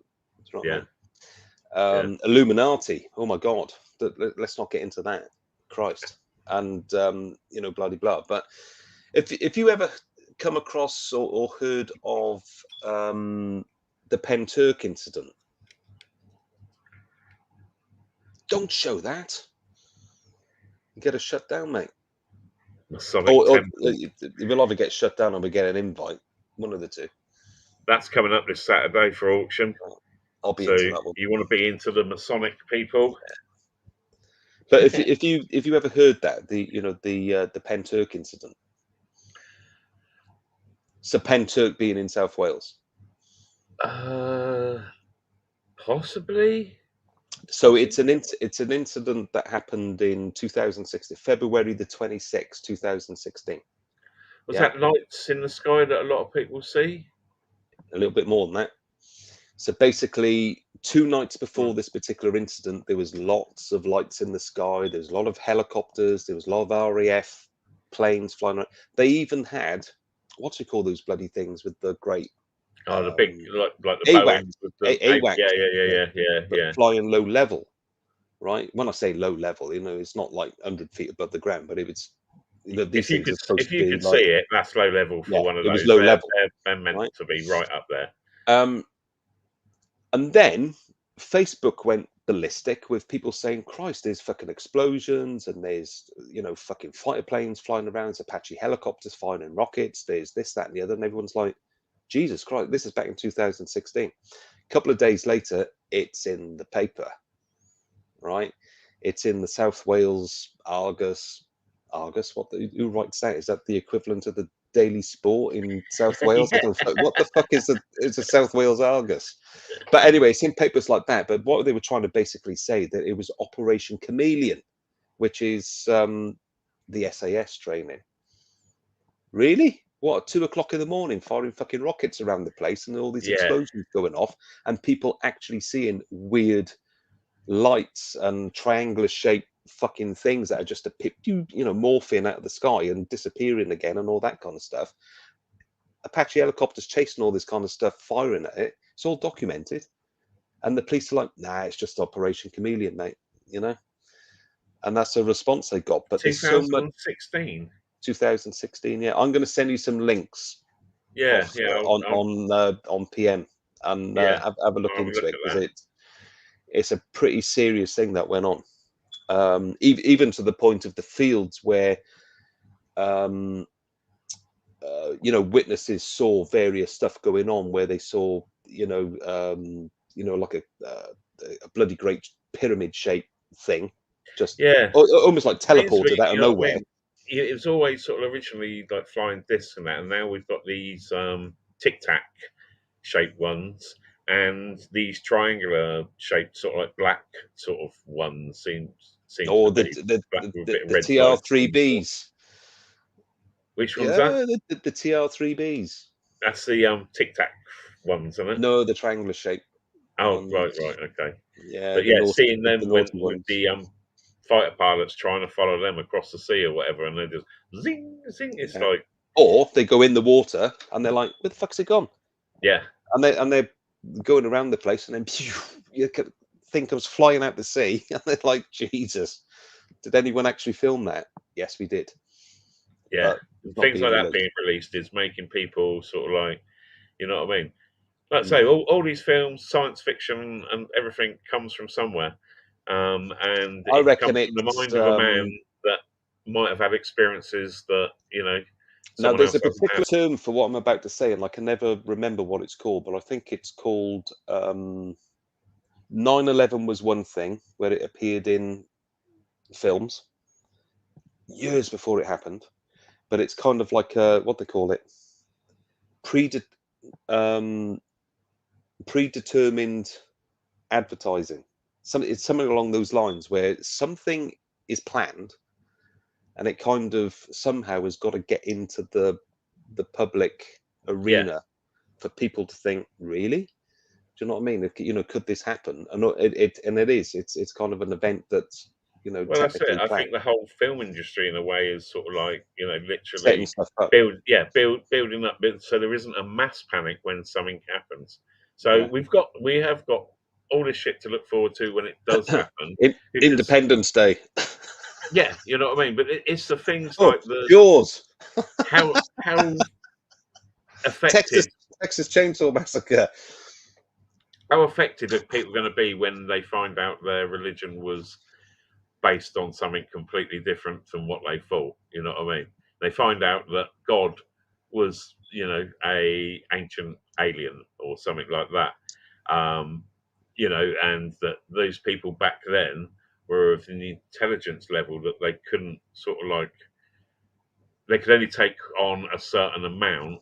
So that was what the certain amount that these aliens gave them in knowledge, and gave them knowledge to do certain things or whatever. Apparently, basically, aliens come here to mine gold that was possibly just lying around everywhere when, a few million years ago, didn't even need to mine it, sort of thing. It literally, something that runs, as we know, the electronics and everything, the best conductor in the world. It doesn't corrupt, it doesn't, destroy or anything. So obviously in any type of world, gold is going to be quite valuable everywhere, sort of thing. Bastards. That's why only a few of us are finding fucking gold hammers. Do you know what I mean? There should be more out there. Bastards have had it all in their little space stations. Fuckers. Absolutely. But see, this what we're talking about now, and I'm sure if you started you could just go just on a simple stream and just started a topic and just had I'm not into this is what it's all about, or proving a point. This is because it's just an open debate. Yeah. Because at the end of the day, it's just a theory, it's not a fact. Do you know what I mean? And some of it can be healthy debate. You piss a couple of people off, some of it be funny. Do you know what I mean? But never there's a lot of things out there. off. There's a lot of, there's a lot of, but you look into Penn Turk and see what happened there, and all the amount of times that people have asked for freedom of, what they call those things, freedom of information. Yeah. And they're like totally closed lip. Bullshit. Totally closed lip. It was just the SAS. Really? You're kidding me? Even the fucking, the hospital, literally just half a mile down the road from where this activity was placed, and the whole power went out. And even their, generators and all that kind of stuff wouldn't work. All right, Jeff. Jeff's got all the gold. Fucking seen it and all. Bastard. Oh, bastard. He does look a bit alien as well. Yeah, boy. You see, that's alien. It's an alien twang, isn't it? That's what American is. And do you know what? Where Jeff lives, and he lives in prime, sort of what I would consider in the middle of no man's land kind of countryside. UFO I bet area. that is an absolute epic place just to have. No light pollution, no nothing. You can see the night sky for an eternity. Do you know what I mean? And there must be some amazing stuff just zigzagging and bombing around the place around there. But yeah, who knows? Well, we get into a chat about it one night. Definitely, mate. Definitely. Start a midweek stream on, hey, everything you were afraid to talk about but were afraid to ask. Yeah, that's it. We'll make bullshit out of fact. Wasn't that a TV program at one stage? Was it called Everything You Want? No. Everything you wanted to know the truth about, but were afraid to ask. I think it was a very specific program that came out years ago. Yeah, definitely sounds like a Channel 5 or Channel 4 jobby back in the day. Something that, weird and wonderful to try. Or was it the Woody Allen film, Everything You Want to Know About Sex, but were afraid to ask? Afraid to ask. Sorry, did I say that? Mixed up. Woo! Remix. All kinds of activity in the skies at night. Yeah. And there is here, all the satellites and shit up there. My wife and I have been in the garden watching, why is something actually spiraling in the sky? And we're not talking about something that can go in a straight line, because we know that to be a satellite. We know that to be certain times of the year, actually certain times of the month. The space station will go in a particular route. It's always kind of right directly west over me at one point, and it's always sort of southwest to northeast. I saw it one night, and it was so bright. It was like the sun had come out. It literally virtually lit up. You know what I mean? Like as it went over, it obviously caught the sun further around, obviously the Earth, and reflected, but was reflecting at our way because it was like, fucking hell, is it blowing up or something? And then it started dimming and going off. But I've seen some stuff. That's why I've done my live stream just in case.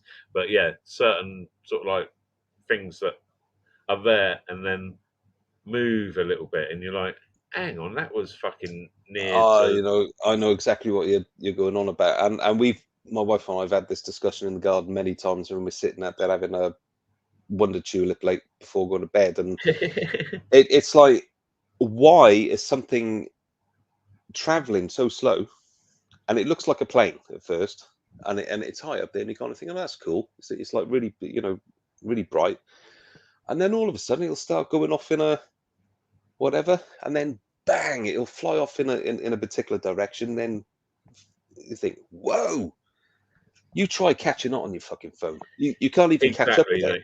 You can't even catch up with it, and with this crap you wouldn't pick it up. There's anyway. nothing out there that's going to get exceptional. I really, you know what I mean? I'd love to have a telescope, but then you're in such a small area on a telescope with sort of like electron, and have it connected up so you could run it on a live like this in the background. You know what I mean? Stuff like that. And so you're just keeping an eye, and if something there's nothing that picks it up enough. You know what I mean? I had my decent cam outside when I'd done mine, and then I had the settings, changing the settings for the exposure and everything like that to lighten it up. I could see stars, just about see stars, and it's like, I fucking love to get it. So I'm going back quite a few years ago now, even before I started thinking about, it's probably about 10 plus years. And it's interesting that Bill mentioned it tonight because he showed a couple of his pictures, which is all about astro, photography and looking through the telescope and all that kind of stuff. Wicked pictures, brilliant hobby, fucking pricey to get the kit, and it is phenomenal. You need another mortgage, basically. Do you know what I mean? It's like every fucking hobby that's good, and like fun. You get into it, and then you realise it's like I want better results at the end of the day, and to get better results, you need better kit. You get a particular lens which is going to cost you 20 grams. You're like, how much for a piece of fucking glass? Really? But this is it. Yeah, I was pretty sober, Glenn. I always have done when look, there's some weird shit in the skies, mate. I remember seeing the Northern Lights over Newbury. So if you imagine being when we was up on this hill next to this dovecot, basically you can see the M4 and everything, and you can see towards Newbury, and we were all on mushrooms, and so but the driver wasn't. And we're sat in this field all having a fucking laugh and smoking a spliff or whatever, coming up on these mushrooms, and then all of a sudden across the sky, entirety of everything we see, the green fucking freaky lights going. Yeah. And it was like, oh, I am coming up, I am fucking, but then the guy who's driving, he's like, well, I could fucking see it too, and I ain't had nothing. You know what I mean? It's sort of like, and it's like, you mean you can? Wow! But yeah, that's the only time I've ever seen Northern Lights, but it was spectacular, and it was just sort of like, wow, you know what I mean? To be able to, like nowadays, see something like that and film it, yet again to get it proper, you've got to have specialist. Oh, you have. I know, and the reason for the reason for mentioning Bill earlier on doing what he was doing is back in that time before even thinking about going back metal detecting. And I was looking into all these different types of microscopes, telescopes, and the big drum type ones and the long shaped ones and all that kind of stuff. Yeah, I had that where you sort of decide which type you want, the long ones or the big fat ones. And the actual software to move it all, and you put the coordinates in and it does its own thing. I was looking into all of that, but I got sidetracked into a couple of channels, and this one particular channel used to go out into very specific open areas in the States, more Nevada and places like that, where they've they would just put this really expensive kind of kit and just stare it into the sky, and it would just be doing its thing like that, and it caught a couple of weird things, but it still wasn't powerful enough to actually zoom right in and show you, oh my Christ, this fucking ET giving it the, you know what I mean? It just wasn't that powerful. You just would never have known what the hell they were looking at. It was just a dot flying around the place. And for all I know, it could have been a fucking firefly caught in the drum of the bloody telescope in the first place. Do you know what I mean? Yeah. Who knows? But I was glued to this channel, and I was like, what the stuff they're looking at in the sky is incredible. Yeah. And it's all moving, and it's not in straight lines. It's not doing this. It's just random crap flying all over the place. It's like people doing the ghost hunt and the paranormal stuff when they see the orb. People are sat on the lives and you see, speck of dust or a little gnat moving around or something like that, or it was famous for that. There was a guy on TV that was famous for the orbs, wasn't there? Oh God, what was it? It was Most Haunted, but I'm trying to think of the guy's name. Oh, Akura or whatever his name is. Akura, fucking. Yeah, who'd you say his first name? We've mentioned it before on the lives. I think we put it up on Kev's or is it Dave Akura or something like that, or that's what I can think of. Because there was that famous video, wasn't there? But he went into a trance and he's like, Jane loves Dick. Jane loves Dick, and they're all like, in the background, the whole crew are like, what the fuck? Does he realise what he's saying? Jane loves Dick. Jane loves Dick. Do you know what I mean? Yeah. Woo! And when he comes round, everybody is wetting themselves, saying, do you actually know what you were saying? He's like, Jane loves Dick. Jane loves Dick. But he was always going on about orbs. Oh my God, did you see? Yeah, the fucking spirit coming through the wall. That was Richard III's fucking. It used to make me laugh, those ones. They did it. I couldn't watch them because it was just so sort of like you never, you know what I mean. If someone actually captures a ghost on film properly or whatever, and it's proved, then I think they get £1 million or whatever anyway. If someone does prove, I'm sure there's a sort of like foundation or something that bring us a photo or something that shows paranormal. Derek Acora. Yeah, Derek, that's it. Derek Acora. Yeah.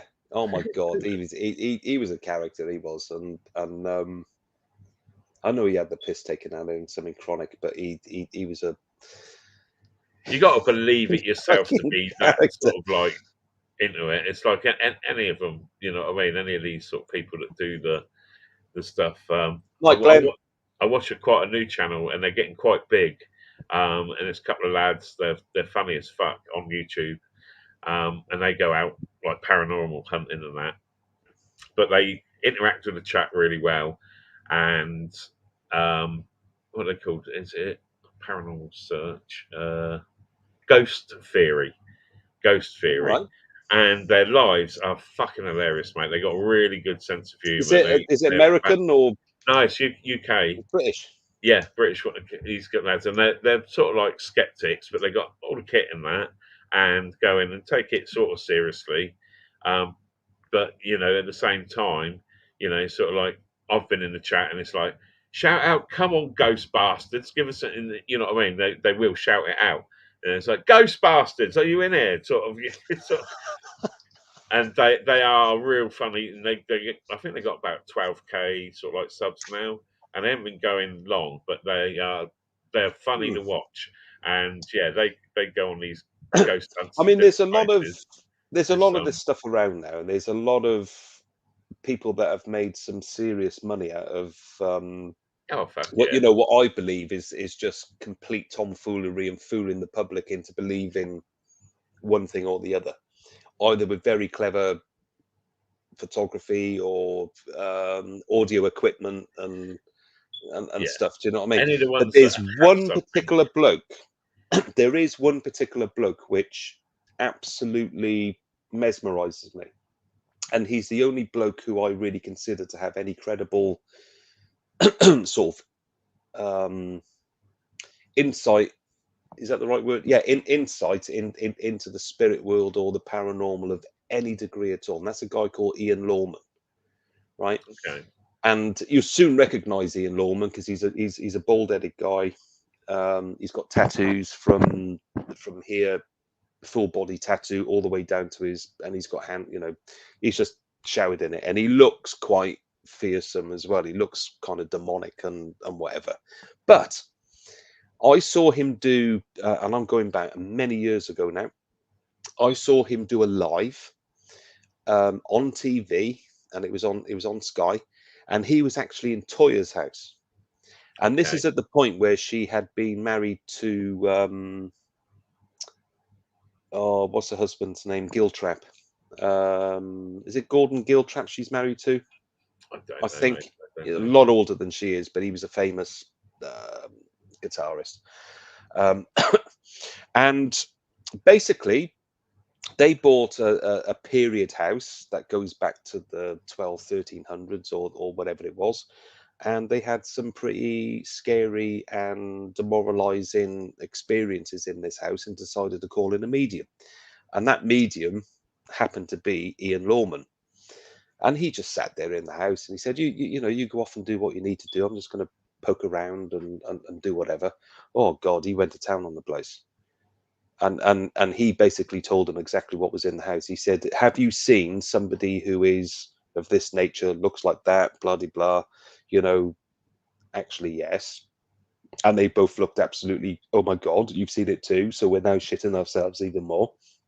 He said, you've got nothing to be afraid of. These he called them residual hauntings. So it's not like a poltergeist type. See some of this or see part of it or whatever. I've got, as you're saying it, it's like, all right, yeah. It was really freaky. Really freaky. And he was able to not like Derek Okora used to do. We used to go into the, Jane Lovestick, nothing like that. But he was actually able to communicate with Toya literally just by being completely quiet, and she'd be saying, "Really?" And she'd be saying to the the husband, "He's telling me the actual name of this spirit, and who she is and what she was and blah blah blah." And then he came out of his his thing and he said, "You're safe here. It's not something that's going to hurt you. This is a residual haunting. This is something that happened very suddenly to a very specific individual or individuals. They don't know what happened, and they're caught in a thing, and have been for all this time, and they're just doing this time after time after time. It's almost like a projection thing that goes on at a certain time of the day. Yeah, it's that But thing, isn't it? he If is you the stare in a mirror long only enough, does that image stay burnt in the mirror, sort of yeah. thing? And, yeah.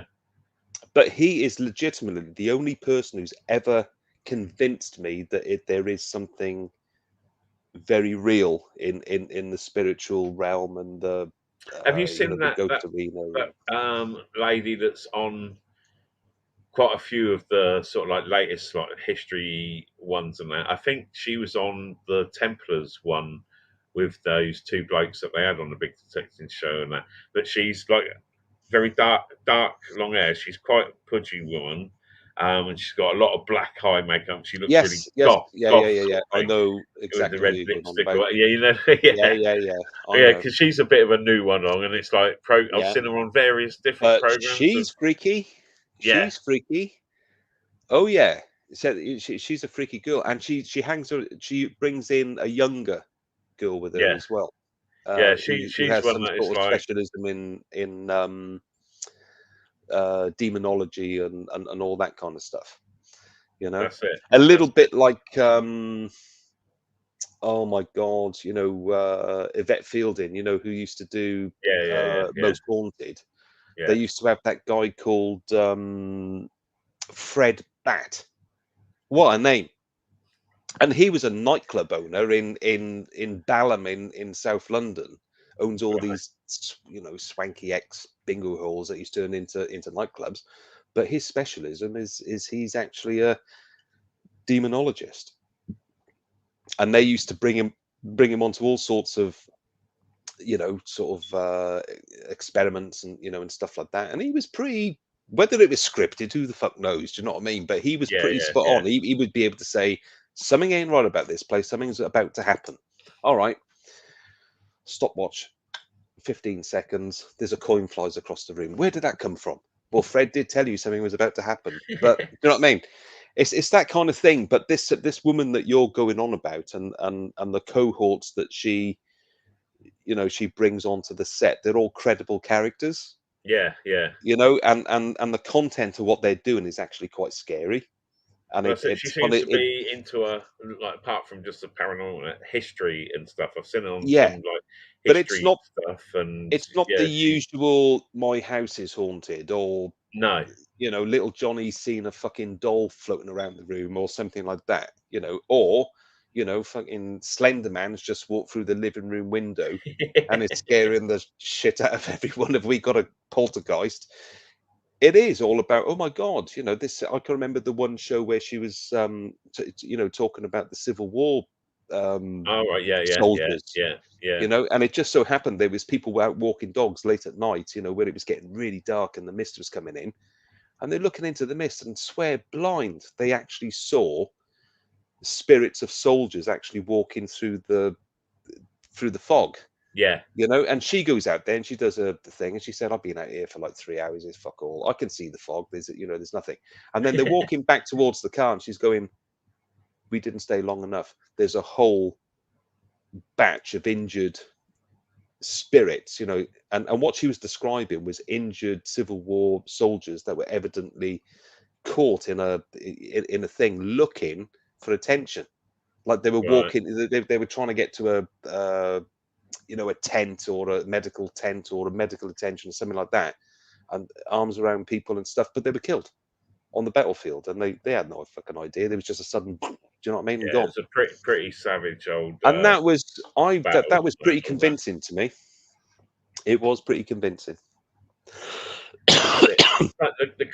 I do really like the Conjuring films, or the first two, the Conjuring and the second one, with the two paranormal husband and wife, basically. Because when you look into them and what they actually did do, and it's obviously based on the stuff they've done, whether it was glamorized in certain bits, but yeah, the second one where they come over to the UK, and the house that was haunted there, and that, you know, that's documented elsewhere, sort of thing, that shit happened, policemen being in there and fucking people being thrown around and, you know, stuff like that. So yeah, I don't know if it's anything to do with ghosts or spirits. I think it's sort of like, I've always thought there isn't ghosts of people, but entities of something else that aren't human, but are about, and certain people will connect with them more than others. Others won't see them, but, you know, maybe a young child will see things like that, or an animal will sense things like that. You know, that's why it's always trust your gut feelings in your own body when something's a bit weird or whatever. You know, if you feel uneasy at some place and it's like, why don't I feel like I want to walk down this alleyway? Then take the fucking long way round, because your gut's telling you something it's already felt and already knows, you know. And yeah, good amount of time. I hear what you're saying, and it's an interesting thought.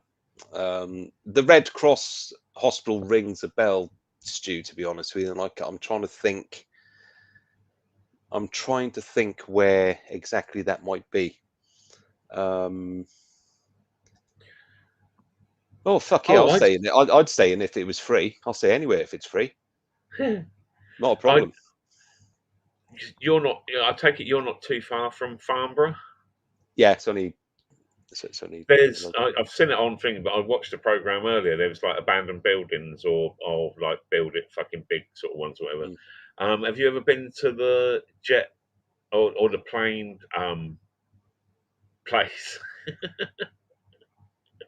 I shared the video with Rosanne once, because there's a guy that I follow on YouTube. He's one of these urbex. Yeah. That's the place where they actually built it in the early 70s to test Concorde engine, because at the time Concorde engine was so loud when it was full throttle that they couldn't put it in just a hangar. They couldn't put it in a down the end of the runway or on an RAF base. It was just so colossally loud because of supersonic this one boom. Was for aerodynamics, and they used to put a plane in front of it, and it must have been before the 70s. I think it was, I don't know, what was it, before the 70s? Just trying to remember now. It might have been two programs I'm mixing. If you've got your Facebook open at the moment, just give me 2 minutes. I'm going to send you the link now. Keep talking, I can hear you, but I'm going to send you. Just bring it up. Yeah, but yeah, watching out now, because I got the tunnels in it. I've seen other explorers. I think Exploring with Fighters, and the other one that I watch, Finders Beaters, History Seekers, or whatever. They were there. IKS. Have you ever watched IKS's videos at all? Yeah, this he's a little bit strange though. Yeah, fucking hell. Gets himself into some really weird situations. But they done Rendlesham Forest and that. They camped there and stuff. Yeah. See, I wouldn't mind going there and metal detecting. I know it'd probably be illegal or whatever, but the area where the thing come down, fuck it, I'd still give it a go. Just you find a bit of old alien. The channel I'm thinking of, Rob, is a guy called Matty. And he's from Barry Island, of all places, where, you know, that's my hometown in South Wales. Not that I know him at all or anything. I'm not associated with him at all. But I've been glued to the stuff that he does. Yeah. And when I saw this come up, I kind of thought, it's only down the frigging road. It's actually not in Farnborough. It's actually not too far away from where Rosanne lives. It's not far away, but they're actually slowly demolishing it because they're building a bloody housing estate on it. Oh, So, right, okay. obviously the Urbex guys got in there when all the security come down, and where the fucking hell is it? Because he let me just check this again, Matt. Let's have a look, Matt. Here we go. Here he is.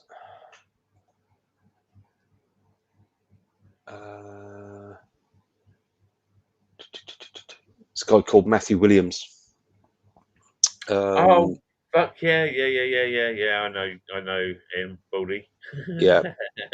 Yeah, he's done stuff with Exploring Fighters and others. I remember when they went into the what's its name caves, which were up in Wiltshire, the Colsham and all that sort of thing, and all underneath there, and where the red door is, and all that. But yeah, I watched his. Yeah, here we go. Right, he's been having that massive beef with Bino. Same bloke. Yeah. Same bloke. Bino, the lift rider, and all that sort of shit. Oh yeah. See, he, you know what I mean. I love his videos and that. I like the fact how he does it. Right, Stu. Take care, Stu. I like what he does, and he sort of films it all so that he can prove that they haven't nicked, broken, or blah blah blah and stuff like that. But yeah, there's some things that he says is sort of like, "Oh, you're a dick," but you know what I mean. I do respect his filmmaking and that, but he can be a bit of a dick at times. He can be, and I tell you what, he's got a hell of a temper as well. And I've watched him there's a on couple of his videos. There are a few, yes, and he does do those lives in front of. But he got raided by the police and everything, didn't he? And had all his fucking. He had his drives taken, all sorts. They even took what was it? Because he was like taking the piss out of them, big style, and it was funny. They took RAM memory. What the fuck are you going to get from RAM memory? You know what I mean? It's random access memory. It's just used to fucking run shit. It don't store anything. But the police took his RAM memory to check it. And like, you know what I mean? He was like really ripping into them for stuff like that. And they sort of like old PCs, but it had some drone footage on it, I think. He got in shit for that as well. Droning over near someone's house when he was videoing something else, and they got all pissy with him, and he sort of he's got quite a few trolls. But he broke away from the younger lads, the explore, what they call them. You mentioned it just now, exploring with Exploring Fighters, and Finders and he got a little bit leery one night when he went. I can remember him on a live when he stood up. He said, "I've had enough of this fucking random Nautica shit, and you guys posting all this fucking bollocks. You're setting it all fucking up. It's causing me problems. I'm losing subscribers and blah blah." I thought, whoa, let's get another beer because this is gonna get fucking cool. Well, they did. They took the piss with the Exploring Fighters, with the random Nautica stuff that they were doing, and all the sort of like, it was entertaining for some, but people knew it was fucking absolute bullshit. Did you see from the bone in the wall? Remember the bone in the wall? I remember, and the sort of like come out. Is the kid American? Dark Arts. Is he American? I can't remember, or Canadian maybe. And he just sort of, you could see him pick the bone up, and then he just slow motioned. Oh my fucking god! This thing just. Well, that's it. They smashed into the wall, whatever, to get in. Oh, it was just fucking And the thing is, they got the police involved. Hey, BC, how you doing? All right, BC. We're just having a random. Ken, how you doing? Random conversation about bullshit, really. But going off on many a tangent. Hey, Ken. Good to see you, mate. But yeah, Matt's video of that particular place that you mentioned is absolutely, the acoustics in there. If you farted in this particular place, it would just be, Christ, you had curry fatigue, didn't you? It would be so precise. Do you know what I mean? Really? Mushy peas, that one. You could hear the detail in the program of when they were building it, and how much they had to sort of like, and do things with sort of like the walls or whatever. You couldn't have bolts or anything on there to fuck up the turbulence or anything like that. Everything had to be smooth, and you know what I mean. And so trying to actually put everything together where you've got no lumps coming out or anything was, but I just see it and I was like, oh fuck me, it's Farnborough way. I'd love to go and have a fucking. It's got the actually massive just runways on and stuff. the it's on the fringe between. It's a bit of a weird location, so it's kind of Fleet, Farnborough, Aldershot, Church Crookham. It's kind of in a Yeah. in a bit of a weird. Well, all that way round Um, that way, Church Crookham, and sort of like I say, it's all sort of like little villages and little roads, sort of like connecting. Yeah, unless you know something like that is there, you wouldn't come across it or see it from a main road Exactly. sort of thing. yeah, Yeah, yeah. I am just about. I'm going to send this to you. yeah. So They you can stole the see it. ram. Yeah, they took his fucking ram. Like, but yeah, that latest B no sort of like shit or whatever. It'll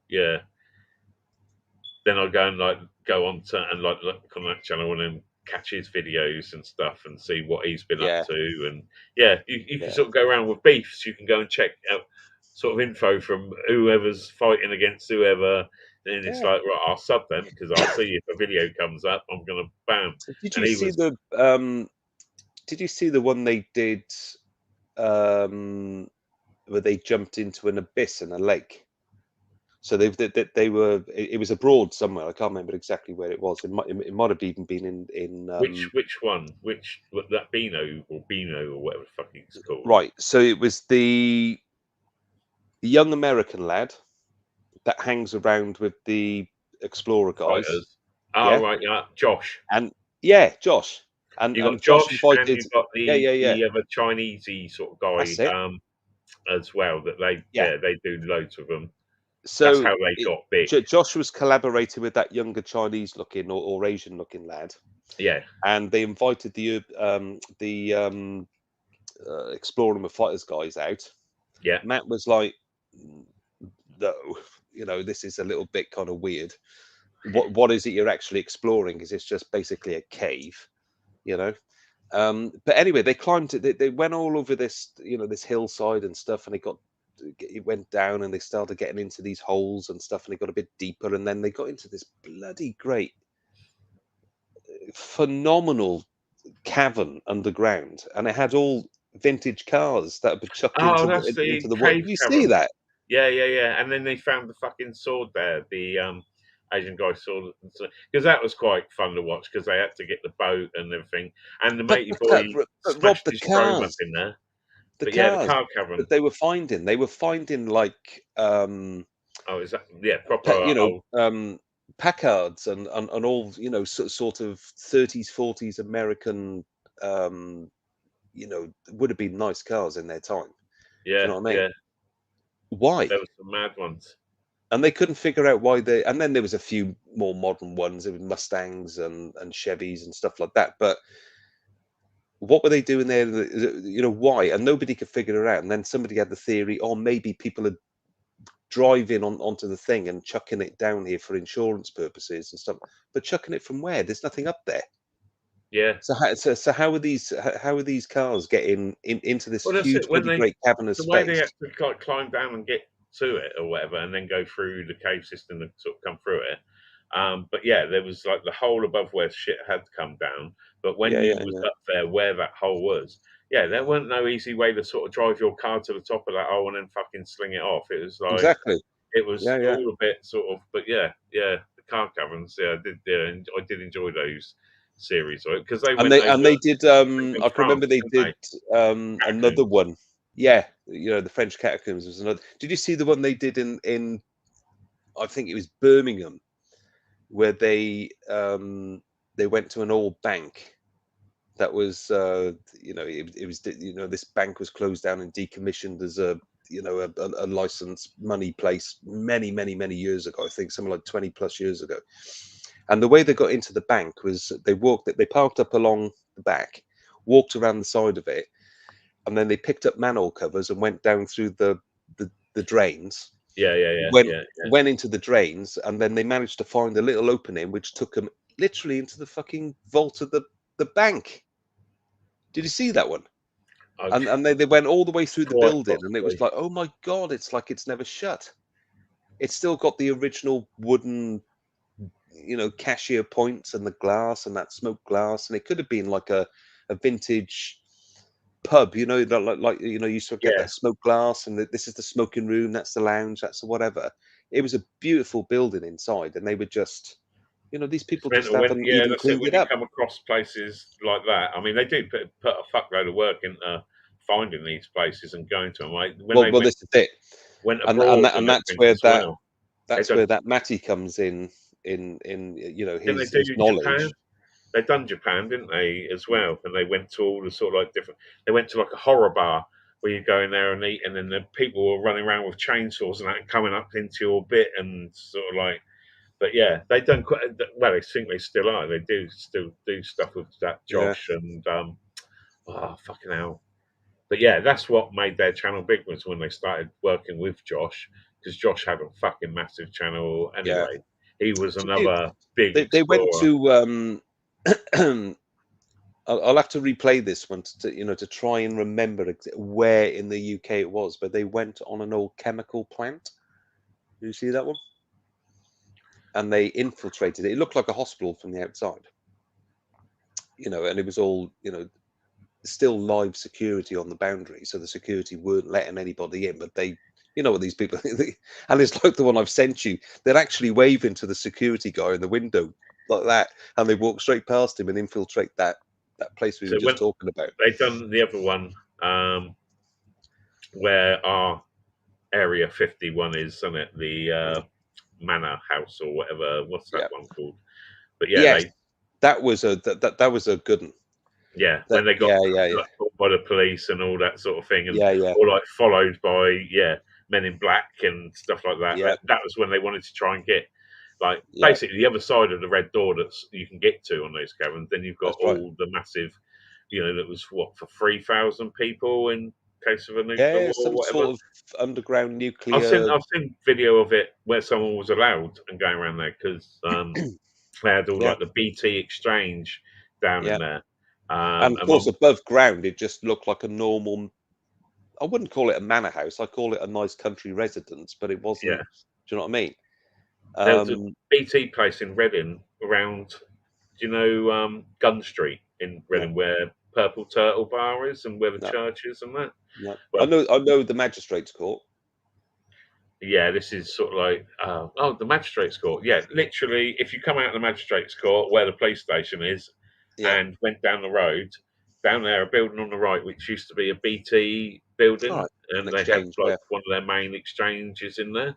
Yeah. Down underneath there was nuclear like fucking Believe thingy it. that was all. Believe it. But I think it was turned into a games room in that forum. But yeah, my mate worked there, and he was like, "Oh, we've got a underground bunker system that's sort of been blocked off, and this And main see, part of it." do you know what? This is something else I'd love to do, and I mentioned it to you know, Rosanne a couple of times. I'd love to go out doing urbex myself, but it's kind of having the insight and the knowledge to say what's safe Yeah, to kind of go and technically infiltrate and have a look around in.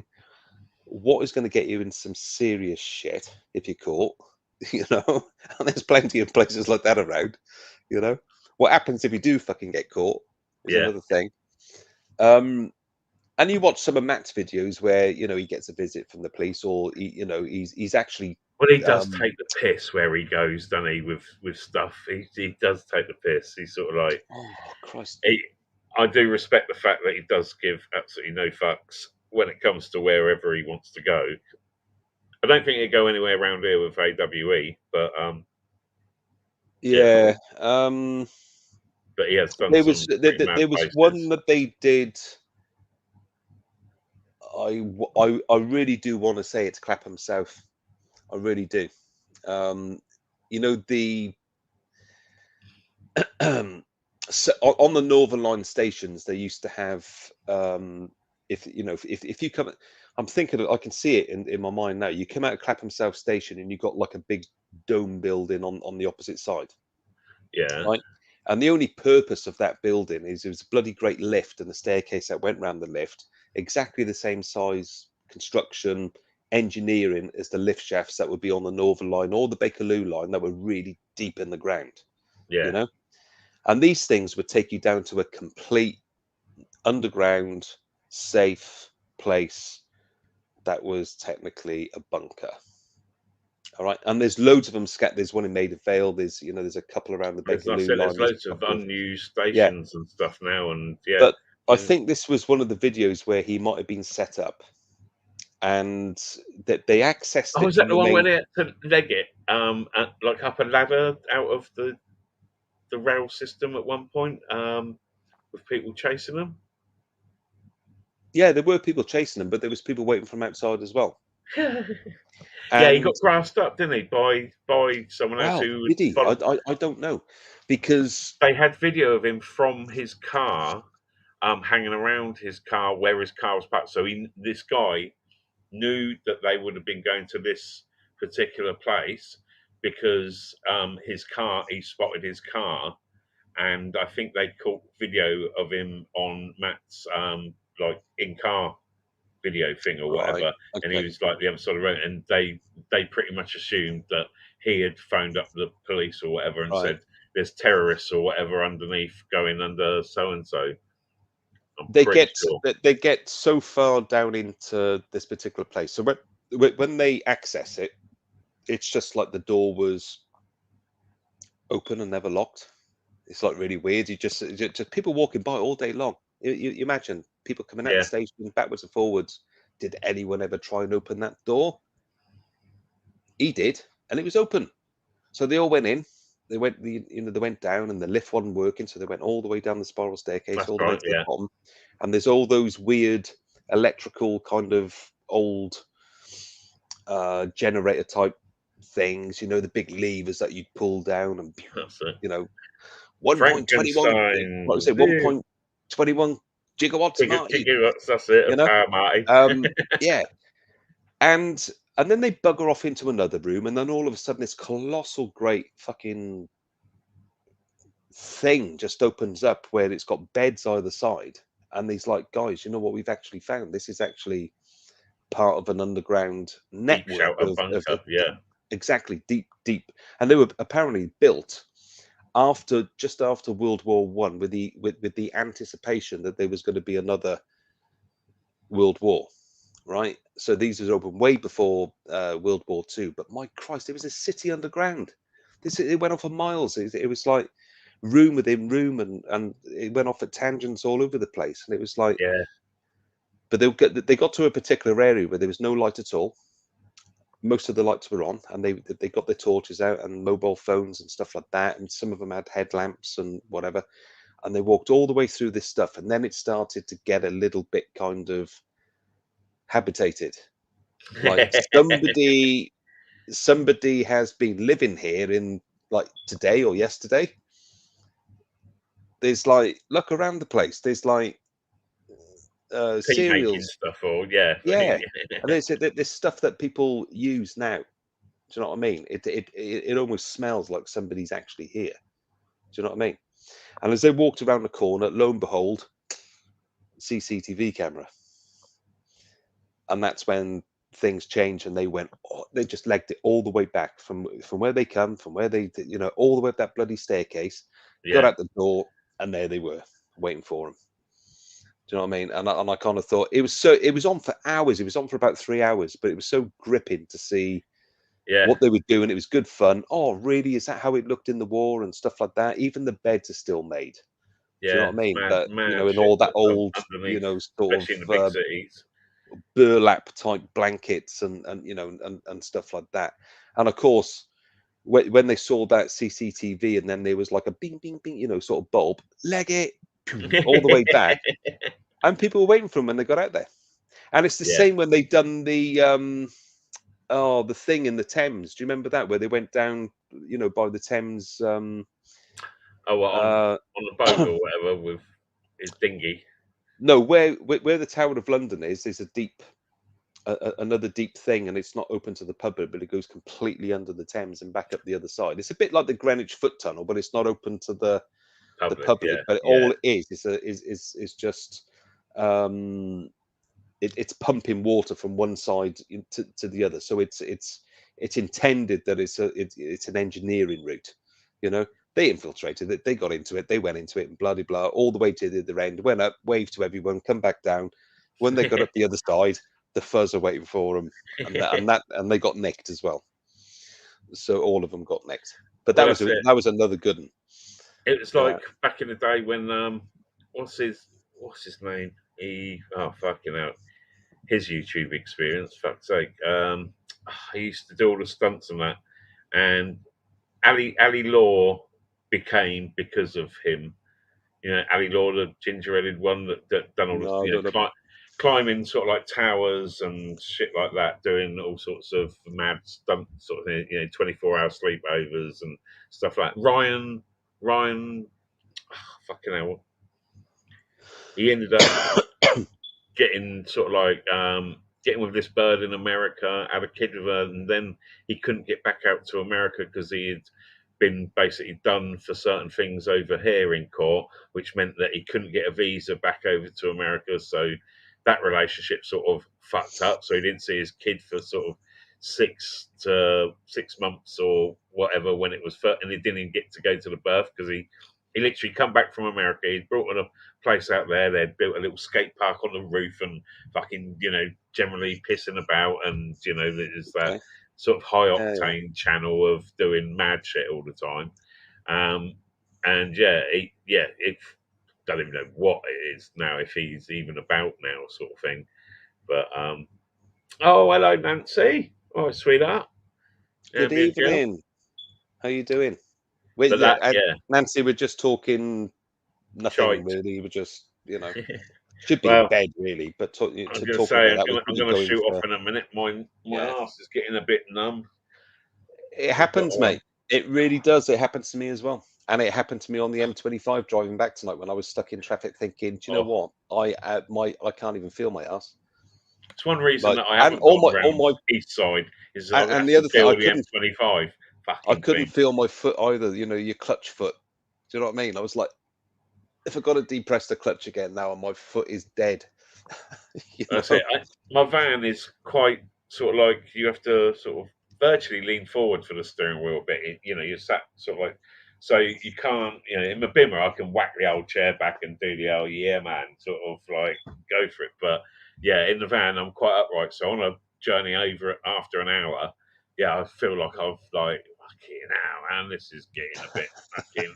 I need to lean this way or lean that way or something. Not the most comfortable. I know. We could talk about this crap for hours, Rob. I mean, there's so much wacky stuff out there, and it's some of that urbex stuff though. I mean, I've watched hundreds of hours of it.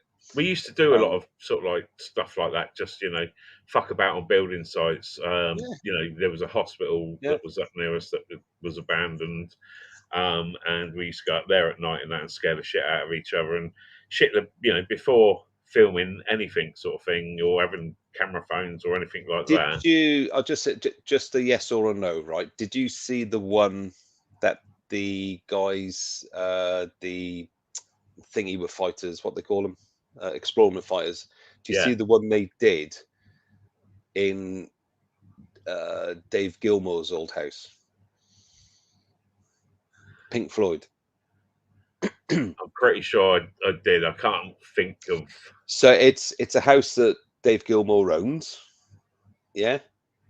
Beautiful country mansion. I mean, don't get it's got indoor swimming pool, outdoor swimming pool, the land around it is just absolutely phenomenal and blah, blah, blah. But he grew to dislike it and just walked out of it and just left it. And has got plans to do something with it, but he's just like, I've got other places to be at the moment. But they caught wind of it, got in there, and there's telltale signs of him as a Pink Floyd band member all over the place. There's pictures and photos and some of the places that are abandoned things. It's definitely his place. Stately homes and stuff that have just been sort of left and they haven't sold because they want millions and millions for it because they got good land or whatever. But you can't fucking build on it. You've got grade 2, 3 listed buildings and stuff like that. But there's a fuckloads around your way and obviously my way, Berkshire, Hampshire, West Berkshire, whatever. Yeah, it's all got some seriously nice stuff tucked around that you don't necessarily know because it's just sort of like a gateway. I went to see a TR No, it wasn't a TR7. It was a Spitfire that I was going to basically. Girlfriend back in the late 80s wanted a Spitfire. Someone had one for sale. We went and looked at it, and it was basically just a wooden gate, like a farm gate sort of thing, and then into this driveway that sort of went round, and then you went through this massive greenhouses that had all this shit growing in. Got past the greenhouses, it bent around a bit, and you started getting onto these lovely conifer trees that had all been shaped and stuff. Get Yeah, round a yeah. bit more, then there's fucking great big Greek statues and shit going along, and you sort of like you carry on. Then you come across this massive stone, like flintstone farmhouse, and then it had a courtyard around the back which had the where the car was and everything. It was just like fucking hell, you wouldn't even notice, but it was right near Maple Durham. When you drive through Caversham to Maple Durham, where Maple Durham House is, it was like the other side of the road, and it's down this track road you wouldn't even want to fucking drive down. And then at the end of there, and then this gateway, but it's hidden from anything. But fuck me, when you got there, it was sort of like all fields and land around. Lovely. MGBGT. Impressed. Nancy, impressed. 66 MGB GT. Well, she is 67 MGB.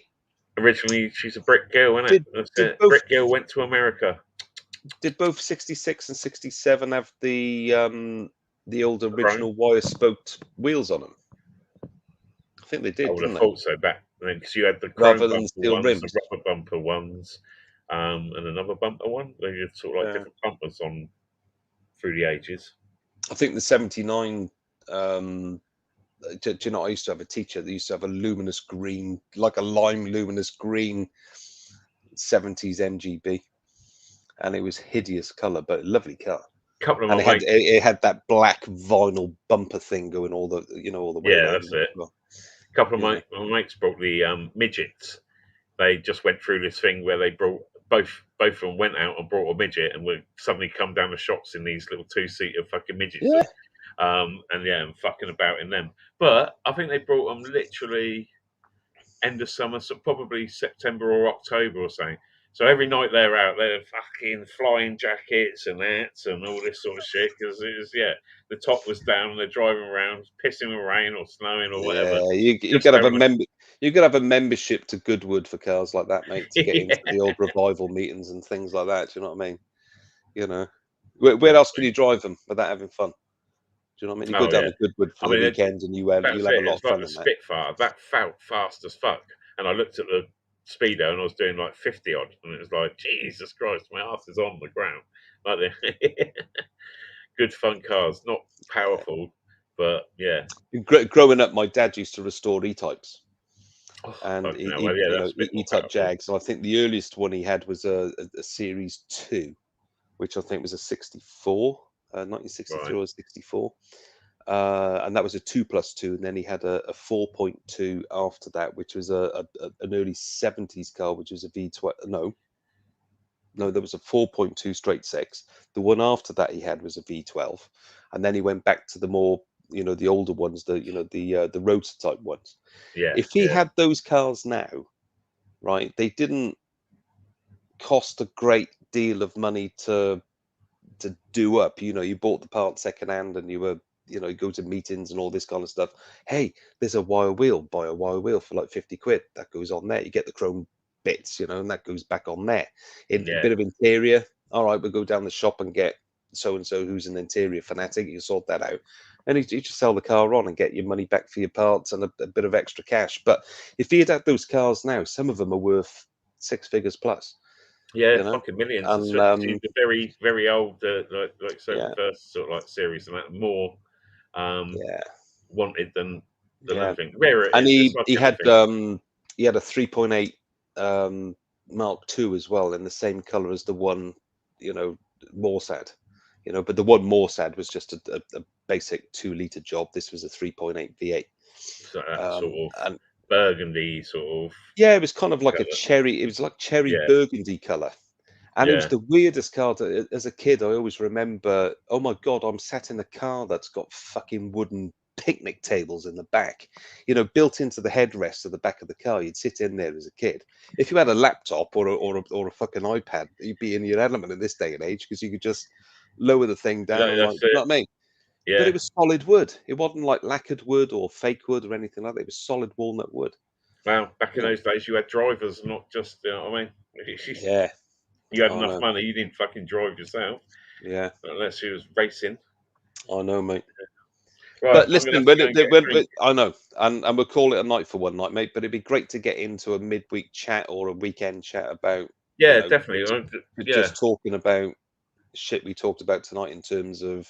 Well, I'll definitely let you know when I sort something out with Dave, because we could get a few of us that are actually into it a bit, given our theories and stuff. But I'm sure you'll find what he, you know what I mean, what he's going to say as interesting as I will. Yeah, and being... after this stuff really doesn't have any truth or that's it. anything But like that. that's It's it. just Different it's theories, kind of. different books, different people. I mean, see there's it as a been healthy massive. debate.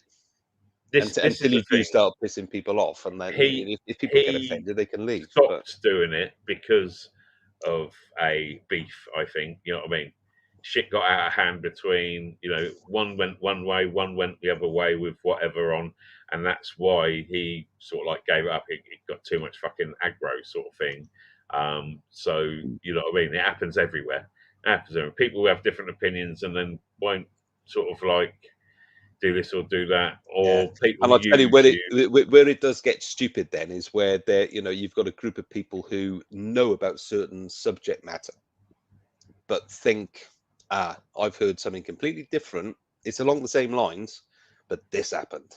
And you think, no, look, it's been well documented that was just a pile of bollocks. And it was like, no, I'm in the know and I know somebody who knows what they're going on about. And you're like, look, do you know what I mean? And that's when it all does get a little bit sketchy and a little bit weird and whatever. I just want to have kind of like a discussion and a healthy debate about fact, fiction, or other. Do you know what I mean? This was an event that was supposed to have happened, whether it be UFO, alien, or Well, I've seen streams like that with people, and they bring up videos that are out there, and it's like, I think it's TV ones like it as well, and it's like, well, are we going to debunk this one, or there's ones where they go along and they try to recreate something that was like a ghostly thing going across the floor, and they're sort of, let's see if we can recreate that. We've got the camera they used, we got the sort of like and they do it all, and it's like and try different techniques. And I've actually watched one of those in the last couple of years, actually, where it was a little bit, oh my word, what is it I'm actually listening to? And they were trying to debunk is an interesting word, because what they were trying to do is completely strip down a very famous situation about spontaneous human combustion. Oh, right. And it was a woman who was apparently sat in in an armchair, watching TV or something in the 50s. And the next thing, when the family come in, there's just like the only thing that's left of this woman is like a burn in the sofa, and the top of her thighs, and then her legs and her shoes. Nothing else. Yeah. And I'm like, what the fuck am I watching? What is it I've just stumbled across? What is it I don't know about? Whoa. This person just blew up in their own living room watching some shit on TV one night. The human combustion thing, I think I didn't know if it got completely, whether it was sort of debunked or true or not, but in that particular situation of everything's got to be just right, but you can literally burn a body that it burns like a candle, and so your legs and arms and that will literally just burn away completely because of the fat and the heat of the fat or something. So it literally turn you to dust as such, and so things like that. And it's just like, but it's got to be perfect. It was one of the weirdest things I've ever seen. Right, I've heard about the phenomena, a long time ago. I remember the old Arthur C. Clarke. The Strange World of Arthur C. Clarke, or the Mysterious World of Arthur C. Clarke. Mental and program. I can remember it being on there, but nothing to this extreme where they actually had, imagery and footage and all that. It looks fucking grim, doesn't it? And there was even a big hole in the floor where the heat had got so much, like the floor underneath the sofa had gone. Yeah. You know, I'm like mad. Just sort of But- like, whoa. Night, Nancy. We're going to be off shortly as well. But where it got really stupid is all these people who thought they were, hey, I'm a chemist and I'm a biologist, and hey, I'm a microphysicist. You know, whatever you. I don't give a fuck who you are, but they were coming out with the most bizarre bollocks about, you know, oh, the body built up this particular gas, and then, you know. Yeah, well, this is it. Electricity There's in so the many body which theories, triggered it you and know. stuff like that. And I'm like, whoa! So if that's if that's true, it could happen to somebody you sat next to on a bus or a tube. Yeah, You know, not it could happen when you once sat in in a a blue fucking moon taxi sort of next to thing. an Uber driver and he suddenly combusts and then you're fucked because you're in the back of the car. You'd hear, if it happened a lot, you'd hear about it a lot more. You would. And you would have a It sort was of like, just a really freaky thing to watch. you'd have an And injection to stop yourself blowing up or something. It's sort of like, yeah, I don't want to just like suddenly be sat Yeah. there watching TV and go poof. or you'd fuck. stop being a vegetarian. Yeah. Yeah. Rob, it's been great chatting to you, mate. I'm going to disappear and have a you know, Oh, Judy yes. Brothers before I shoot off the bed and that and bloody blah. But yeah, we'll hook up again soon, mate. It's And, been emotional, mate. Good one. And we'll talk more bollocks. More chats and more bollock chats. Hey, it's a great name for a channel, Talking Bollocks. There you go. Talking bollocks, yet again. Yeah. Spelt with an X, not a CKS. That's it. All right. So let's just blow you up and you can say your goodbyes, mate, and we'll call it a night. Nice one, everyone. See you this Saturday, hopefully, and yeah, enjoy. And they're out there. They're out there indeed, but what is out there is another story. Listen, Rob, thanks for being with us. Thanks to Rosanne for co-hosting tonight. Thanks again to Bill and Julie from Somerset Searchers. If you're later tuning in, please go back to the beginning. They showed some great finds, talked about their metal detecting experience, actually showed some amazing pictures of some astronomy stuff that they did, and that was just amazing to look at. So please go back, give everyone a thumbs up. Don't forget, Saturday coming up, Rob's got an auction going on. If you don't know much about the auction, it's for the Rodney Cook Memorial. Yeah, and I will be Rob putting a link up tomorrow, probably. Rob's going to put a link up tomorrow, he says. Yeah. Yeah. Someone's going to teach me. Yeah. I'm sure it'll get done, mate. But yeah, don't forget that, guys. Tune in on Saturday night. There's some great things up for grabs for some auction money for a great cause. All right, Rob, it's been great talking to you, brother. Mate. We'll talk to you soon. All right. Take care. And for everyone else in chat, good night. It's been a joy to be with you, and we'll catch you all again very soon. Take care.